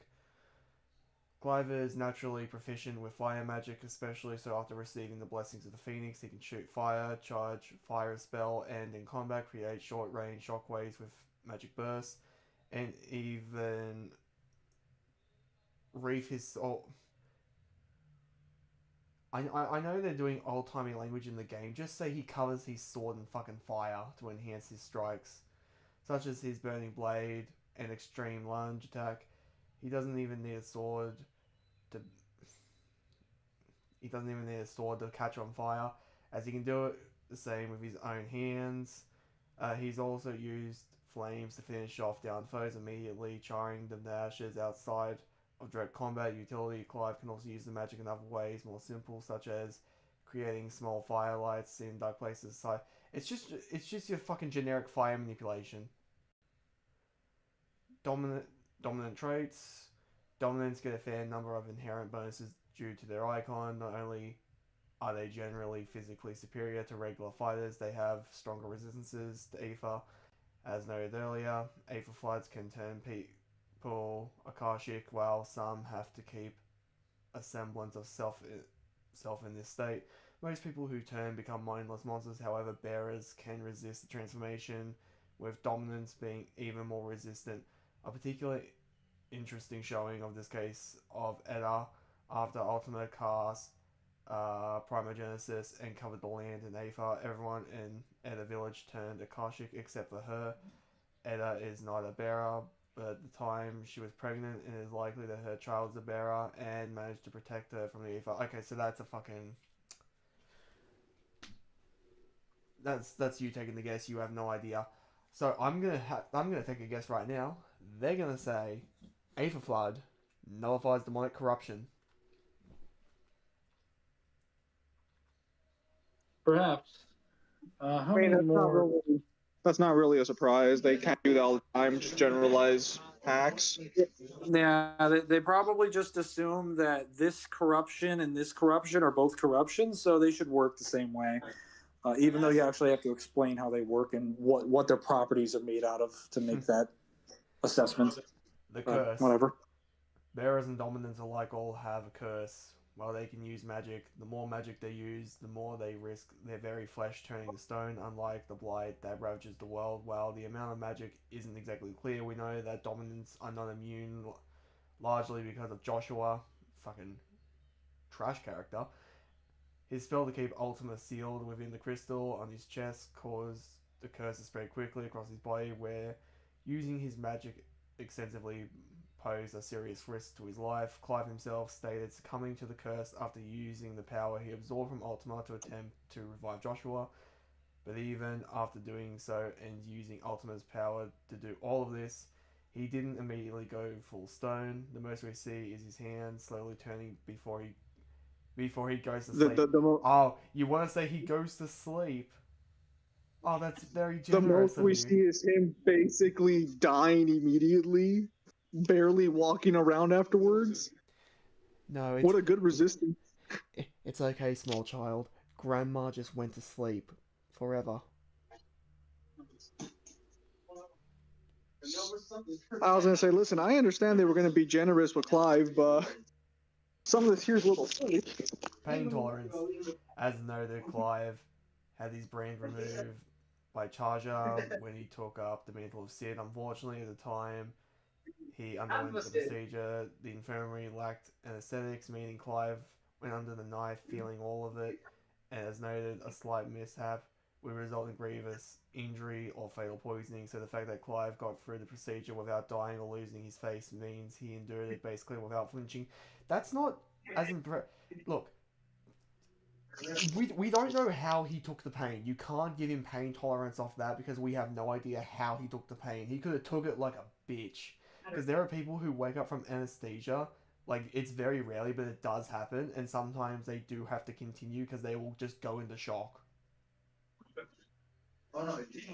It's also that they're assuming he wasn't like strapped down super tightly or anything. They're just making a lot of positive assumptions on Clive's behalf. Yeah, not that like they stuck something in his mouth so he wouldn't like break his teeth and had like the entirety of the hideout basically hold him down because he would have been like writhing about. Regeneration. Both Dominance and Icons in Final Fantasy 16 display decent feats of regeneration. Starting with Dominance, Barnabas is capable of straight up ignoring a stab through his chest and healing it instantly. I believe... Okay, if that's the scene that I think it is, I'm going to kind of have like a half opinion on it because it's kind of like Clive's middle way transformation. Well, so what I'm gonna no. He does get stabbed and then he No, hang yanks on. it off in the mid form. Fucking ad, go away.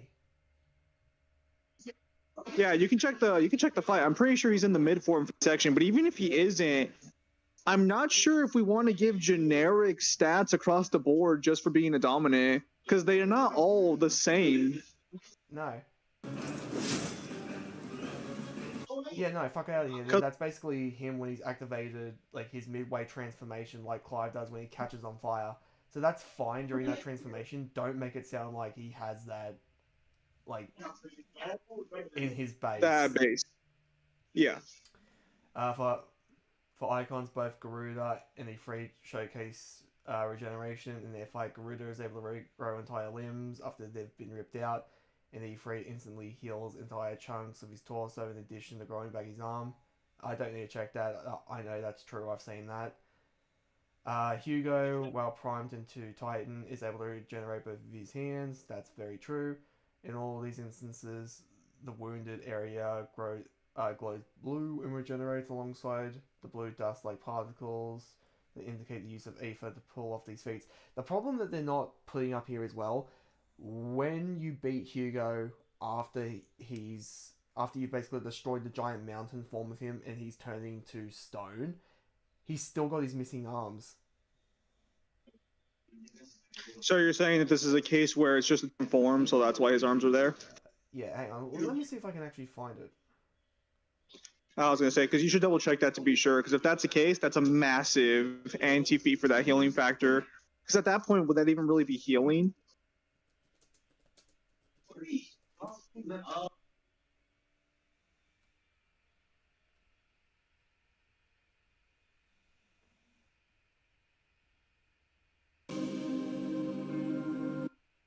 need to fucking see it. Go away. Load, damn you. Well, guys, remember, we were expecting them to be more generous to Clive than anything else.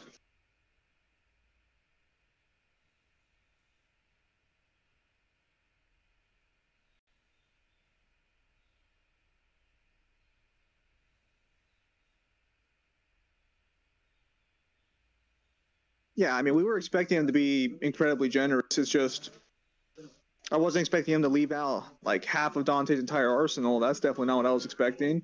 No, I don't Wasn't think expecting anyone someone. was. But yeah, no, it'd be more accurate to say the icon form as a healing factor rather than base.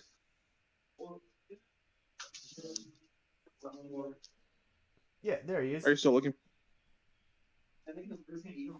You can say that like half his body's gone anyway, but it's cut off exactly where Clive cut his arms off last time.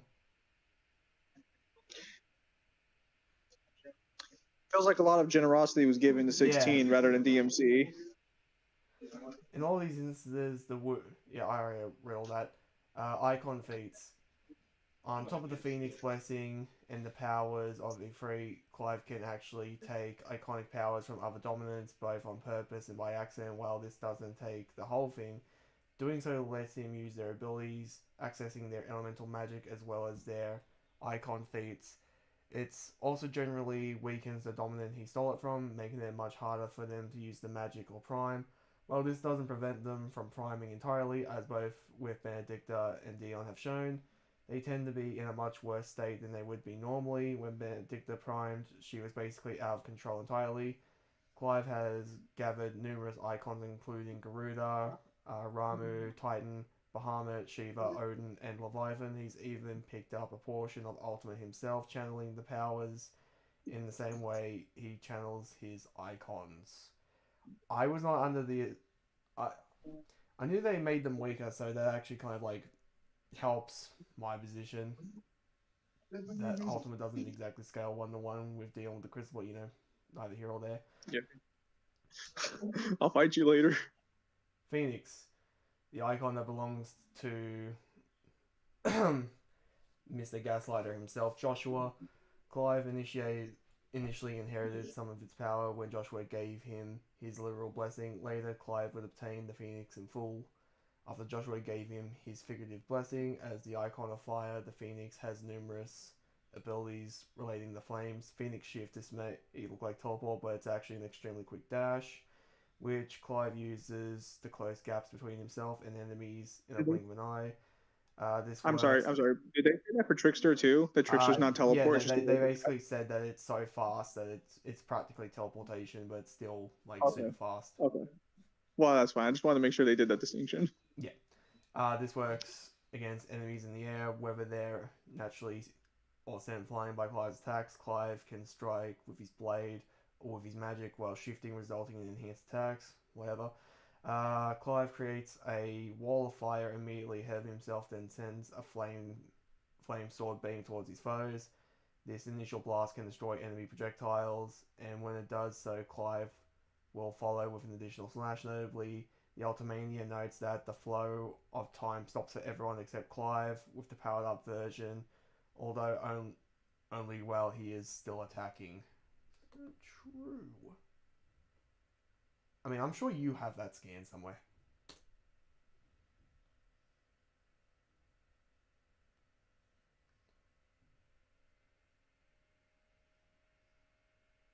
Wow, he's still got so much to go for.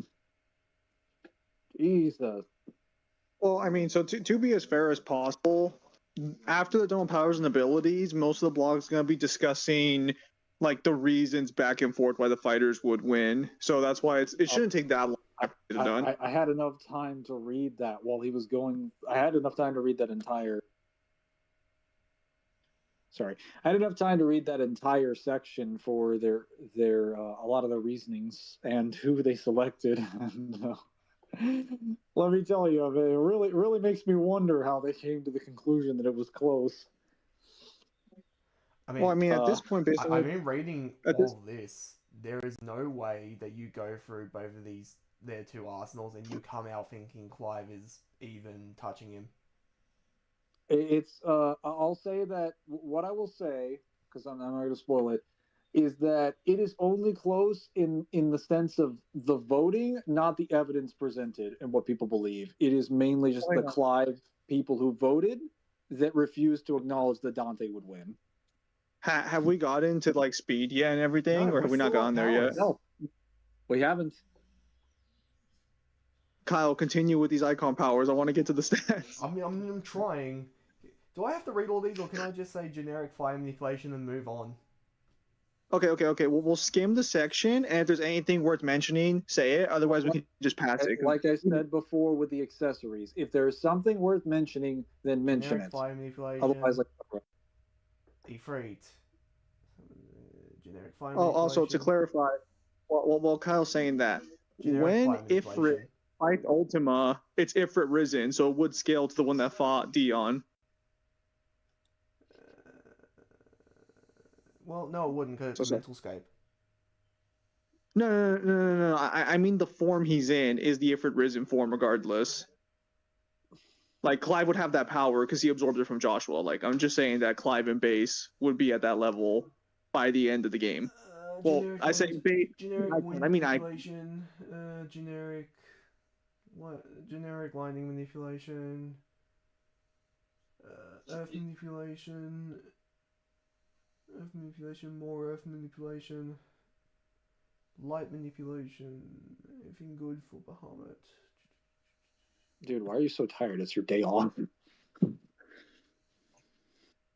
Are you kidding me? Kyle doesn't have any stamina this life. Light was gonna say, manipulation. I'm still going. Get some caffeine feel in there. I really wish they would release these on a Sunday or something so I could actually just stream these. Ooh, time Poor manipulation. Kyle. Dealing massive damage in line ahead of him, simply effective, powerful, cool as hell. Oh wait, while the beam is being fired, time slows down. It's also described as a beam of overcharged light that burns, making this likely a light speed attack. What do you mean likely? All of Bahamut's attacks are light speed. Why are you being coy now? Well, hang on, Kyle. They have to show some impartiality. Oh yeah, because I mean, they're wrong. It should be I guess right, they bro. interpret impartiality as just having really dumb fuck standards regarding speed. Yeah, fucking generic ice manipulation with Diamond Dust having the ability to stop time. Odin.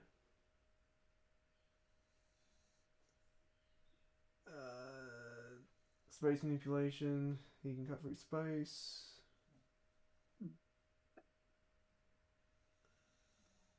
Time manipulation as well, but he only slows it down, not stops it. Gungia.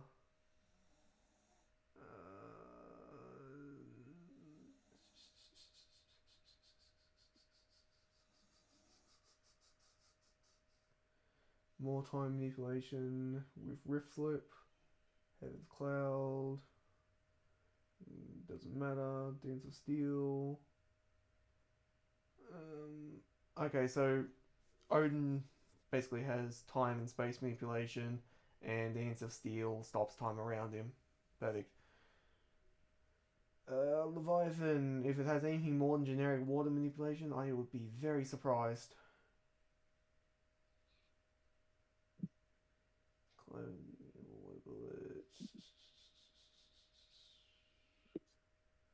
Yeah, sorry, we're just trying to get through this like as fast as possible, but again, Leviathan's just generic fucking water manipulation. Alright, Ultima.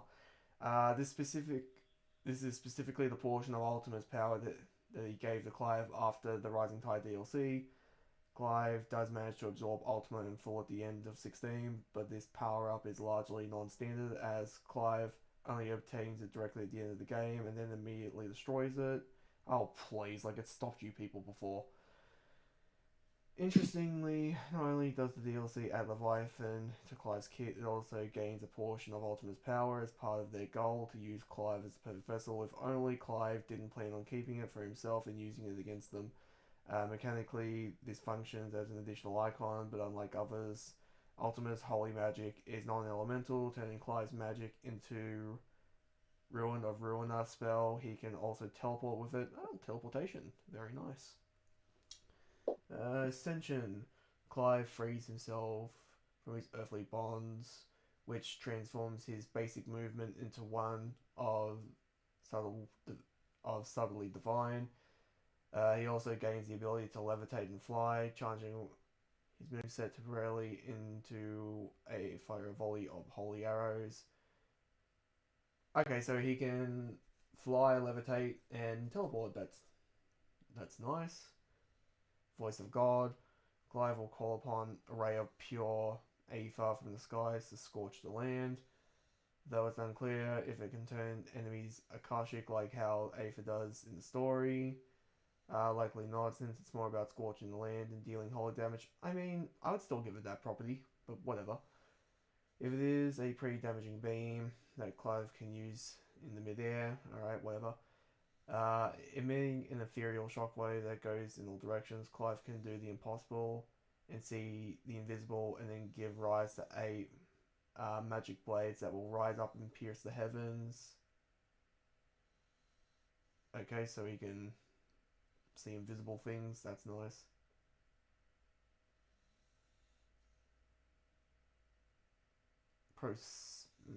Proseltize, I want to believe that's pronounced. Simple but effective move. Clive will send a river of divine energy in front of him, dealing damage to all enemies in his path, and can be used in midair. Okay, so from what we know of divinity in 16, it would just be like all elements like combined into one.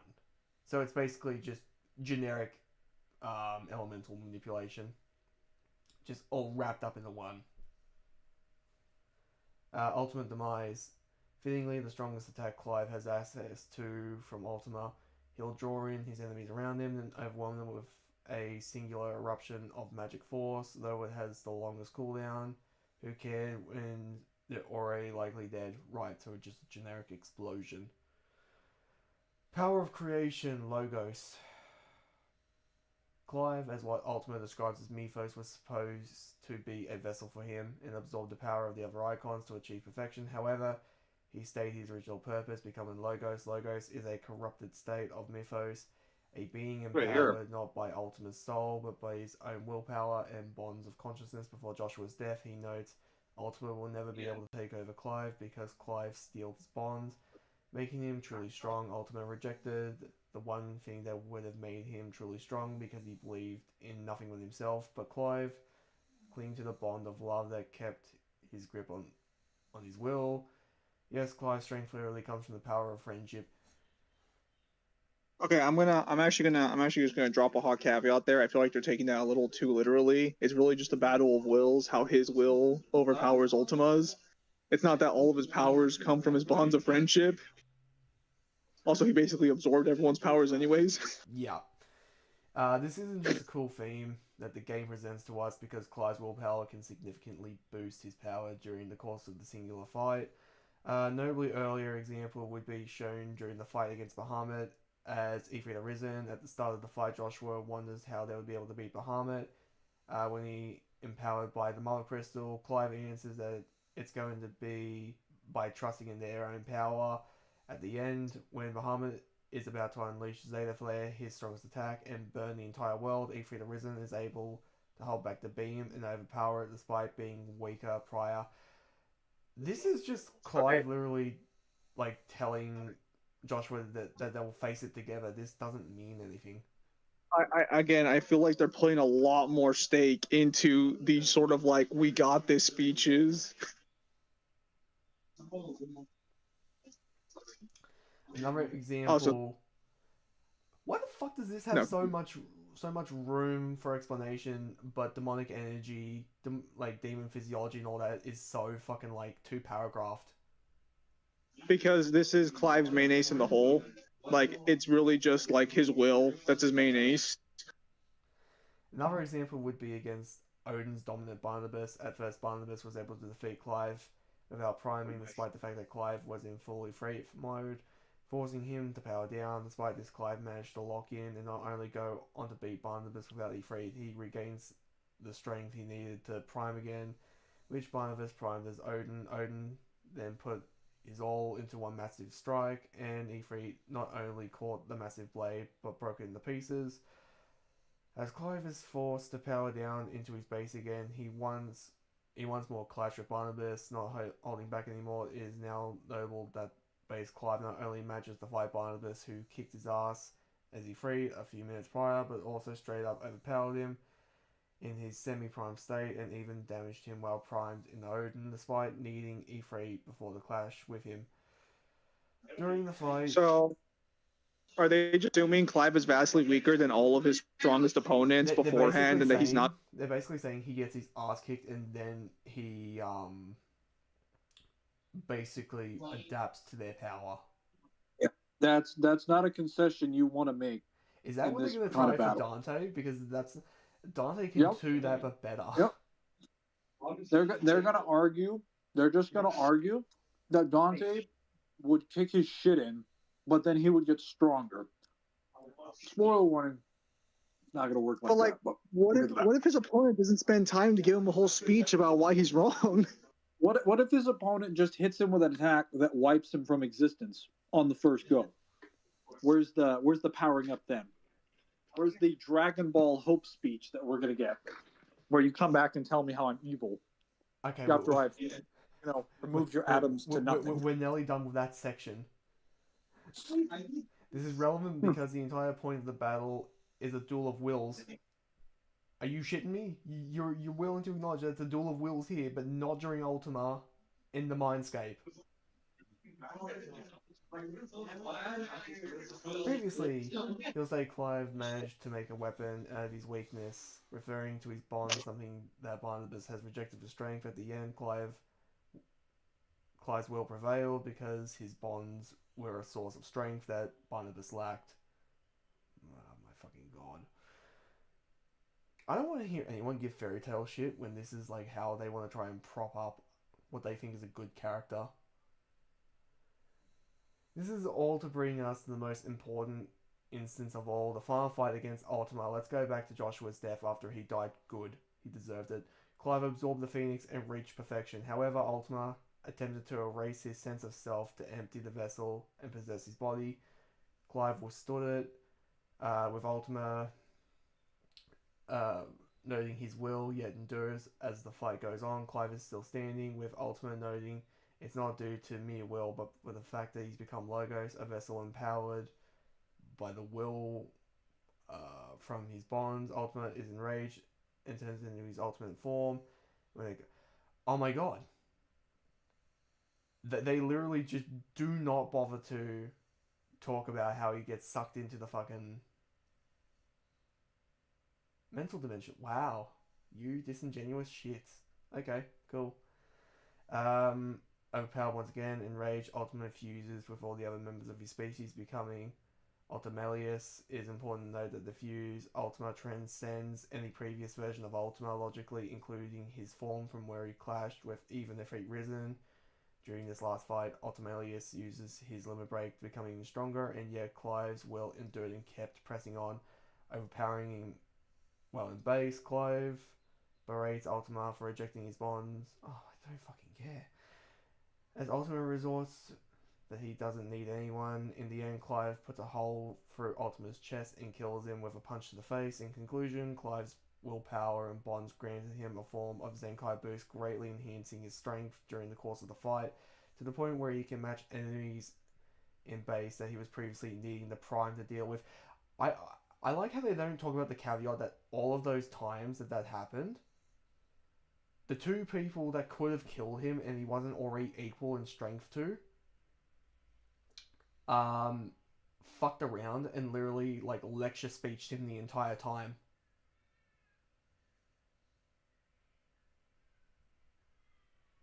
Power and soul absorption. You want to go? I was like, I'm back. I'm back. What's going on?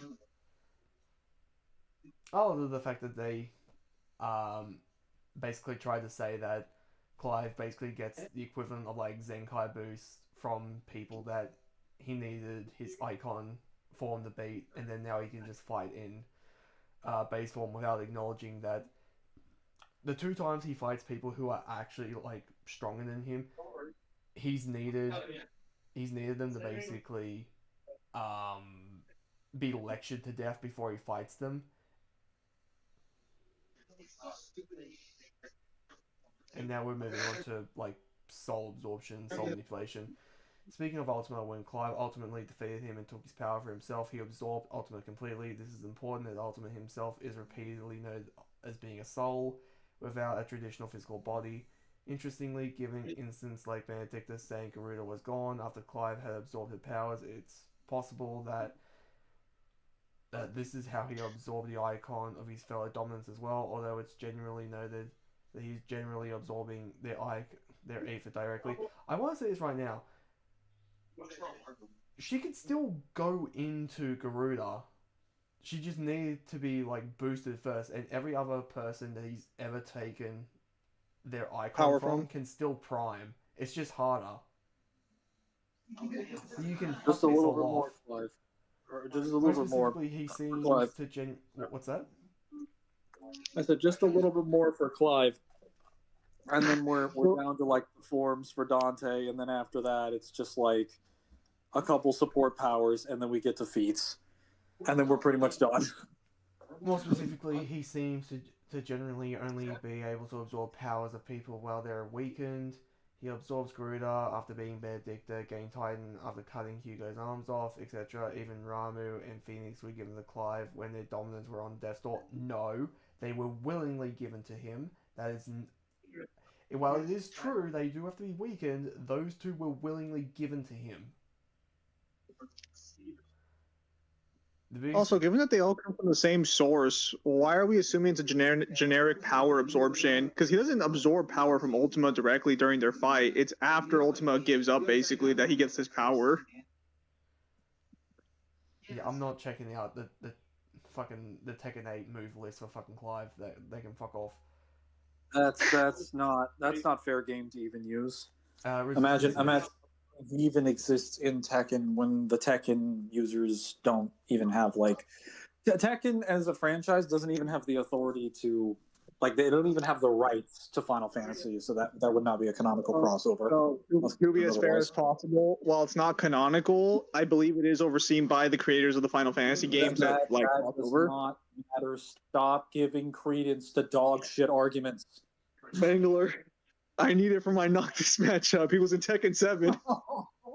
You don't even need it for Noctis. Noctis skills higher than anything in Tekken. Why would you even want that? Those moves. You don't need Can I those get through moves. resistances, please? Sure, go ahead. Extreme heat resistance. I mean, sure, he's fucking on fire. Electrocution, though it's knocked him out, he was able to survive an extended period of lightning bolts from Ramu as a freezing, able to survive ice magic spells without freezing, particularly notably as Clive's ice spells he gains from Shiva can freeze not just targets far larger than himself, but also Ultima himself. Spatial manipulation can take hits from Barnabas even when he's primed as Odin, being able to grab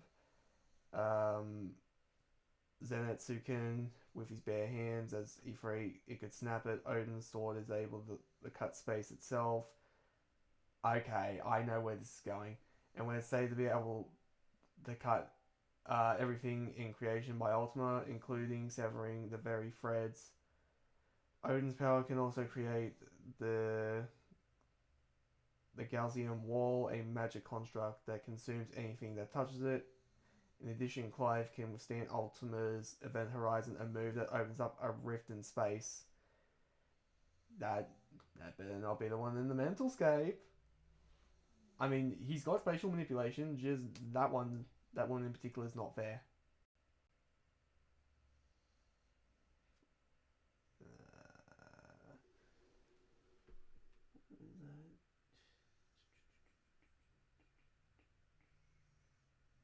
Oh wait, am I up? Did we finally finish? No, I'm trying to look at something. Possession, mind manipulation can resist Ultima taking over his body and mind due to his willpower, his connection to his allies, regaining his sense of self. When it's attempted to be erased, Ultima implies that he'd need to empty Clive of his will in order to make him his vessel, and it clearly didn't work. Life, magic overload, crystallization, willpower draining. Clive can operate without trouble in an Ether Flood, an area overload with ether that normally transforms living beings into Akashic, mindless beings. It strips you of your free will, and Akashics are noted to be under Ultima's influence as his soulless servants. Limited internal attacks. Barnabas, for the power of Odin, can attack his foes internally directly. The first time he does this to Clive, it fully incapacitates him. Later, when Barnabas does it again, while it still takes Clive down, not only does he remain conscious, he manages to escape with Jill. While he's clearly not immune, he is clearly much more resistant in this second showing, and would potentially have a stronger resistance down the line, especially considering he can take several. Can I just say that they are being ungodly generous with these resistances? Is that all? That's it. Or am I? You're up. Okay, I was about to go take a shower. How long that took? Holy shit.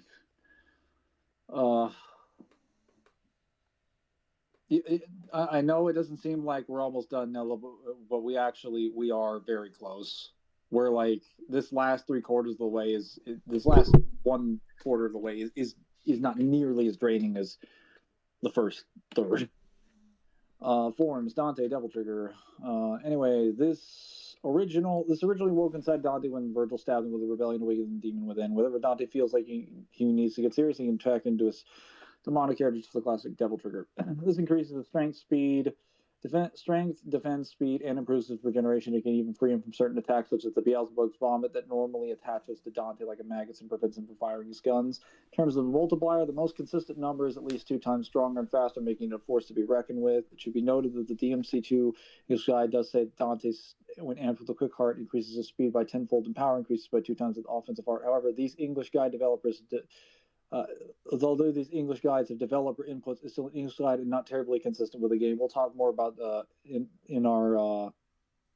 talk more in the verdicts about our stances on multipliers. This is a terrible argument to make, and this is also hypocritical.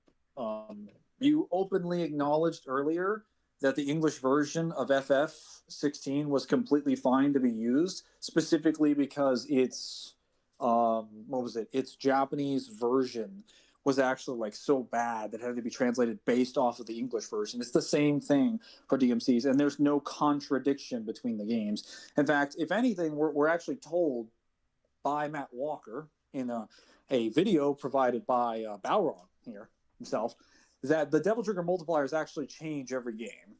And you would never assume they're getting weaker. If anything, they're getting stronger. So the idea that it's actually not terribly consistent is wrong, if only because it's being downplayed here. There's no reason for you to argue it's not terribly consistent. There's no statement that says otherwise. There's not a single time where they state it's less than a 2 times multiplier. They just don't give a multiplier at all. Not that this would even matter, really. Not only do his stats increase, he also gains the ability to fly and exposure to massive energy whenever he activates it, new abilities for whatever weapon he currently has when equipped. The main drawback is that it does require demonic energy the longer Dante is in it, but Dante usually has such a vast pool anyway, especially with items. He can usually last a long time in it. The Netflix show has Dante lasting for a solid 6 minutes when Dante was still learning how to use it. One debatable application is using it to counter energy absorption as he transformed to counter Agnes, draining of his energy, but we didn't find consistency with it. Wrong. So let me explain this again.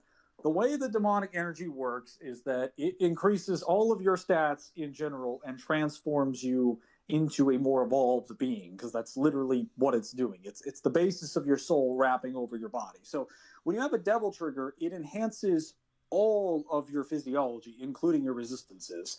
The idea that you didn't find consistency with him being transformed to counter Agnes's draining of his energy, based on what? There is no in-lore example against this. The only time Dante Devil Triggers to counter energy absorption is the Agnes fight, and it works. He literally outputs more demonic energy than what Agnes is capable of absorbing. In general, if we're going by what the gameplay presides, which you are providing, because you provided the example that Beelzebub's vomit, Dante can nullify everything from like the ice of like Cerberus, heat, poison. He can nullify the webbing of the arachnids. He can nullify Navans, like life absorption. He can nullify pretty much every status condition and effect in every one of the games with DT. So I refuse to believe that you found like consistency with this position, especially if you're using lore or inconsistency, I should say. Another useful technique. Well, how about this? How about also the fact of like the game will purposefully, if you're about to take in gameplay, if you're about to be hit and killed, if you have Devil Trigger, the game will save you and turn Devil Trigger on for you to bust out of something. Oh yeah, the Devil Trigger also just not only just gives you armor, it literally breaks you out of like knockback and breaks you out of like being stunned and breaks you out of any condition or being grabbed as well. It breaks you out of any kind of disadvantage immediately. Another useful technique he can utilize exploiting the nature of his double trigger is something that's been called by the fan series distortion. By transforming in and out of double trigger upon the moment an attack lands, Dante can multiply the damage inflicted by 4.6 times. With the right circumstances, this technique can be used to one-shot enemies entirely. This has been confirmed by the developers to be an intended feature of DMC4 SE and has been present in the series as early as DMC1. Okay. Do they have a scan confirming it was supposed to be present? Because distortion was literally a glitch. Yeah, no, that's not okay. So if they're arguing, yeah, no, they literally just linked a "Devil Never Cry" video of him just talking about it. So that's not true. Distortion has always been a graphical glitch. And saying that it's present in DMC1, that's not actually true. The way it works in DMC1 is completely different when it comes to charging the Ifrit punches. So the way it works is that, well, first of all, it's a graphical glitch. You can't even use that for Dante's canon arsenal. I don't know what this is with this weird knee-jerking obsession with gameplay. But distortion in DMC4, like, it functions by having Dante, usually, but it also applies to Virgil and Trish. But mainly when Dante decides to throw out an attack, when he devil triggers at the time of the hitbox, what the game registers is that you are throwing out a hitbox, and then it throws a cloning function over the hitbox due to you devil triggering. It is a graphical glitch. It is the game basically making a cloned phenomenon of what is happening in the game. It is registering that there are two hitboxes there, even though there's only supposed to be one, or however many, depending on the hitboxes. All distortion does is that it doubles the amount of hitboxes. It doesn't actually increase the maximum damage by what you said is 4.6 times. It multiplies it by every hitbox. This is why when people fight the Savior and they stand in front of his crystals and they do the real impact, they will one-shot him even on DMD, because real impact, when it lands and it hits the top punch, it actually hits like, I think it's like 5 to like 10 or 12 times. Like it hits over half a dozen times. And if you distort it correctly, if you get the timing correct, you will literally distort every single hitbox in the punch. And it gets magnified, which is why it one-shots the Savior. This also works on Virgil as well, because when Virgil charges a punch due to his concentration, his punches overlap because he has after images, which each have their own hitboxes. So it multiplies it by all of the punches and all of the hitboxes in the punches being multiplied multiple times over. So that's way more than a 4.6 times increase. Let's be clear. It is much stronger than that if you're going to include it at all. But to be clear, this isn't a lore thing. This is a gameplay glitch. You can't use that. That's so much more than like a 4 times amp, but like you can't use that to begin with. Well, the distortion is being used, isn't that a 16 times multiplier? Depending on some techniques, it might be more than that, because some techniques hit multitudes of times. I mean, Dante literally has, like, obviously the million stab, and the fucking Virgil has that as well, or his own slashes that hit like dozens of times a piece. It's never been confirmed by developers to be an intended feature. That's not true. Whenever developers have talked about it, they've always talked about it as an accident. He also has access to Devil Trigger's branches for his DMC1 and DMC3s that giving him even more powerful effects. Cerberus makes him move faster than his normal Devil Trigger. Agni and Rouge gives him more power. Expands his fire and wind elements. Navon improves his regeneration, gives him flight. Beowulf now increases his defense. Alistair increases his speed, allows him to fly and throw lightning bolts. Ifrit does this, gives him powerful AoE attacks. None of this really matters. None of the Devil Trigger versions of these. I'm not going to go over the Sparta Sword, because, again, he doesn't actually get this. This shouldn't even be here. So I'm going to skip this entirely. That he shouldn't even have that. True Demon, Majin Devil Trigger. The official name is Majin Form. One of the versions that Dante's Devil Trigger becomes even more powerful than it once was with this form. The form fuses all the weapons with his body, has the same benefits as standard Devil Trigger, which includes flight, health restoration, enhanced speed, and strength, only much stronger. Plus, Dante is completely invincible in this form. Additionally, Dante's height increases in this form, reaching a maximum height of 7.58 meters. Additionally, Dante can use the red wrist-mounted spikes for melee attacks and shoot fireballs known as Crimson Bolt away from his hands. Finally, he can spend all of his remaining energy into an AoE shockwave called Doomsday, or a concentrated beam known as Leviathan. I think they fucked those up. Yeah, no, that's incorrect. So Doomsday is not the AoE shockwave. The concentrated beam is Doomsday. The AoE shockwave is Leviathan. That's wrong.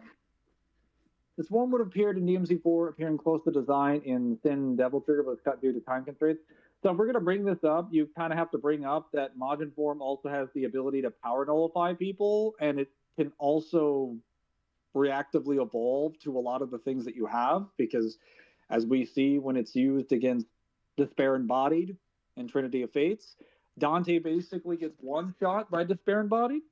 Then it's confirmed in the official JP guides for the game that the Doomsday ability that you just mentioned there has no effect on Argosax the Chaos. He transforms into a stronger form, one-shots Dante.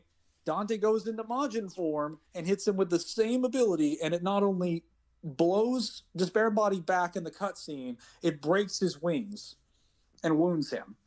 So an attack that had no effect on a weaker form almost one-shots him in a stronger form. So, like, that form has insanely high levels of adaptation and evolution, but it also is capable of nullifying his powers, too, because it broke his wings. And as we see with the showcasings in 3's manga, Dante, even though he didn't awaken his Devil Triggers at the time, is able to pull the powers out of Majin form out of his soul, and he takes away Alice's powers. He actually turns Alice from a demon into a human. He literally takes so much of her demonic energy away, he reverts her into a human. So that's something they definitely should have mentioned here.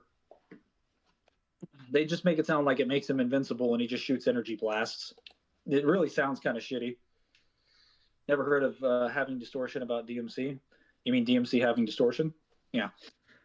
After Dante stabs himself with the Rebellion using his power to fuse Mana Devil, he absorbed it in the Sparta Sword, not only to unlock Devil Sword Dante, we mentioned earlier, but also unlocking Devil Trigger. Send Devil Trigger form for him, finally uniting his human and demon halves together. This is Dante's strongest form, much stronger than ordinary Devil Trigger. Let him defeat Urizen, not standing a chance before, and even going toe-to-toe with Virgil's own Senditi. Oh, come on, it looks freaking awesome. Dante can grow large enough to stand equal to Urizen, who is 5.7 meters tall. Dante's time breathing in this mode is limited, but can depend on the demonic energy like before. Virgil has lasted at least 2 minutes in this form in his boss fight against Nero. Its longest known time frame is after Nero defeats Virgil. They fly to the demon world sometime after 4:27 p.m. The tree gets cut around 6:26 p.m., implying that at least an hour they were in Sin Devil Trigger during the whole fight. Of course, flight time doesn't necessarily equal combat time, but it definitely can last a while. Dante can also exit the form whenever he wants in cutscenes, and he can use the ability Quadruple S to use it in short bursts without extending too much energy, preserving the Sin DT gauge. It's shown that he uses this ability in the final boss fight when you're playing as Virgil, so it's not just some gameplay gimmick abuse, but an actual canon ability. Okay, so I don't know why he keeps putting the limitations on this, but to be clear, that would actually be an hour and a half. And Virgil doesn't actually have the limitation on time constraints comes from Nico's description of Dante's Sin Devil Trigger, but only Dante's Sin Devil Trigger has that limitation. Virgil's doesn't.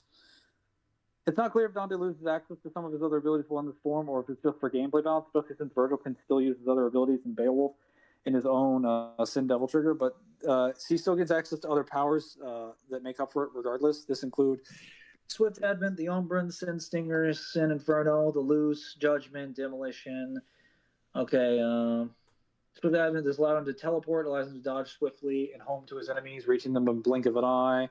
No, it's just stated to be hyperspeed. It's not defined to be a teleport, but by what you just said earlier, you acknowledged even the air trick isn't considered a teleport. The Umbra, Dante can fire powerful balls of darkness, giving a powerful ranged attack. Sin Stinger pulls into a drill as he charges forward in the enemies. He can lock on and drill enemies depending on how much time he wants, depending on how much he wants. Sin Inferno slams the area for a powerful AoE, unleashing Hellfire. The loose, he can send several homing demonic energies blast at his enemies. Judgment, Dante's strongest technique is Sin Devil Trigger as time slows down as he summons a demonic sigil, unleashing massively powerful slashes to slash his opponent before unleashing a final detonation of demonic energy. The move uses all Dante's power at once, though he can keep fighting afterwards, so it's not a suicide move or anything. And he's matched Dante's signature, Virgil's signature Judgment Cut End. Dante is actually referencing Sparta's Cadus as shown in the opening of Devil May Cry 1. Demolition, another one of Dante's most powerful techniques is in Devil Trigger is when he summons a black hole of source. Any enemy caught will have their internals attacked with a massive explosion. Weaker enemies will die in one shot, but even bosses won't get away unscathed without a huge chunk of their life bar on truly an attack you don't want to get hit by. So to be clear, Judgment, yeah, it does have time slow and a bunch of other things. Loose is just like homing attacks. Sin Inferno actually has paralysis effects in addition to Hellfire. Like when you hit someone with Sin Inferno, they are supposed to be stuck in sort of a concussion effect where they are completely stunned. Sin Stinger technically has like piercing capabilities in Duranag because it will actually go through the barriers, and it's programmed the way that like Force Edge is, where it's designed to pierce barriers. And the Umbra, you kind of need to mention that it manipulates darkness by shooting balls of darkness.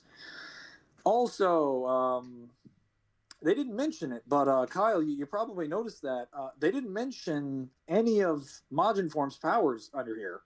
So all of Dante's, like, this form is the combination of all of his human and demon powers. So he would have access to his full humanity powers here, and he would have access to all of Majin Form's abilities while he's in Sin Devil Trigger as well. Because Majin Form, what they failed to remember is that Majin Form is actually Dante completely transforming into a demon. It is 100% demonic. So all the abilities that you see there are just what happens if Dante were to become like his equivalent of Urizen. Yeah, absolutely. Anyway, you've got a couple things about Ifrit. Go. Limit Break, also referred to as semi-priming. The form has Clive draw an ether from the surrounding atmosphere in order to supercharge his own abilities. While doing so, not only does his skin glow with magical energy, he gains some of the healing powers inherited to icons. Oh, I'm glad you guys acknowledged that that's not a base form thing. Clive is of course stronger in this form, incorporating Ifrit's claws into his attacks and improving his magic abilities. He's also faster, and his sword attacks also count as critical hits. Clive also does not recoil should he take hits while in this form, and cannot die mid-limit break. He cannot stay in this mode, however, he cannot stay in this mode forever, but it's such a strong power boost it will usually get the job done, though if that's not enough, he does have access to the other beast within.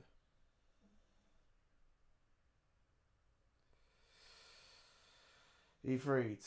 The second icon of fire. Ifrit is a massive monster that Clive can freely turn into when the situation calls for it, referring to as a priming. He mainly uses this as to fight other icons, while his first use of it is a result in Clive losing control and going on a violent rampage. Clive has since mastered the power, letting him apply it when he needs without fear, which is fortunate because Ifrit is insanely powerful. At a base level, Ifrit is, yes, he's big, of course he is, and a physical powerhouse to boot. Most directly, Ifrit was strong enough to split Titan Lost, a Goliath who was the size of a mountain, and despite Ifrit's size and stature, he also surprisingly nimble, able to maneuver around Titan Lost and do swift dodges. Yeah, that's a real feat.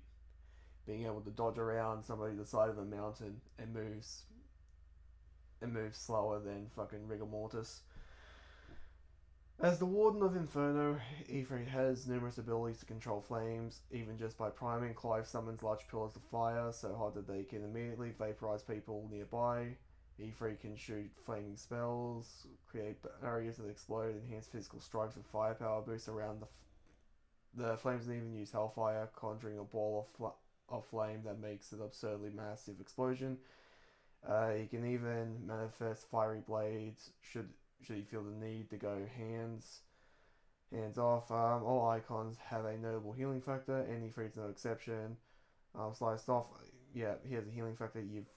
That's irrelevant information. You've already gone over that. The most extreme example of sheer survivability would be Ifrit's first encounter with the Phoenix. In this, Ifrit spares no quarter, viciously tearing into the Phoenix, ripping its limbs off and beating him mercifully, biting into his neck and engulfing him in flames, but before finally driving his fist through the firebird entirely. Despite all that, Joshua survived, suffering little to no lasting damage from all of that. He can also use firelight to heal himself for about 30% of his health, but that's gameplay. Ifrit Arisen. A combination of power of Joshua and of Ifrit and the Phoenix. Clive can initially only achieve this form of fused with Joshua's Phoenix. After Clive fully obtained the Phoenix for himself, he can use this form just fine on its own. Not only does this form retain all of the powers of Ifrit, the Phoenix flames are added to the mix as well, as its wings letting Clive fly freely, dashing around at light speed, shooting barrages of flames as well as fiery beam attacks. This ability, Spitfire, notably has the slowdown effect seen with moves like Giga Flare, meaning it's likely slowing down time, like Giga Flare itself does. In its first outing, Ifrit Risen pursued Bahamut into outer space above the planet, both icons displaying no need to breathe in the vacuum as well as flying at rapid speeds that combat one another. In addition to being cool, Hellfire Ifrit Risen resembles Ultima Prime, a body that Ultima discarded in order to operate from the shadows. This is because Clive, as Mythos, was supposed to gather the power of all the icons into himself, including the Phoenix, as part of Ultima's grand plan to raise their followers. However, even as Clive and Ultima battled in the space of origin, Clive's Risen state would prove to be too much for Ultima Risen, and the fight would conclude between their regular forms. Clive, none the worse for wear. Support Dante. Yes. Okay. I'm just gonna say the support section for Agni and Ruta doesn't fucking matter. It's only a support because because they can talk to him, but like this doesn't. This is irrelevant. Nah, I'm skipping this. Torgal, let's go. He's not really showing up in the animation, but it's impossible to make a Clive blog and not talk about Torgal. Is a faithful hound that accompanies Clive since his days as a kid. The two were separated after the attack on Phoenixgate, but on the same fateful day that Clive would be freed of his shackles and meet Sid, he is reunited with Torgal, who had been looked after by Sid and his group all that time. As is expected of a hound, Torgal has a keen sense of smell, which can lead. Yes, he's a wolf. He does wolf things. In combat, Clive can command Torgal to. Yep, he does wolf things. He can bite. He can howl, which heals Clive. Do all that sort of good stuff. Ambrosia. I'm skipping this. His fucking chocobo doesn't do anything. Dante feeds. Go. All right. Defeated Arkham, Gilbert, Mundus, Abigail, Chin, Arius, Argisax, Eurus, and Virgil. Started up his own shop with Devil May Cry, accepted both his human and demon halves to attain greater power. Helped give Nero, Patty, Trish, Lady, Lucia, Beryl, and so many others better lives. That one's kind of debatable. But prevented demonic invasions multiple times. Escaped the demon world even though it seemed impossible. That should be multiple times. Avenged his family by sealing Mundus for good. Temporarily, actually. Discovered he still had a family and trusted Nero to protect the human world. I think that should be changed to accidentally killed Mundus. Accidentally killed Mundus. Eventually made peace with Virgil after years of fighting, only due to Nero intervening because he fucked up the first time, and the second time, and the third time, and every time he met Virgil. Well, to be fair, that's only a retcon for fucking DMC5. They actually didn't hate each other, but that's neither here or there. That's a different video. Alongside Virgil, surpassed his father, Sparta. Again, that's been retconned so many times. Managed to keep his theories from not dying after DMC2 and the reboot, thank God. No, he didn't, because DMC2 was the best-selling game for the first 3 games. It outsold DMC3 and it outsold DMC1. Stop talking shit about the game that kept your series afloat. And the reboot only sold less than 4. It outsold DMC1, DMC2, and DMC3.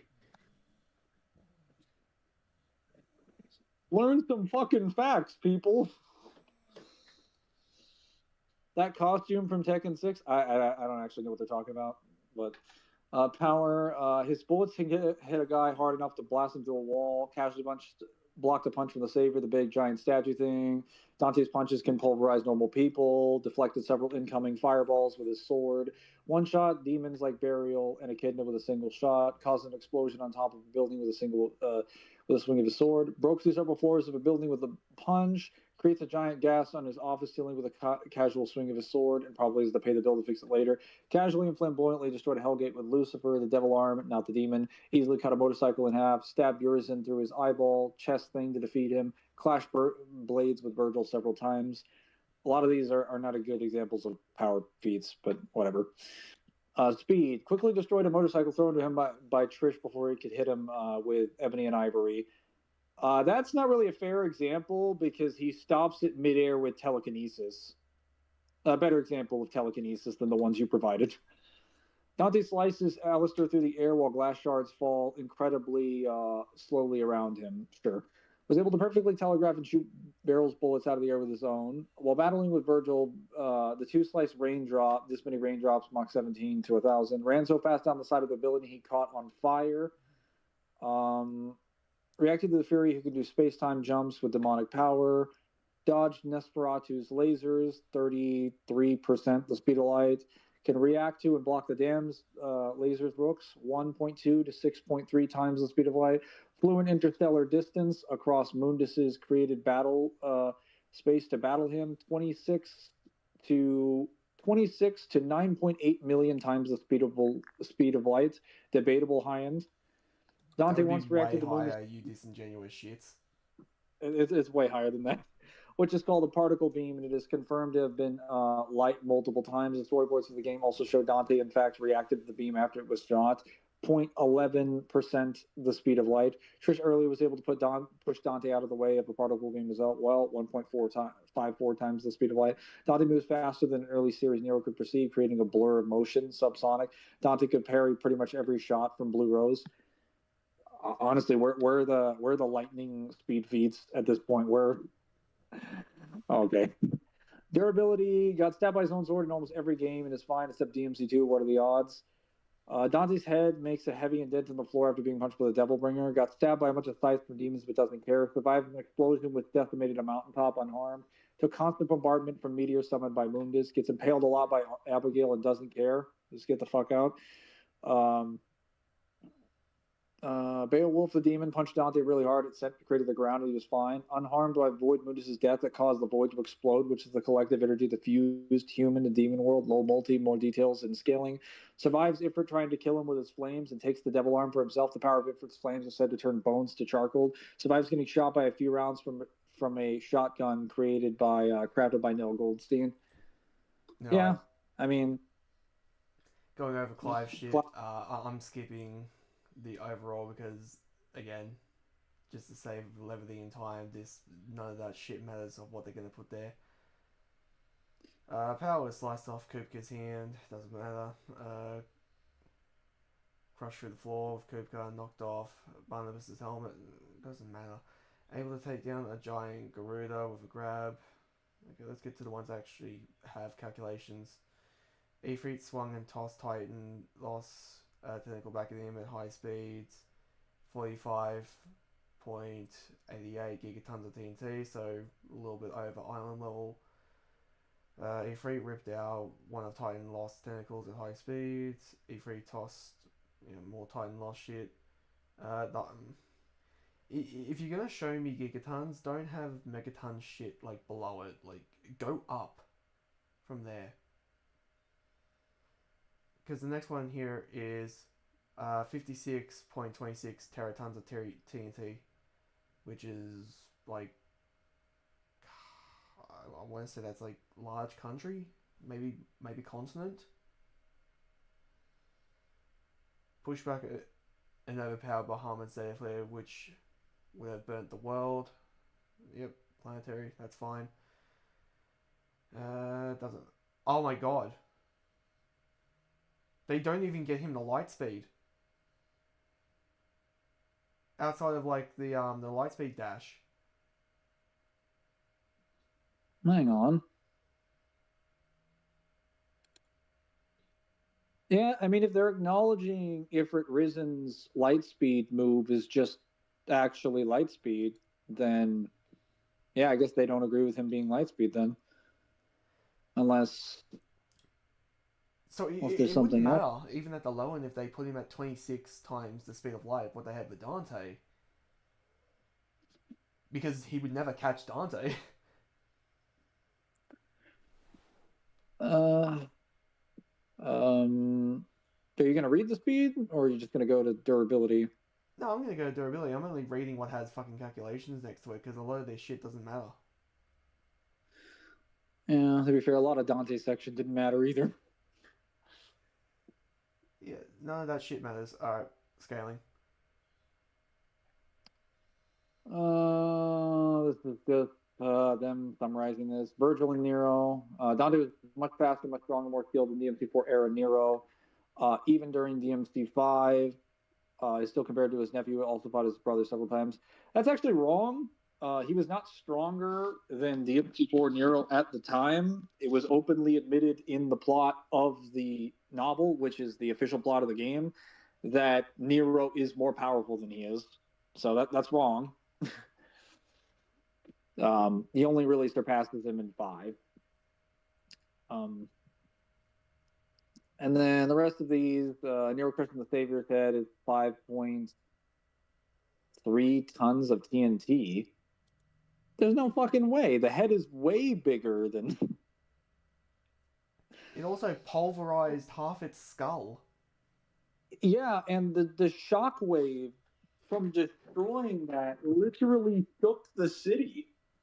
How could you argue that's like, you understand, like 5.3 tons of TNT is large building level, right? Like a typical house weighs tens of tons. Are you suggesting that is outputting less than a quarter of the force needed to shake a house? That seems a little bit wild, but okay. Well, how about the fact of like the Savior can, survive not falling apart using its gigantic laser, the same thing that is powered and has several universes within its own body. Nero flew to the Dante and Virgil's location in only a few seconds. Mock this to mock that. Nero's reacted to and jumped in tangent with Artemis, the demon laser, which is called the laser, also goes in a straight line, consistent speeds. She's also a goddess who commands light. Okay, so if it's called a laser, why didn't you call it that when you were talking about Artemis? Nero sees Kratos in slow motion. This doesn't matter. Kratos fights him later. Virgil easily reacts to DMC Dante's bullets and fires them back. Virgil's signature judgment cut in move moves so fast. It looks like he's in multiple places at once. It doesn't look like he's in multiple places at once. He is in multiple places at once. The description that you just put there says, slash your opponents with such speed that you would appear in multiple places at once. So, no. It's wrong. He is in multiple places at the exact same instance in time. Virgil cut the Clive tree, 16 megatons of TNT. Virgil, as Urizen had gotten the Clive tree so big it can be seen from space. How can 870.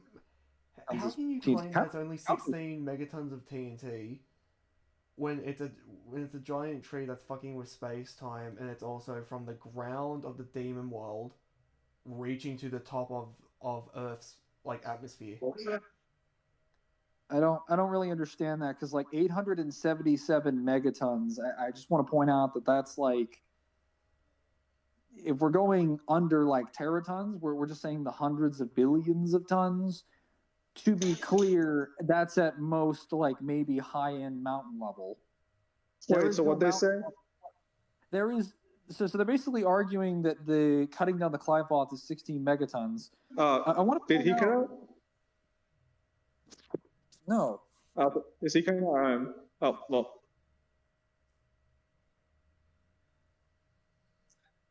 Are you able to hear me now? Well, now I feel bad for showing up. Can you hear me now? There we go. I can hear you now. Okay, they're just saying that the Clive Off, cutting down the Clive Off is only 16 megatons of TNT.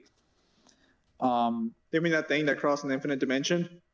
Yeah, the thing that can cross an infinite dimension comes from the surface of a different universe and cuts through space and time to get to the human world, and also cut down all the barriers outside the universe and aid its way into that. Cutting that down only requires a nuclear bomb. Wouldn't, like, at bare minimum the tree be larger than the universe, like bigger than the whole like observable universe in length? Is that really how much it? That seems weird.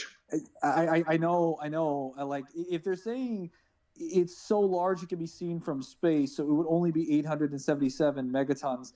That's just the top of the tree, though. The top of the tree is just like, are you really saying it's just really a comically large mountain? Okay, whatever. The Clive tree is more powerful than the Clive fruit is more powerful than the tree itself, and yours and eats it, so the scaling checks out. The tree had spread across the whole Earth, making this feat even more impressive. 82.78 teratons of TNT. You know, that tree that trivialized the demon world and sees everything as an illusion with the fruit. All of reality as an illusion that it created. Island level. Made everything in the verse island level. All right. Various demons. Cerberus freezing the gate to Timina grew 48.6 tons. Echidna making a large storm 6 to 9.6 tons. Gilver cut off 4 mafioso heads with a single stroke of his katana. They don't even put a calculation next to us. The beast head shook the world. They don't even put a calculation next to us. Bale created a blizzard. No calculation. The saber can kick really, really hard. 4.24 kilotons of TNT. Burial can light mountains on fire. 1.1 kilotons of TNT. Abigail opens a huge portal to disperse clouds beneath it. 1 to 1.2 to 7 gigatons of TNT. Ugh. Are they really only willing to put Dante at best fucking island level? Nightmare has the power to destroy the demon world. Universal. Okay, so why do you have like fucking tier 8 to tier 4 feats and then just 3A? Main reason it doesn't is because Mundus restrained and control him, forcing him to obey his every command. So destroying the demon world isn't universal; it's multiversal and higher dimensional. But even if you don't accept it being higher dimensional, it is multiversal. There are different dimensions of different space and different time in the demon world. Hang on, I'm just doing something for the chat. I'm just gonna get them to see if they can. I'm trying to get a picture of the Samsara so they can fucking like read it. Yeah, there it is, right there. I don't know how to zoom in. The scan you were looking for. There we go. So, because I know G1 does watch this, you know what this means? You're closing off multiple space times in the demon world, and they're all infinite in size. Now, I know you guys are a bit slow, so I'm gonna go slow for you. When you have multiple space times that are infinite in size, and Nightmare can destroy them, this would put him at low multi to multi plus, okay? Hang on a minute. This thing is not loading on my screen. I'm trying to get you the description so I can just open it. Just oh my god, why is it fucking doing this? Yeah, they don't even list all the scans they needed. We have to basically do their job for them, which is kind of hilarious because it's not our responsibility. So I just send it to your DMs. Just open that up on your computer in a new tab.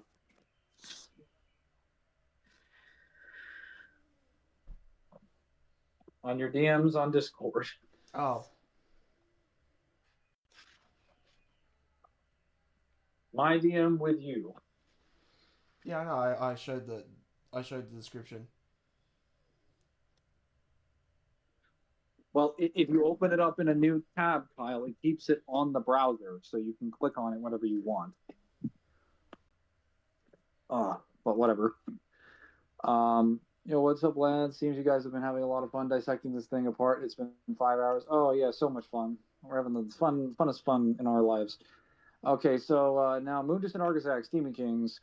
Mundus made a universe in only a few seconds. 587 quadrillion times FTL/Universal. To avoid another long BTV about it, here's confirmation he did create the space. It's not an illusion, as the scene was intended to be in space, and it's even called Demon Emperor space. It spreads to infinity like a normal universe would, and it's described as a realm beyond human knowledge. This feat has been discussed to death, but we do in fact buy it as a universal creation. We recommend going to Galactica's Night versus Virgil's Blot if you really want a more in-depth breakdown. So to be clear, it doesn't spread to infinity like a normal universe. This is completely wrong. I don't know why he's using this translation like this. When you actually translate this initially, instead of saying the unleashing the demonic black power within his mind and body, Dante transforms his body into a demon, kicks off into the earth, and just flies into the dark sky that spreads to infinity. It actually just refers to it as the infinite dark sky, or the endless dark sky. Every translation I've made of it does not imply or indicate that it's spreading to infinity. And if I were to take the kanji that you have, I'm pretty sure you would have manipulated it, because you did the same thing with Argosax's scan, as you added in new kanji that were not there. So I don't trust this. You don't trust their scan? Are you saying they're lying?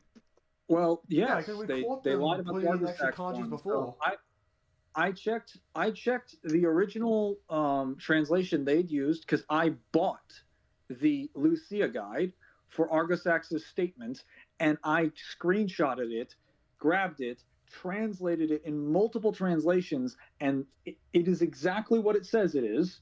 And they argued that was not the case by providing their own translation that says something completely different. And I checked both of them together. I'm going to the toilet. You entertain them. What? Kyle's saying he's going to be AFK for a few minutes. Okay, yeah. I translated both of them together. I put their translation through the works, and it had extra kanjis and symbols put into it that were never on the original version. They added more stuff. So no, I do not trust their translators. I do not trust any translators provided by Cyber. Also, I did Sorry, ask but Cyber during I'm this sorry, whole what? thing. I did ask him if he actually worked on the blog, and he said for the most part it wasn't really his job. So take that one as you will. I'm not pointing out whether or not he did. I'm saying that translation in general was his. I don't know if this one was. I'm just not trusting it because he is involved in the project. I wouldn't trust anything from GN1 in general.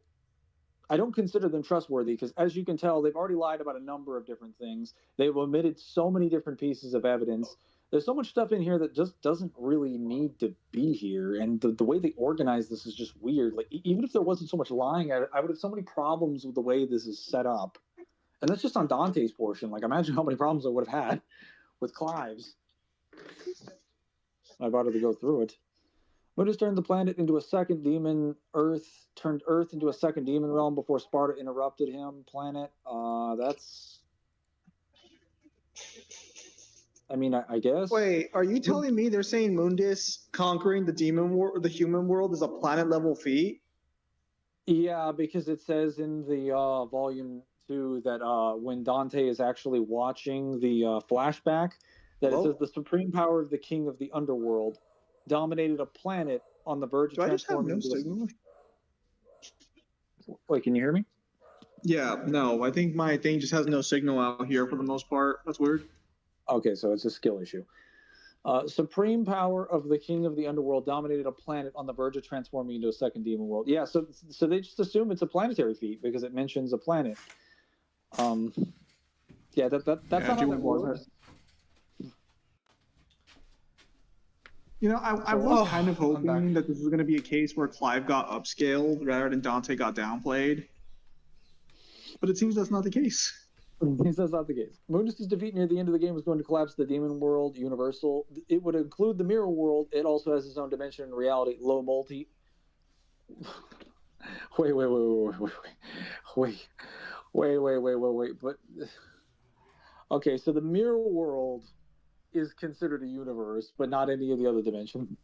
Void Mundus is an alternate timeline version of Mundus, collapsed a merged version, proof here, of the human world and the demon world, which is something he planned to do himself, together with his death upon his defeat by Dante. Void Mundus was considered the heart of the demon world, the nexus of his energies, and Void Mundus was, well, a void, low multi.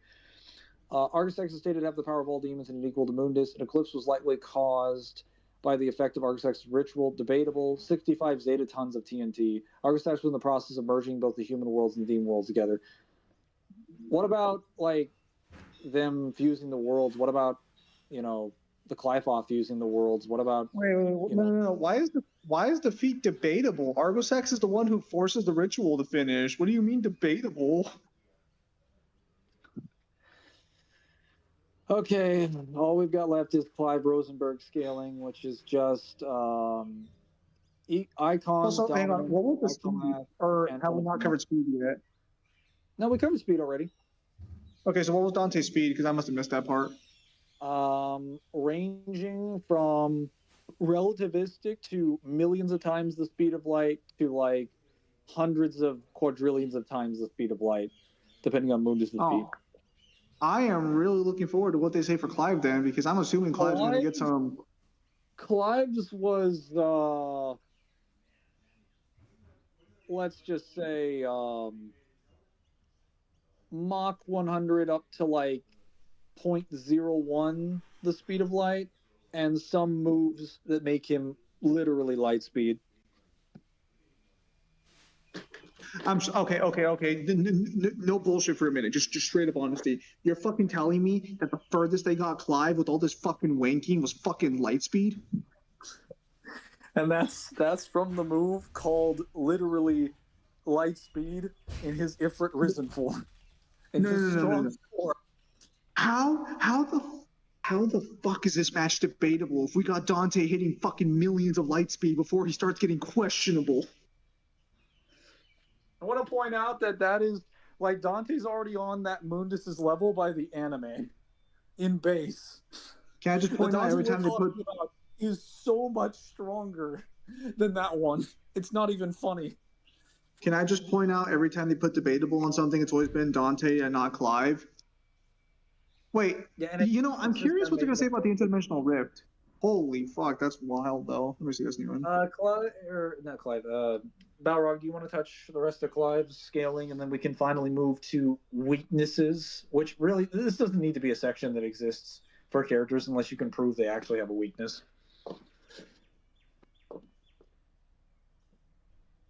Go ahead, Kyle. That's wild. How is this fucking debatable? Holy.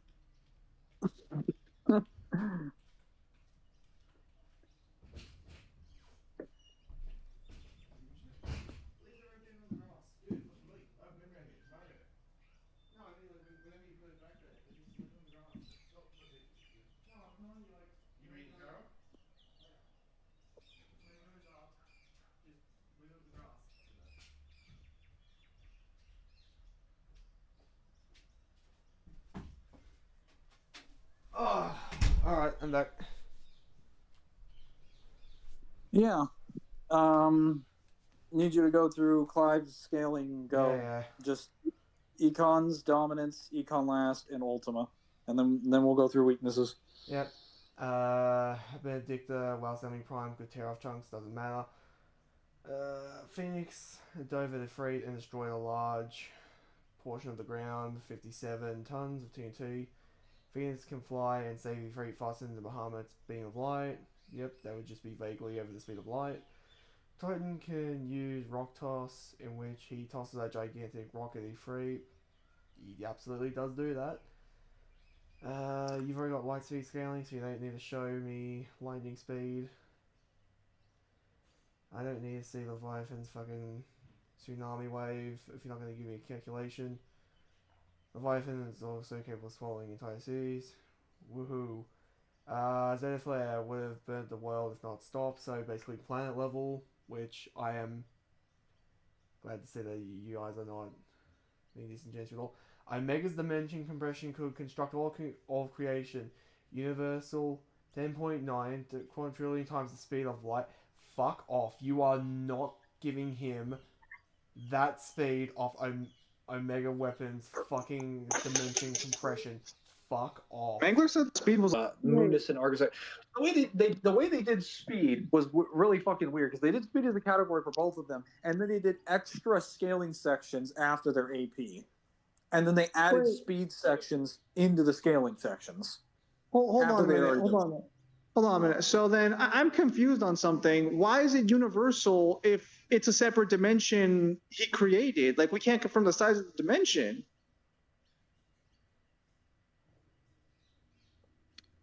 No one knows.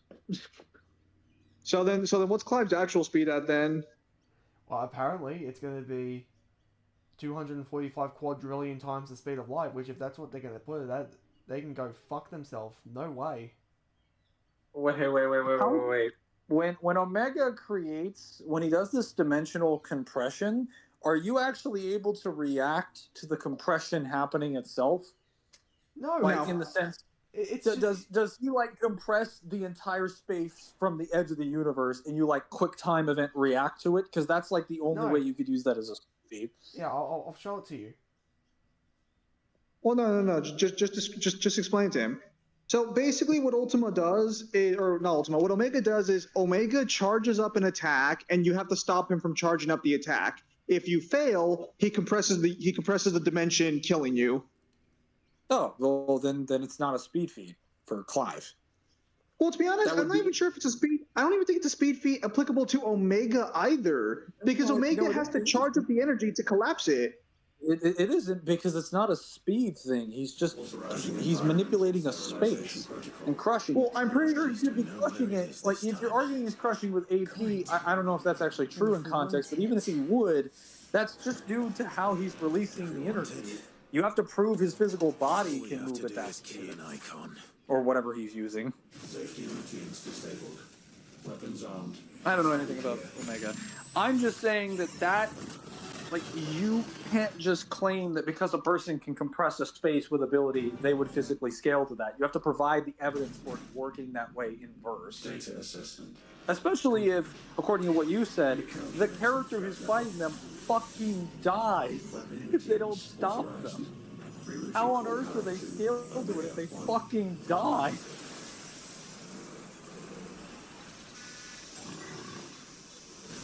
Well, at least now I understand how this matchup became close, because if they're arguing Clive moves at those speeds, that at least makes sense for why they argue it's close. Balrog, you still got Ultima, and then we're on to weaknesses. I'll just read Clive's portion for the weaknesses so we can get through it faster. No, I'm just showing the fucking dimensional stuff so people fucking understand. Bro, I'm not watching it at the moment. You don't have to show me. I'm not showing you, I'm showing the audience. Oh, okay.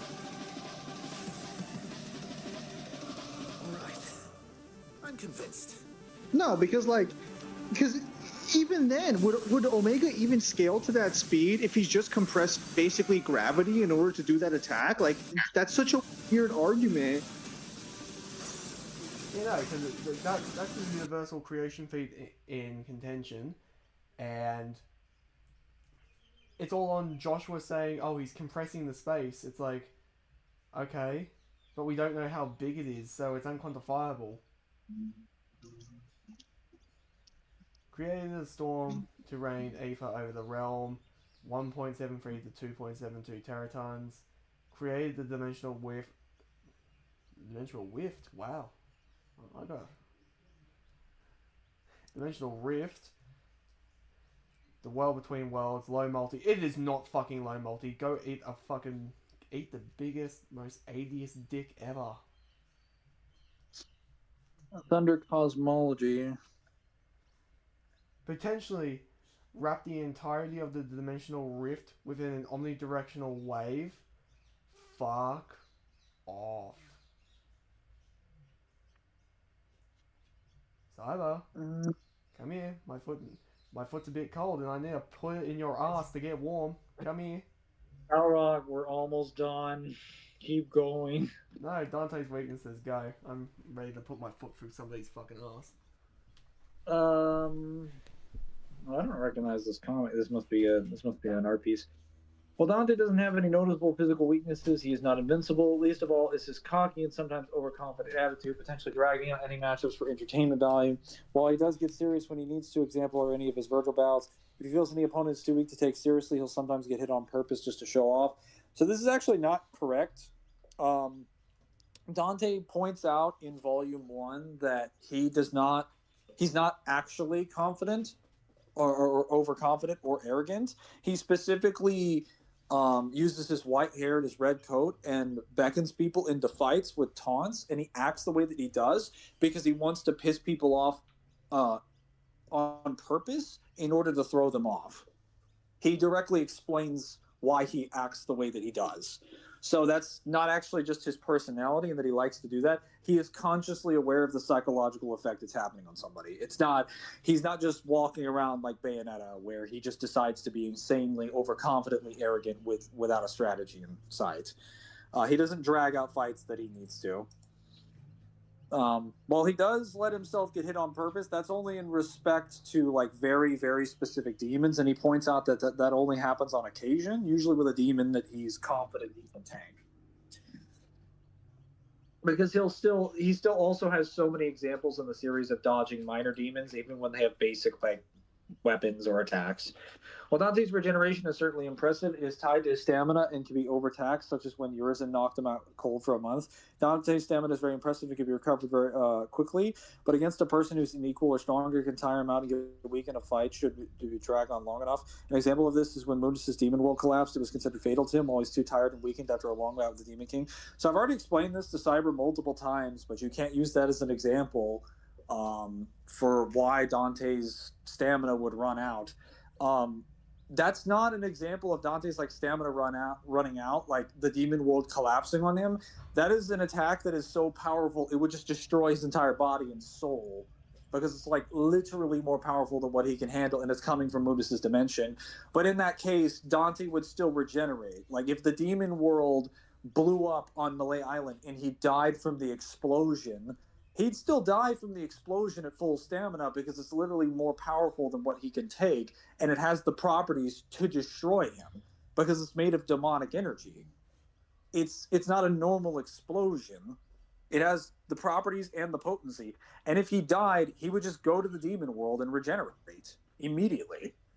Like it wouldn't be a stamina issue. There would be no stamina involved. He would have full stamina intact even if he died.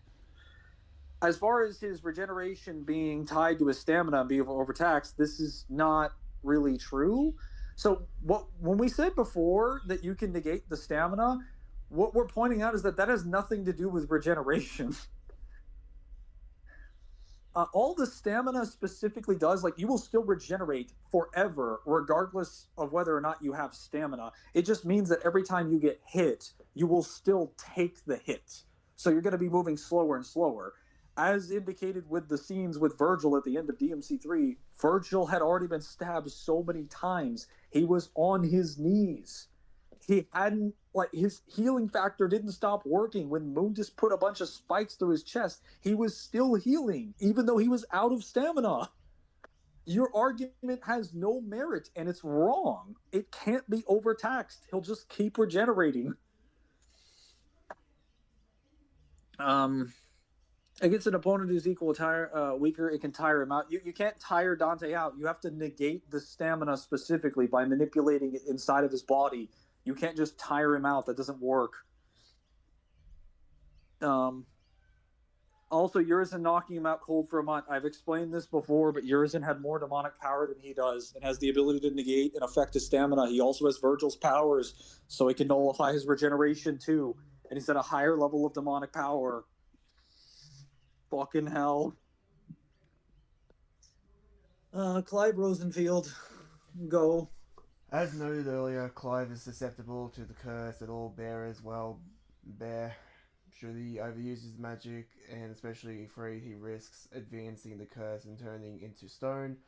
However, given he only came under its effect after fully absorbing Ultima and pouring a ton of magic into Joshua, he's got a good bit of time on his hands. Potentially, more notably, some of Clive's abilities are reliant on being able to draw Aether from the air around him.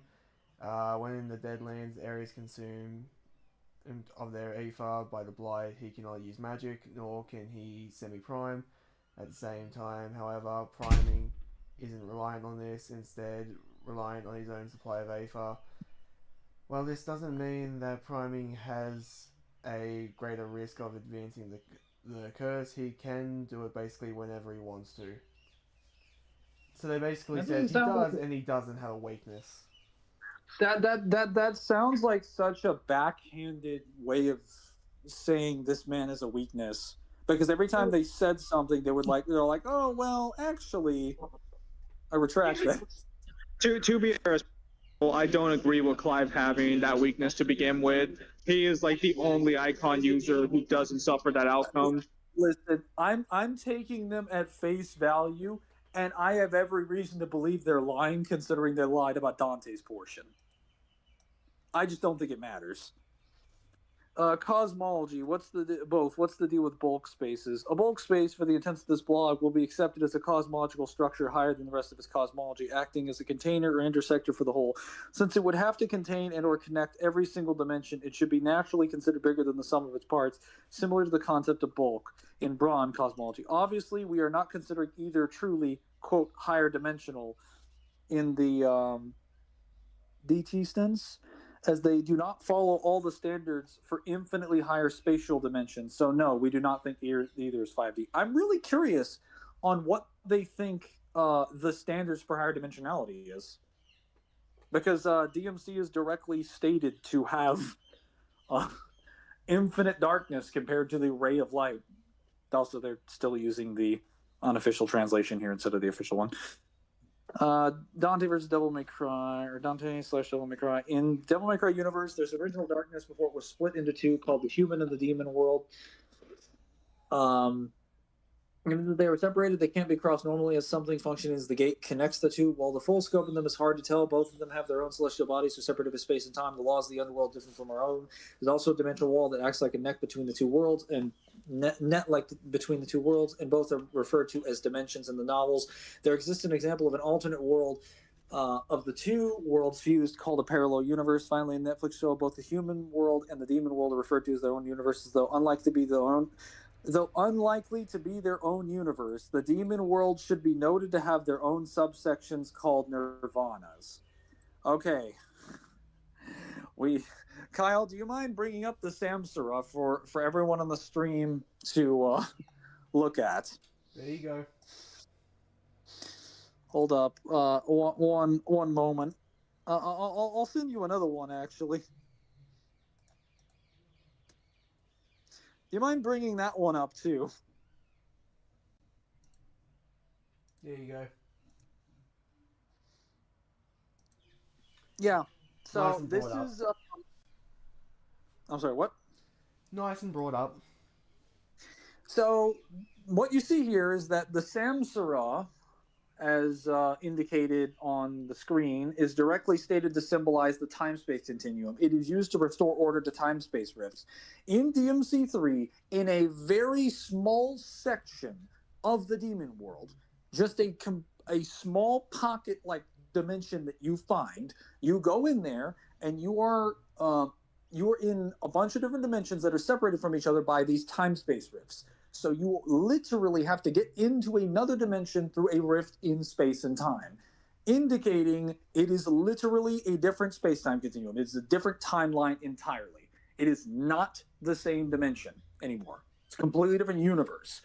You have to insert the Samsara into one of the statues in these three nirvanas, these three dimensions, because you keep getting looped between the dimensions.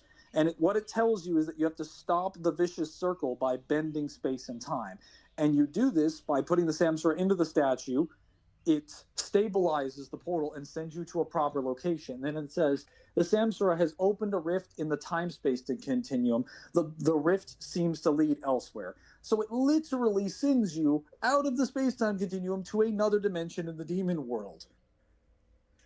They have access to these scans. They know what this means. DMC3 points out that even between those three dimensions, there is another time-space continuum in the demon world itself. This There is are literally multiple. them being disingenuous as shit because we've also got statements for like an infinite sea, infinite darkness. Yeah, an infinite void. We have multiple statements of infinites, and we see from both DMC3 and other games there are multiple different separated dimensions. There are different circles of hell. So, like, they're not all in the same dimension. Even if you believe they weren't all universes, that doesn't matter. They're separated by time and space, and they're all fit in under the demon world, all inside of a bubble. Plus, the panel that they provided on the screen, it is pointed out that the darkness that exists in the cosmology, it is considered an endless darkness. The human world is just considered a ray of light in that small darkness. It is dwarfed by the entire size of the demon world, massively, to an infinite degree. So it really doesn't matter if they don't believe it's not a bulk space. It would be so much bigger than a typical 4D space that you can't even, like, compare it. So yeah, the demon world definitely should be a multiverse. There also exists the mirror world, which is basically a copied version of the human world and acts as the entrance of the demon world. It stands between the human world and the underworld and represents the evil in humanity's hearts. In addition to seemingly having its own moon before dimension entering, it also has its own sun to mirror to the real world and is referred to as its own dimension. Again, this is literally one example of another dimension. We have other. If you have a statement of having a separate space-time continuum, that is more valid than having a sun. A separate space-time continuum by default means you are literally a separate universe, unless stated otherwise. There are a couple of feats that affect the human world and the demon world, making them both low multi to 2 universals, possibly 3 universes if you think the mirror world is valid. Okay, so they're literally arguing that the human world, even with some of the statements for the secret rooms and the other dimensions, is just one single dimension of space and time. That the demon world has one single dimension of space and time, even though we have multiple statements that it has separate flows of time and separate dimensions of time. And the mirror world is one. The mirror world is the only one that is valid. Both the human world and the demon world have examples of other dimensions that exist around them. Anyway, Clive Rosenfield, go. Yes.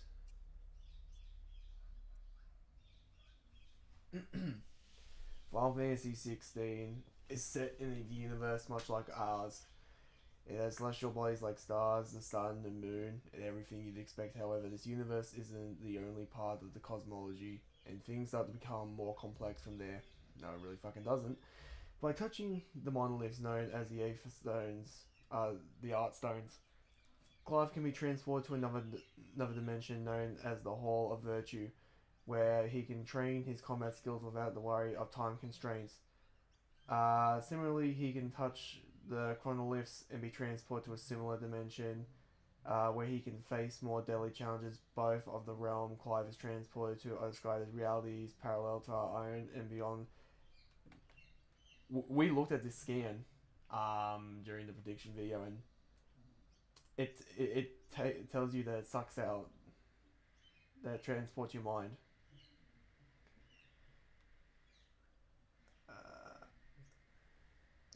I'm sorry, Kyle. I heard you mention the art stone.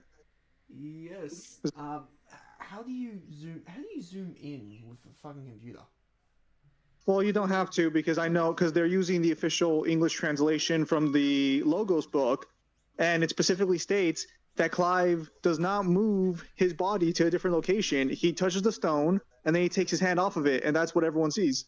Yeah. So, It's all. No, they can go fuck themselves. It's literally just like the Typhoon fight. It's just him being dragged to a different place with it through his mind. It's just a mental thing. Yeah. So Wait. Hold up. Are they acknowledging that this space has a different flow of time, and that acts as a valid position for it being a normal universe? What about the Yep. Samsara? Well, to be fair, it would be in the interdimensional rift, which would be space and time, according to them, more than likely. I mean, if we're going to use that argument, the primordial chaos is what connects the human world and all the spaces in the main timeline. It's literally where all of them come from. It is the bulk space. Whatever. But are known to be distinct from each other, the fact that they have different flows of time from a normal universe, as supposed by the fact the experiences inside the art stone are stated to not be bound by the fundamental laws of time, indicate that they are fully fledged different space times. No.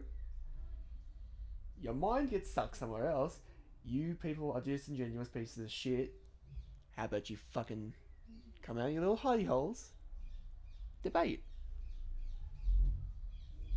Wait, so if all it takes to be a different space time is not being bound by the fundamental laws of time, where's my multiversal demon world then?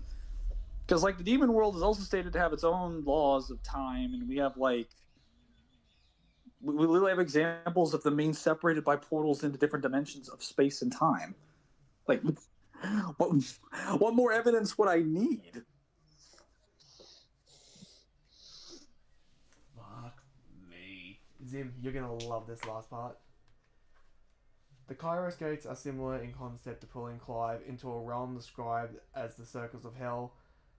Pulling him into a realm. Yeah, what part of him is it being pulled? Because it ain't his physical fucking body. You lying sacks of shit. Cyber, these are your friends? You like lying sacks of shit? You like people who clean piss from a toilet for a job? Let's continue and get through with this. You can yell at Cyber all you want later. The Kairos gates, however, are not whole virtue, making it reasonable that they are completely different parallel realities like the chronolith dimensions. The interdimensional rift made by Ultima is both beyond space and time and a rift between worlds. What they won't tell you is, sure, but going to another universe is also technically being beyond space and time. You need some context. Because you can go to a different world and it doesn't have to be a full-fledged universe. Technically, you can make that statement for the Kamui dimension in Naruto. Doesn't make it a full-fledged universe. Well, it's also worth knowing that we don't have a size for it, and not only is a mental scape, we also don't know how Ultima even created it, because Ultima does use. Oh, there's a lot more variables. Even if you want to believe the space is scalable and real, there's a lot of variables behind it that, given that Dante was so needled through, Clive should be having the same things turned against him. No, because they like discount Jesus.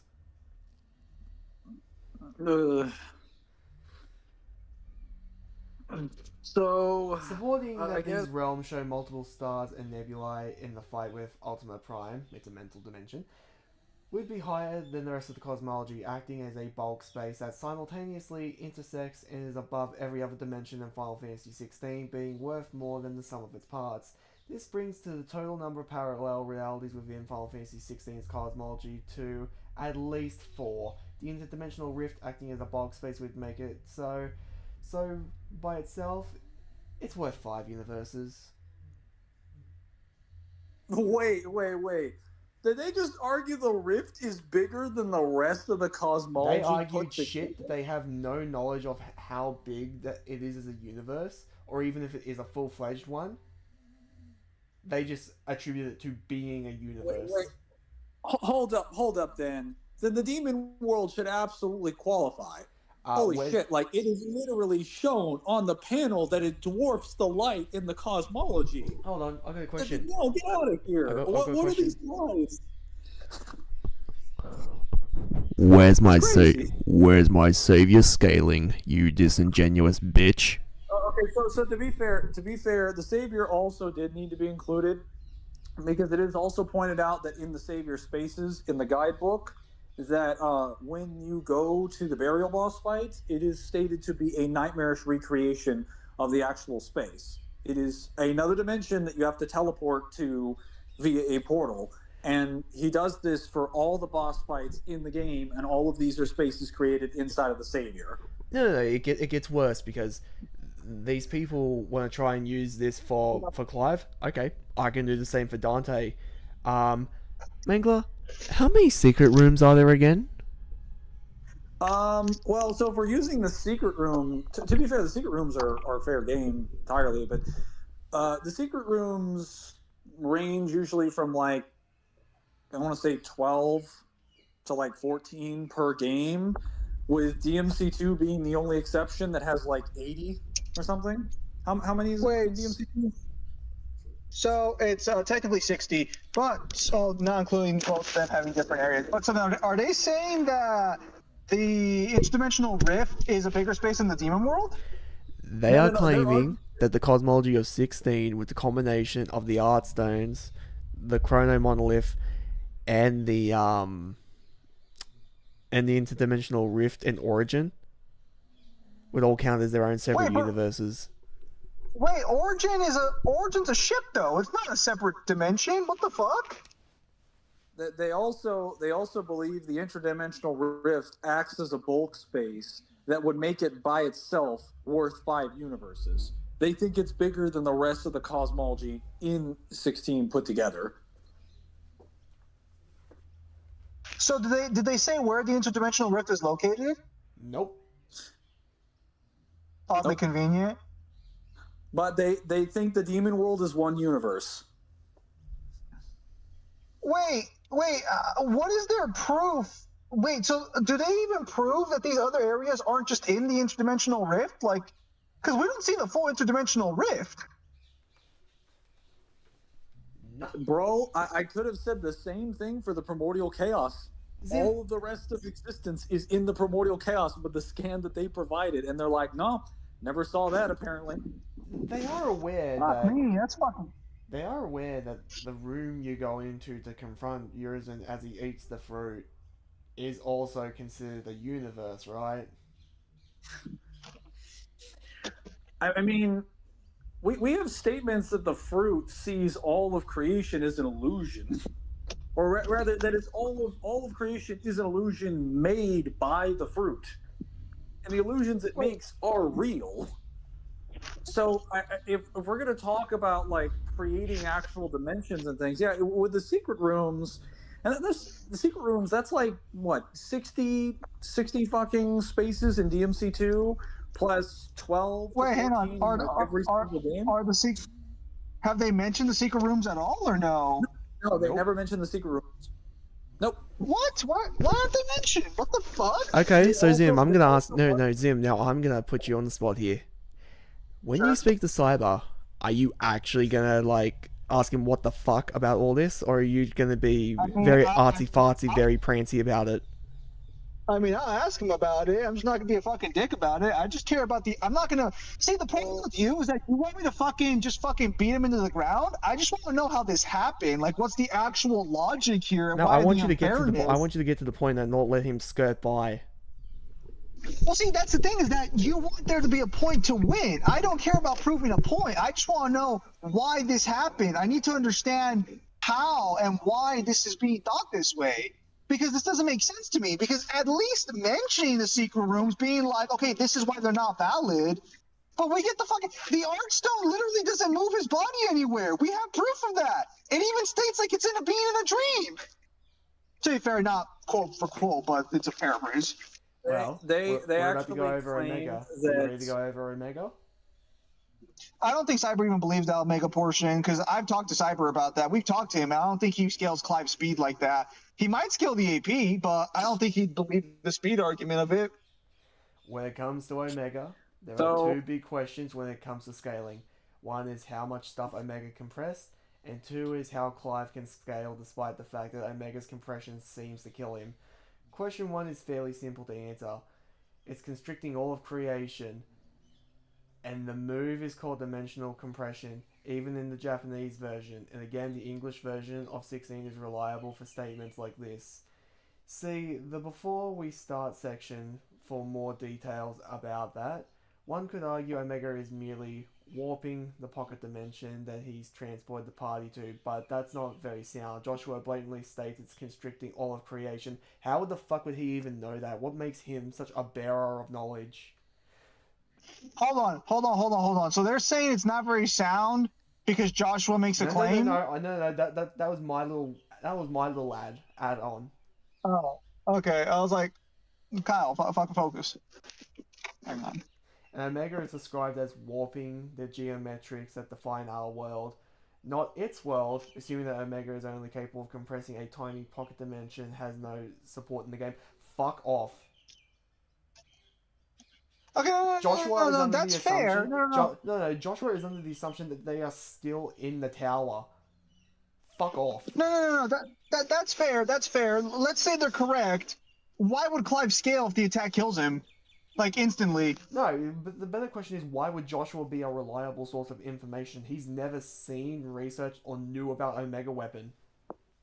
To be honest, Joshua's kind of weird when it comes to power statements, but like he clearly knows he must have some power we don't know about because he fucking calls all this shit. So what about scaling Clive to this when it kills him? Well, to start, Clive does not only defeat Omega in base, mind you, he also shatters the crystal that was powering Omega. This is actually fairly important, namely because Aether, the energy that the crystal's channeling, Aether in Final Fantasy 16 is the energy that fuels all magic, including Magitech. It's how Clive uses all his spells, it's how icons work, and even how Ultimate does his magic as well. So basically, it works as a classic universal energy system for 16. In Omega's case, it uses the Aether as a Sage Spire, a man-made Mother Crystal, noted to draw on a ton of its Aether for Omega Protocol, which includes dimensional compression. This largely means that Clive beating not only Omega itself, but also overpowering the Sage Spire crystal, meaning he should be stronger than Omega's compression.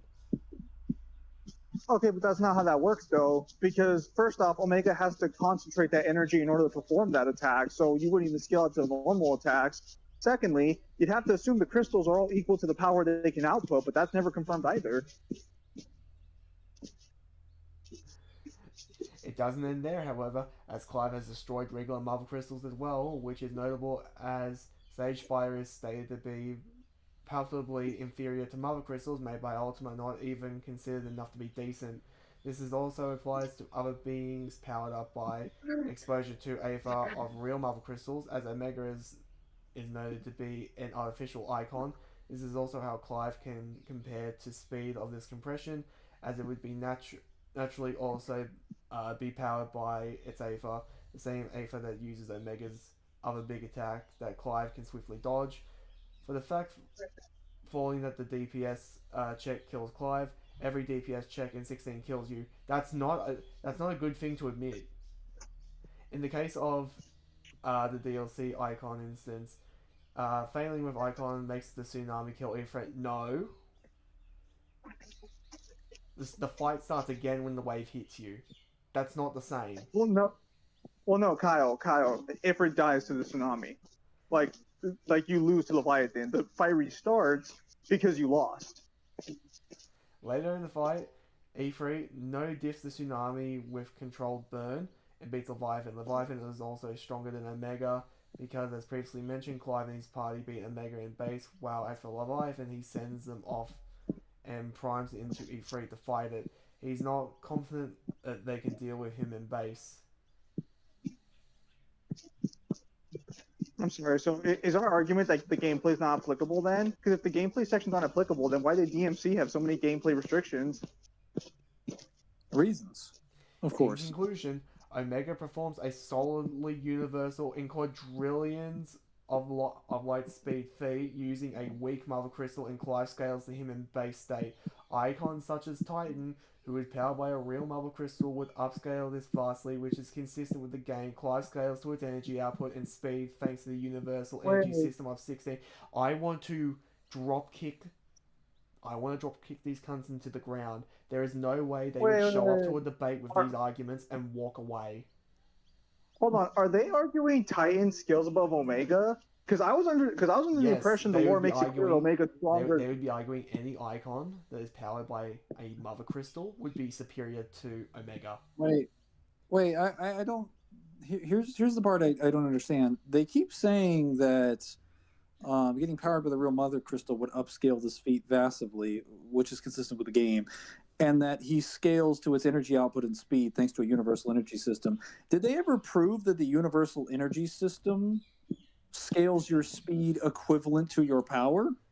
Or are they No. just assuming that? And let me point out another problem. You Well, don't. hang on, but- No, let me just point this out. You don't have a fucking size for Omega's dimension, so you don't get any kind of math from it. For Mundus, So- we have an infinite Remember- statement for Mundus. What are their? If they're using a universal energy system, what are their bodies made out of? Are they made out of the energy itself? Are you Or talking they about the just- icons? Or are you talking about like the people? Well, the people for one, but Well, obviously Blood and anyone Bone, who's but if you're talking performing about the icons, technically Aether, I guess. anyone else, or is that one? It would be the icon scale. Like icons are made of the energy, but the base forms would not be. Okay, so like the reason I'm asking is that the reason why DMC is able to get to the places that it is because everything in the system runs off of demonic energy. Everyone can do any feats because of demonic energy, and they can consistently, whenever they increase their demonic energy, as is shown with the Devil Trigger, which is just you releasing more demonic energy, your speed, your strength, your durability all increases. You would have to provide that same consistent level of evidence for FF16. If it isn't, then like there's no reason a universal creation feat would be treated as a speed feat either. That would just be an assumption. Well, so the issue here is that he creates the pocket dimension. They're claiming he was going to destroy the universe outside of it, but I'm pretty sure Omega compresses gravity to do that. It's not his energy going out and sucking everything in. He creates like a gravity well, if I remember correctly. I'm more so having a problem with the idea that they didn't prove this UES system as much as they said they did. Well, It's they like- didn't try to prove it. They didn't try to prove it at all. Their argument is basically he gets stronger, so he gets faster. But again, he gets Yeah, light that's- speed during the fight with Bahamut. You can't really prove that though. Like even with the calculations they provided, they don't have any examples of him even doing FTL feats. So like you would just be arguing this character that has no light speed feats is suddenly capable of blitzing a distance that crosses the entire universe in like a second. Well, technically, When he has you would no scale to lore Joshua, or and no- Joshua could dodge light attacks by Bahamut. Yeah, but I don't give a fuck about scaling. Scaling doesn't matter. You have to provide a basis in the world for it to make sense in the first place. Otherwise, you're just arguing that rhetoric makes your position. You don't have any empirical evidence to substantiate that position, is my point. Their basis would be, since all their stats up until this point would be improved by the amount of ether they have, having more ether would let you perform faster attacks. That is their position. Yes, and that's fine. You have to prove that's a 1-to-1 though. That is the part that's the assumption. And The assumption is when the attack upscaling scale like that. Yeah, upscaling it to that extent is kind of absurd. You have no evidence to make that claim, so I have a lot of problems with that. I'm sorry, I was going to say, am I the only one who finds it weird that they put this outside of the speed section instead of just putting it in the speed section? Didn't want to deal with the allegations. Do you want to read the can Ultima be the allegation section, or do we just want to go to the next portion? At this point, I don't fucking, I don't care. Read the Ultima section, Kyle. Come on now, we're almost done. I can read it. Yeah. Well, go ahead, Mango. You read it. All right, that's my first section for FF16. So the big question with Ultima is, how can Ultima be universal if you needed Mythos to recreate the planet? This is a valid question, one worth addressing. Ultima's ultimate plan is to cast rays on the planet, returning the ultimate Ultima Collective and Remaking the World in one fell swoop, and Raise is the big fish here. This spell requires an absurd amount of ether to cast, requiring Ultimas to absorb ether through the mother crystals over literal centuries. Notably, the icon cast Omega, drawing power from a man-made mother crystal, could get enough power to collapse all of creation, as noted above. Ultima was drawing from multiple mother crystals for over 5,000 years, far longer than Omega ever existed, and Ultima needed all that power to cast Raise. Anything to mention on that, or no?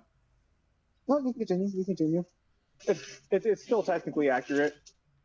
This on its own paints a pretty plain picture. While restoring the world was a larger part of Ultima's plan, restoring the rest of the Ultima Collective is the bulk of their plan, as the 16 Ultimas we see are the only remaining survivors of the species. Reviving the dead is repeatedly considered basically impossible within FF16, and Ultima is planning on reviving multiple Defic beings at once, hence the absurd amount of ether requiring for their plan. It's also worth noting that remaking the world isn't literal here. By reviving the Brethren, Ultima seeks to bring about a new age of reason. So to be clear, that new age of reason is literally just them dominating the planet. It's not like a whole new. I kind of assumed that by the fact that he was trying to bring back these fucking gods or whatever. Well, this requires context on Ultimate Species. They're the original humans of the planet. They're the original inhabitants. They created humanity later on to be so. So he's just bringing back his people to rule the planet. He didn't even make the planet the first time. They found it after the first planet they were on died to energy draining. Man, it's almost as much of a fraud as the Ancients from 7. Well, no, because there's actually a bigger problem they have to contend with. So you know how Joshua's the one who confirms that everything's going to be destroyed by Ultima's compression? Yep. Joshua only says that Bahamut's going to destroy the planet when he's powered by a real mother crystal. And that's his most powerful attack. No, if we're going to have Joshua be the example here, Joshua caps Bahamut at the fucking planet. Which is bullshit, mind you, but whatever. Ultima is credited with creating multiple alternate worlds, including the parallel realities seen within the Erides stones and Chronoliths and the interdimensional rift. He uses attacks named after types of neuron stars, stellar exton, meaning a star spear, and so on. These show that even by narrative intent, Ultima is pretty clearly intended to have a cosmic scale. I guess we're using nominal fallacies then, that something is named something, therefore it is. But unlike in DMC's case, where we can prove that something being named after something actually has a connection to its very basis, I don't know if you actually have proven that in FF16's case. So the issue here is I don't necessarily disagree with the idea of Ultima potentially being portrayed as more of a cosmic level entity. It's just that they're all in the interdimensional rift. All those spaces you would just assume are in the one space Ultima actually created. Because the stones don't physically move Clive anywhere, and you can't confirm the size of the place the stones are in. Also, a fucking typhoon brings you into the interdimensional rift. You would just assume they're all in the interdimensional rift. At best, he created one universe with a bunch of random locations. But again, it also exists in his mind, and they've yet to mention that the interdimensional rift is in Ultima's mind. Unless I'm not mistaken. Have they mentioned that yet? Nope. Man, I wonder how many problems I could have solved for these G1 scalers if I just played the game and then explained it all to them. Don't get me wrong, I don't mind Mindscape scaling to some extent, but you have to prove Ultima can do that within the physical world. His abilities do not demonstrate that level of ability. And with that in mind, what about Ultima's debatable speed feat? Well, opinions on the feat have been fairly mixed in the blog team, but we've included to be thorough. What exactly Ultima is doing in the scene is fairly vague overall, so there's multiple ways to interpret it. Against and for. Against, while it doesn't use the same fade to white transition as the other dimension hops in this boss scene, it does resemble other similar effects from other Final Fantasy titles, particularly the shatter effect used in 7. The area that is destroyed during this wave even seems to come back after, implying this might not be a literal destruction. Ultima's other attacks in this phase are either basically impossible to verify, they travel to notable distance, or visibly don't travel particularly far at all. Even Purgatorium... Go on. I'll let you finish. If in Purgatorium, an attack Ultima will only use if you fail a DPS check, does not visibly travel across the rift. Most likely, this is merely a stylized jump between different parts of the rift. So let me get this straight. Clive gets all the benefits of the doubt for all of his positions, and Dante gets scrutinized to hell and back. I feel like that's a little fucking ridiculous. That's them being against the position. This is them being in favor of the position. It looks like it, so therefore it's valid. The transition between previous areas in stereo space does not resemble any warp or teleporting visual that previous dimension hops do, as noted by the previous section. More importantly, the debris of the destroyed area is still visible when Clive floats in space, if you pay attention, supporting that this is more of an intended physical transformation of the rift than pure warping from one to another. The rift notably does not show any celestial body before that scene, including when Clive is transported there to fight Typhon, so it would make sense to assume Ultima manipulated the whole thing to look at. The starry sky also disappears with Ultima Primus beaten, which would make no sense if they were just constantly teleporting from point A to point B. Anything to say? I have nothing to offer. Well, so are these parts of the boss battle they're talking about, or is this like Clive moving between the areas? Yeah, this is. Well, Kyle. Because if this is the interdimensional rift, because I'm driving right now, so I can't look at the visuals. Because if they're still talking about things in the interdimensional rift, none of that matters because it's within a pocket. It's within the dream dimension. It's within the dimension. It doesn't matter if he's moving or not. Because you can't quantify the space of the interdimensional rift. Doesn't seem to have stopped them. Does Clive scale to Final Fantasy XIV with crossover quest? Oh boy. They better say yes. They better say yes. It's the best argument he has. Say yes. As many of you are aware, Clive appears in the critically acclaimed MMORPG Final Fantasy XIV, which, if fully applied to him, would give him a far wider scaling chain to work with his default material than otherwise via the Warrior of Light, to say the least. What do they actually have? Final Fantasy 14 basically scales to like multiverse, so potentially 5D and shit. To be fair, they just fucking link some photos of some things from Final Fantasy 14. They don't even provide actual scale. Hang on. No, because they say this would scale to a far wider scaling chain to work with than his default material would otherwise via the Warrior of Light, to say the least. And then to say the least is highlighted a bunch of hyperlinks, which when you click on them, it just sends you to images of characters, like Imgur images of characters from Final Fantasy 14 with no descriptions. Okay. So what they're saying with that is that based on Clive's crossover, he would scale to certain characters who would upscale him substantially. Well, however, looking at the context of what happens in the crossover quest, and at least the time this quest takes place, we believe it is ultimately not applicable to give Clive any reasonable scaling to the Warrior of Light. To explain the reasons why, we'll break it down into 3 factors. For starters, the only fight Clive participates in is a manifest of his Ifrit within a mental world, aided by the wandering minstrel standing in for Yoshi P himself and the Warrior of Light's own memories of Ifrit, the first primal they ever fought before their most notable feats, to create a battleground focus. The second factor working against this fight is the fact that this quest is set in, or rather the level cap of 50. This means that the crossover quest would be taking place in an indeterminate place around the time of the first FF14 storyline, A Realm Reborn, a time before World of Light would truly come into their own as a champion of the realm. But the final factor working against Clive or seeing any cross-scaling, Clive's own timing when he arrives in Aurorza is as much of a factor as Warrior of Lights, because he arrives the moment he accepted the truth of being Ifrit before he himself would reach his full power, making it nearly impossible to determine a concrete scaling chain with how little either hero does in the quest. As such, Warrior of Light would not be playing a factor in the verdict for this blog. Hang on a minute. If one of their compelling reasons for why Clive doesn't scale to this crossover is that he manifests a form of one of his super forms inside of a mental world, why don't they bring that up with the Ultima stuff? Yeah, I was gonna say that's kind of fucked. So you're telling me that Clive doesn't scale to 14 because it's in a mental world, but he scales to that's fucked. He scales to the stuff in his own game because it's Not in a mental world. That's scuffed. That's genuinely scuffed. I was kind of hoping for better, to be honest. Yeah, we acknowledge that they were lying. Then there's just some Okay, art so- section.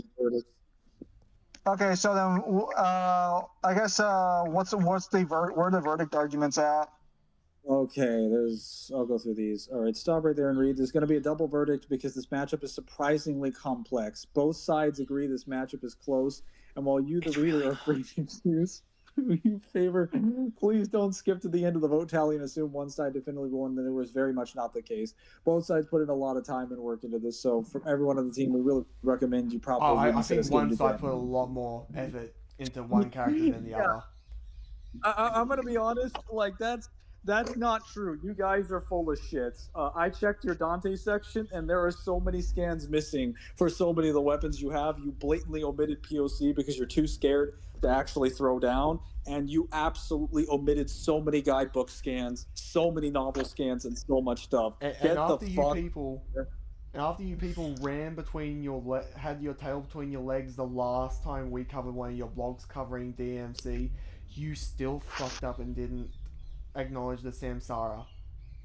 I also find that funny that not only did they give Clive everything, they tried to give him not only crossover scaling into his own verse, but they tried to give him Tekken stuff.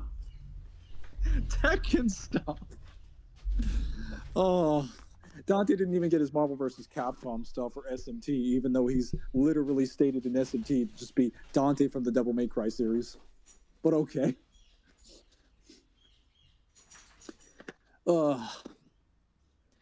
Even the Devil May Cry stats started with. It's true that Clive's on-screen feats visually dwarf anything from Dante, but that's far from the limits of either's powers, as they've fought all sorts of powerful godlike beings that can threaten the universe. Starting with Dante, he's defeated the Demon Kings Mundus and Argosax, the former being able to create a universe within mere seconds, while the latter can merge the human world and demon world together.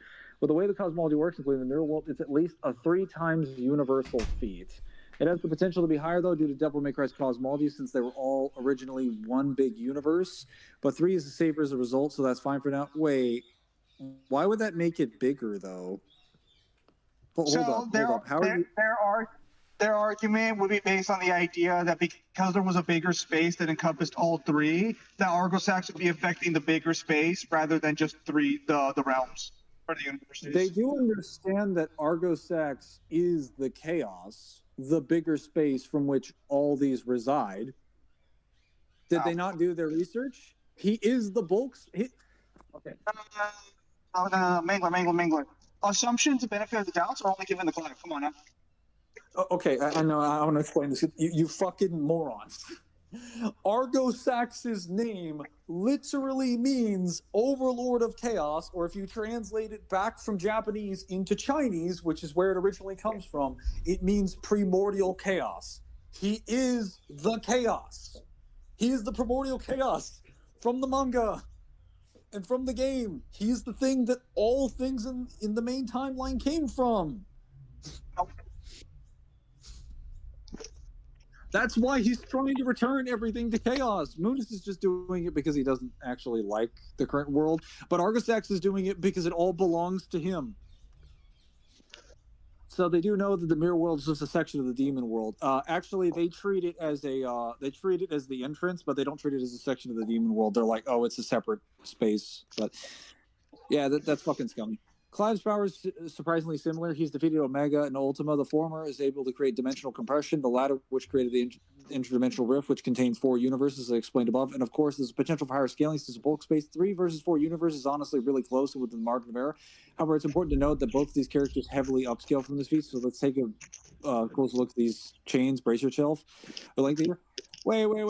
Do they think that, like, when you get into tier 2 that you compare the number of universes, you can just get stronger if you add like a percentage thing? Because like that's an insurmountable gap unless your series demonstrates otherwise. Like you can't just like multiply your power and then just jump. That's not how that works. But okay.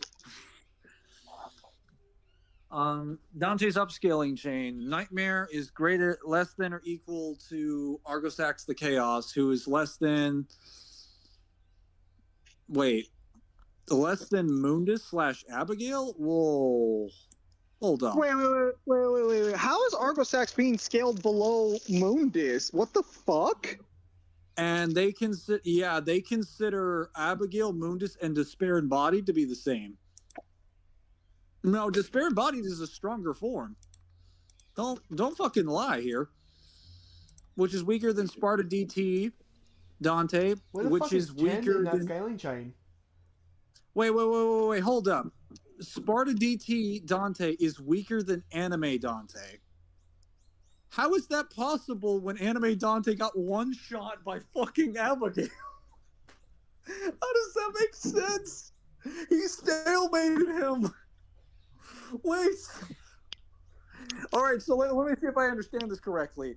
Argosax from 2, who's like the strongest character in the game, is weaker than Mundus from DMC 1, who is equal to Abigail, who is weaker than Despair Embodied, who is now weaker than the Sparta DT from 1, that fought the Mundus, who'd be the same strength as that Despair. But that's weaker than Anime Dante, who still got stalemated by the Abigail that he'd be weaker than. How does this make sense? I'm just wondering how someone signed up on the idea that Argosax is somehow not Demon King level when the statements literally say he was equal to Mundus at bare minimum. He literally. It's not even a statement from the game. It's a statement from Trinity. It's a statement from fucking History of DMC. It's a summary for fans. It's not the actual damn lore, you fools. The way it should be is that Anime Dante should be at the bottom here, next to Abigail. Well, whatever. Anime Dante defeated Abigail with ease. He did not defeat Abigail with ease. Abigail fucking one-shot him. He came back for a second round and got stalemated and had to pop DT in order to break the stalemate. That is not ease. You people are blind. So to be as fair to them as possible, I would assume ease here just means how quick the fight went down, because Dante just popped DT and Abigail's gone. You're fucking lying then at that point. Void Mundus, stronger than that. Base Dante from DMC2, who is less than or equal to Chin, who is weaker than DT. Majin DT from DMC2, who is weaker than DMC4 Dante, who's weaker than DT Dante. Well, first of all, why are we scaling Majin for him if we're not going to use fucking Trinity of Fates? Yeah, so that's not true. So Trinity of Fates demonstrates that Dante needs Majin form to be able to beat Despair Embodied, and even the official game guide for DMC2 acknowledges in the guidepost for the Hunters that you need Devil Trigger in order to beat Furiotaurus, a demon summoned by Arius, the flaming bronze bull. Like, not just that, Arius also scales to your base form, and he still considers Argosax to be the most powerful thing he's ever known, and something that will give him absolute power that transcends all things. In narrative, Argosax, even in base, is way stronger than Mundus was by the events of 2. Also, how is DMC4 Dante stronger than Majin DT? Oh, okay. Whatever. DMC5 Dante and DT is stronger than this, plus base Urizen, plus fruit Urizen. DMC5 Dante, send Devil Trigger Dante by the end.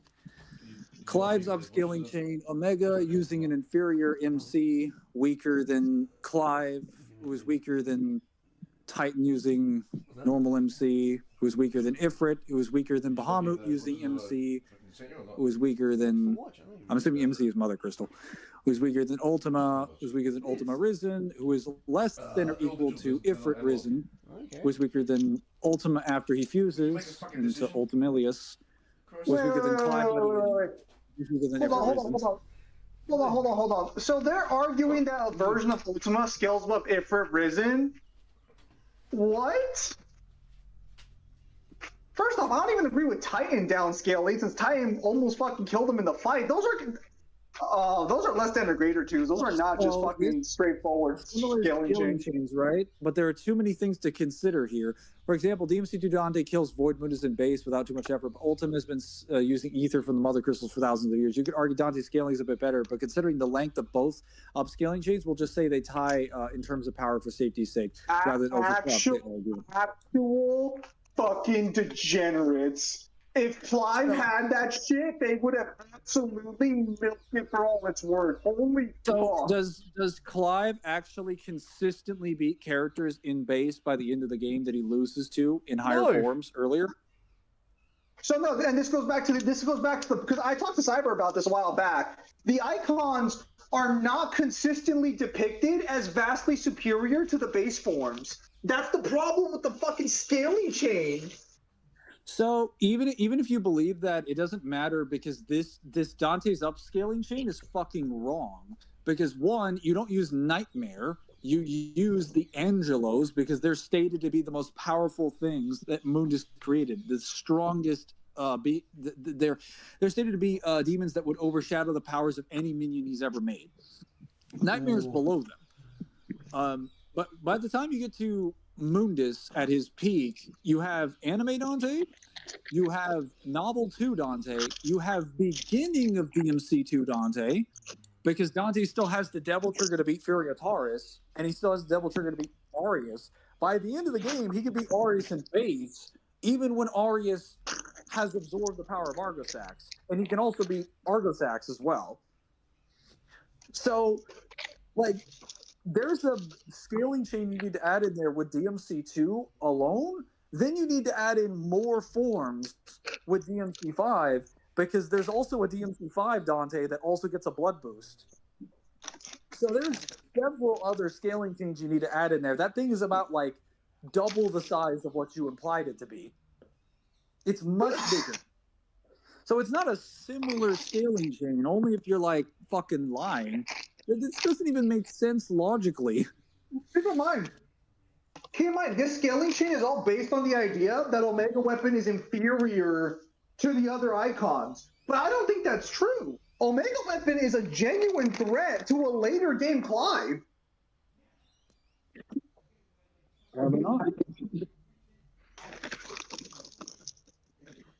Speed is a similar story. Mundus made a universe with his demonic energy in only a few seconds, clocking out to 587 quadrillion times FTL. Dante has defeated him and upskills from this feat heavily as seen above.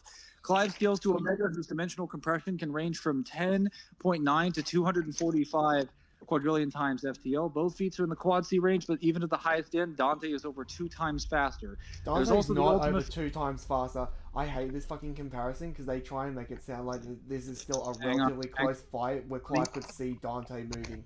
No. Let me finish. Dante is several quadrillions of times faster than him.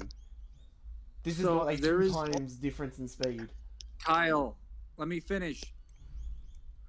There's also the Ultima feat that gets to consider that gets to 294 to 490 quadrillion times FTL, where we supposedly warps the dimension warp with some sort of directional wave, supposedly. We won't spend too much time talking about why that feat is debatable, but we have zero confirmation that that's what Ultima is actually doing, and that he didn't just teleport him and Clive. Oh, so that's fine. That you don't have confirmation there. Yeah, that's debatable. So first of all, as Balrog has mentioned, Death Battle made this same fuck up in their Kratos versus Azura thing. But when you get to the speed of light, hell, even when you get to like hypersonic ranges, when you start having even like a 10 or a 20% difference in speed, because of how quickly you're going, the other person is just going to be perceived as a statue. They're like so much slower than you. Like once you reach the speed of light, time now flows differently for you from your perspective. If you were moving at 500 something quadrillion times the speed of light, any person that, even if a person is 500 and like, let's say you're 580 quadrillion, if they're 570 quadrillion, where they're almost your same speed, they will be you will be invisible to them. Let me put it in a better way. Let's say you have character A who can move at just the speed of light, and you have character B who can move 2 times the speed of light.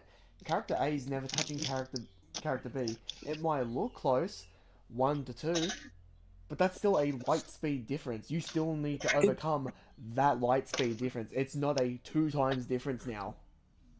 It's not a 2 times difference because one, you treat time differently. How you perceive time is different. So one character would be seeing time at a much faster pace than the other person. They wouldn't just be quicker, they'd be perceiving time itself differently.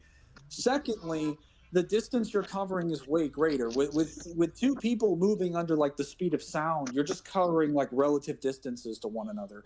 Maybe like a couple dozen meters. There's a lot more room for like negotiation there, especially when it comes to powers and abilities. The speeds we're talking about are at speeds that cover the entire universe in seconds. That's too great of a speed feat for it to matter. So this is a massive speed blitz in Dante's favor. He absolutely fucking obliterates. And to be clear, they only get they don't even acknowledge the second one as being as valid because they don't have confirmation on it. And the 10 to 245 quadrillion times, they point out that ranges. So at the lowest end, even by their calculations, it's 50 times slower. So he's either 50 times slower or he's 2 times slower. In either way, he's getting blitzed.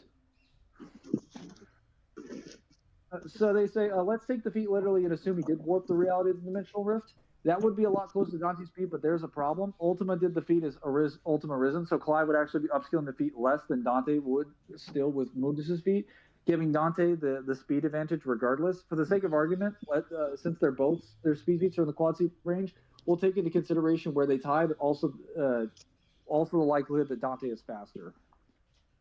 So again, it just keeps coming off as we're making concessions for Clive every single time. Like, why is Dante not receiving the benefits of the doubt here? He also has his scaling chain is twice the size of Clive's. And he has bigger power boost that you can consistently prove. Well, I mean, yeah, like not even on the fact that they got the scaling chain wrong with how many people are actually in the scaling chain and how to start it up and everything. But so everything here is just being given a benefit for Clive. Like even if you're not like a pro Dante fan, like at what point do you just say, yeah, clearly there was a favorite in this discussion? At what point also it's like, look at 5. Dante gets like 7 fucking power boosts in 5. There's one more elephant in the room we have to discuss, though. Multipliers. These aren't really anything new to the versus scene, especially if you're a Dragon Ball fan. If there's anything these characters do, it's that they can always get stronger via their transformation in the middle of a fight. With Devil Trigger and Ifrit, without getting too crazy in the multipliers, they definitely upscale their feats by a good amount. There's some confirmed multipliers, but they have context. There's a lot you can say about the issues of using multipliers in general, such as inflating stats and getting the count stacking territory, but let's focus on the multiplier arguments themselves. Starting with Clive's first, since he has a big one, he could potentially get 51 times stronger once he turns into Ifrit, which is hypothetically AP Stomp Dante. Hypothetically. Can I get a sword for that argument? Let's take a lot more where the multiplier comes from. First of all, it comes from a gameplay battle system section of FF16's Ultimania. It is entirely possible it's just talking about the specific gameplay set piece rather than being a literal multiplier, which makes sense when you look at the translation in more detail. Their maximum health is 51 times Clive's, while all other stats match Clive's values. However, increases from accessories are not applied. If Clive equips a support accessory... They are giving gameplay concessions like they did for Virgil, like during Sephiroth vs. Virgil for fucking Death Battle. I was going to say, this sounds familiar. I think I've heard this argument before. In order to stat stomp Dante, we need to use the gameplay to beat him. So gameplay limits Dante, and gameplay buffs Clive. Love it. You know full well.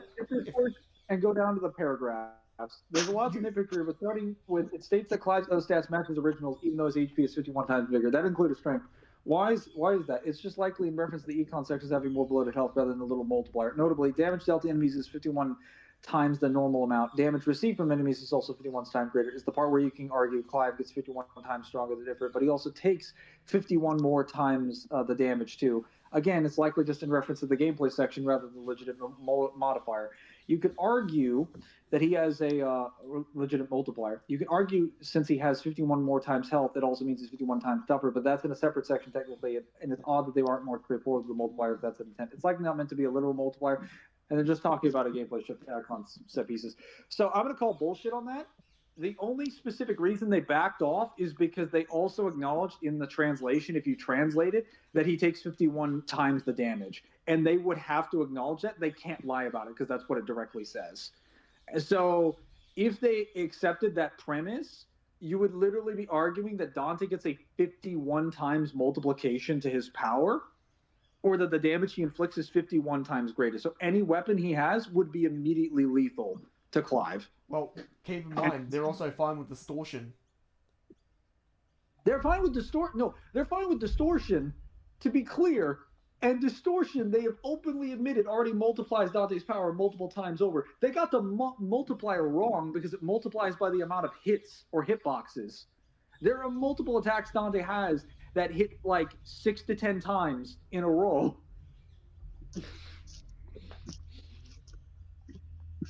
To be fair, Dante's multiplier arguments are in a similar boat, being more gameplay oriented than being straight lore based one. Taking them literally, Dante would get at least 2 times stronger both power and speed, potentially up to 10 times with the quick heart. For this approach, we think it's best to discard multipliers and focus on them upscaling their feats, which is tie out again. That being said, taking both literally, Clive would get stronger once he gets to Ifrit, but Dante would definitely be faster in the blitzing range. We'll try our best to acknowledge what Dante can do with the speed, but mainly focus on their stats are relative. Let's break this down so it's not in. Let's break this down so it's not in such middle ground terminology. We realized that it doesn't work for Clive, so we just want to call quitsies on the multiplication. So wait, because the scans that they provide here are from the guidebook. How is that gameplay and not lore? So to be as fair as possible, these are game guidebooks talking about gameplay, but let's not pretend like this isn't what Kyle said. The second they realized that Dante has a 10 times speed boost over here, they realized immediately that Dante just basically dances around Clive's icon form and murks him. No, fuck out of here. On top of a 51 times increase to strength as well, thanks to Ifrit taking 51 times more damage. So they realized very quickly, not only would Dante speed blitz, he would eventually wear him the fuck down. No. Hold up, fucking a second. When it comes to the actual, the specific ability, keep in mind the description for Pain being able to give you the more power based on the damage you inflict and the damage you receive.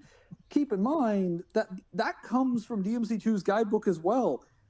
On the page where they mentioned that Dante can gain the ability to fly through the air, run to the ground at 10 times his normal speed, and Devil Trigger can also be used to regain vitality and stop time. The next paragraph says, Pain is the imminent principle of the hell, so for every point of damage Dante inflicts or sustains, his Devil Trigger gauges are filled. So, no, they're completely wrong. The guidebooks have lore in them. You know what? I just realized that if the icon... Oh, go on. It's not just gameplay. Even in the same paragraph, it's lore. So, no, fuck out of here. Well, what I was going to say is, so I 100% believe that Clive One is strictly gameplay. I have the Ultimania. I know what it looks like. That is more talking about gameplay than anything else. But the 51 times damage actually makes a lot of sense when you remember that Odin was able to one-shot Ifrit when Ifrit was in his fucking icon form. No, but let's call a spade a spade. If that disparity wasn't there on Clive's end, that he gets 51 times more damage, they would absolutely use it in a heartbeat. No, this is very much a blog that feels like Clive is giving everything to make him seem better, and Dante is being given just enough to make it interesting. Arsenal and abilities, which for some reason they separate this from survivability. I don't. No. So you won't understand it when you read what it is. There's a lot to cover here, so please bear with us. Fitting, since both of these characters are action game heroes with lots of tools to use. Starting with the important one, the regeneration and how long they can last in a fight. This one isn't even really a contest. Dante can regenerate his base form, which stabs the heart, multiple impalings, losing limbs. His healing factor is even more impressive when scaling to Nero, who can come back from being melted and misted at least once or twice. Dante, of course, can't spam this as it's dependent on stamina, but he has a lot of it, fighting for hours, sometimes days, needing only a few seconds and long breaks if he needs it, especially when you compare him to Clive. That's still wrong. He can come back immediately, even in 3 seconds, and it's not based on his stamina, but even by your position. Yeah, Clive's fucked. Let's see if they have anything. First, Clive cannot regenerate in base. Dominance can't regenerate in general in base. See Hugo getting his hands chopped off, and they only healed fully after fully transforming. Clive can't regenerate thanks to limit break, or can regenerate thanks to limit break, but it can only last so long before he runs out. Clive can regenerate limbs and eye gashes through priming, but it's nothing compared to Dante's regeneration. Also, Dominance can be overtaxed and overwhelmed. Clive himself has exited Ifrit mode due to being tired. To be clear, Clive can fight for a long time, most notably in the final ultimate fight, but it's hard to quantify. We also really have no proof if Clive could survive, let's say, a decapitation, while Dante can survive his whole body being melted. Also, I like to clarify, they say Clive fights for a while in the Ultima fight. We don't know how long that fight actually is. We have no time frame. It could be 20 minutes, 50. Do we even have examples of him fighting for a specified time frame? Because they give an actual time frame for Dante's feats in 5. It is anywhere from hours to weeks. Okay, yeah, then his feats would be minutes at last, at most. The best you can argue is assuming you count all cutscenes and everything, his longest fight's like 50 minutes, but that's assuming gameplay cutscenes and everything are all valid. If you don't get a specified time limit, you would usually assume it is in the tens of minutes at the most. That is the most you can make without any clear distinction. And Clive's biggest fight of attrition is just against Odin, and he spends like half the fight talking to Odin. Well, I mean, that gives you time to rest. Their healing items paint a similar story. Dante can carry up to 30 vital stars of each type, being the small, quarter heals, medium heals, and large heals. Wait, why wasn't this mentioned earlier?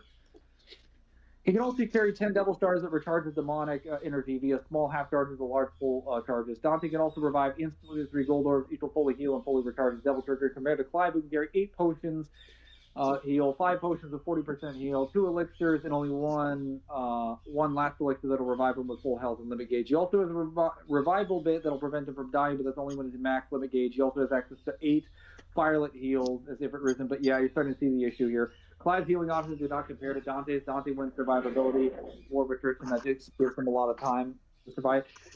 Why didn't they just acknowledge the fact that like Dante can just negate his regeneration and just leave him to die? Well, hang on.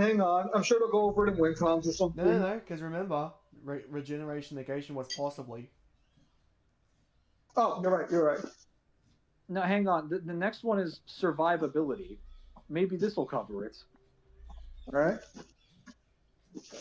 Going into their arsenal, and it should really come as no surprise who's winning. Dante throughout Devil May Cry's history has all sorts of weapons, from the signature guns, Dicey nunchucks, Pandora's weapons, electric guitar, backpack that shoots laser sticks, Psalm, motorcycle weapon for some reason, loads of different guns, so much more. Compared to Clive, who mainly has swords. Pretty good swords, mind you, but none of them really stand out. To be fair to Clive, he also wears armor that doesn't really do anything special other than better defense.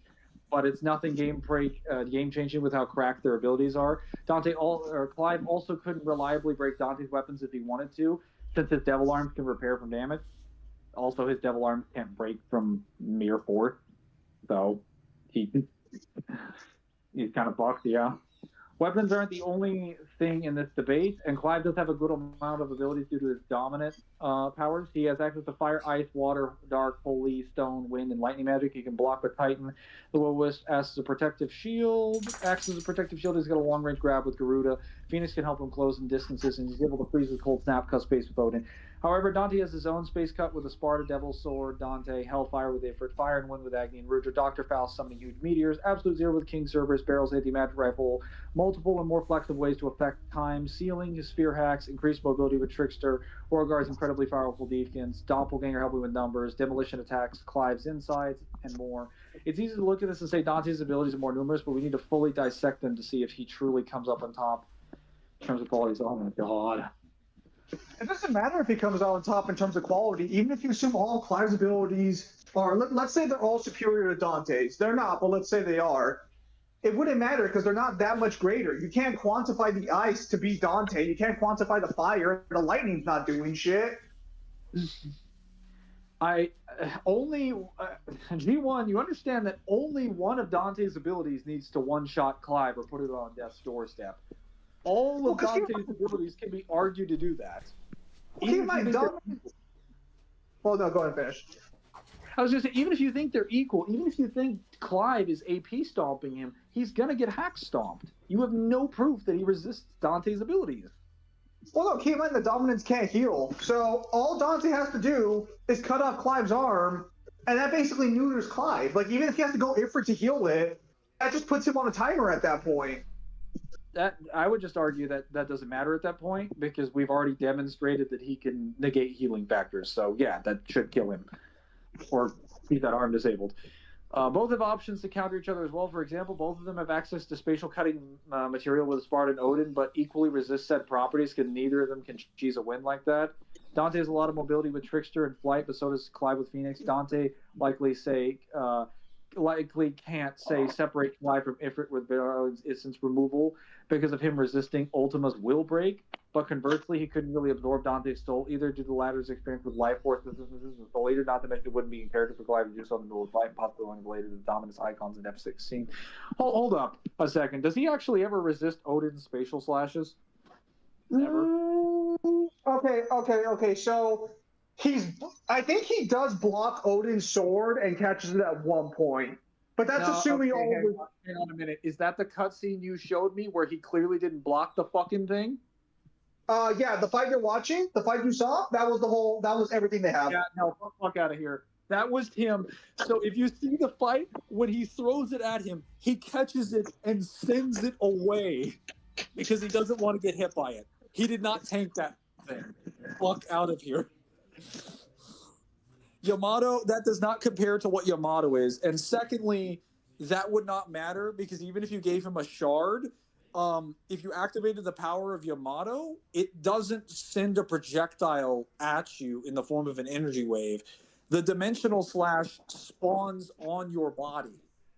No, hold on. You're thinking of Joshua. You're thinking of Joshua. That's Joshua. The Odin fight was a little later. You just don't remember it. Well, okay. What I'm pointing out is that unless Clive has demonstrated that he can deflect an attack cutting through space and time, appearing on top of him, not coming from a blade or from a position to him visibly, just appearing on his person, unless he's demonstrated that he can react to that and survive it, he's getting one shot by Yamato, even by a shard of it. I don't remember him ever resisting it because Odin just shoves his sword through his chest and it knocks Clive out of the Ifrit form. Okay, then no, that's lame. Saying Dante can't separate Clive from Ifrit with his essence because of resisting Ultima's Will Break. So, by the way they described Ultima's Will Break, it's just defined to be willpower manipulation, right? Yeah. Yeah, that doesn't protect you from Rebellion's ability to separate. Like when Dante throws Rebellion at you, he's not affecting your willpower. He's separating your very soul. And even by the way you defined it in the blog, it's a sealing technique. Willpower doesn't allow you to resist that unless you can prove that. And keep in mind, Dante's seals aren't normal sealing either, because normal demons can also seal away their own locations and areas, and yet they can still get affected by Dante's powers, despite having those abilities. So yeah, if he throws his sword at Clive, he could literally attack his soul immediately or separate him from whatever that form is. There's no reason he should be able to break out of that.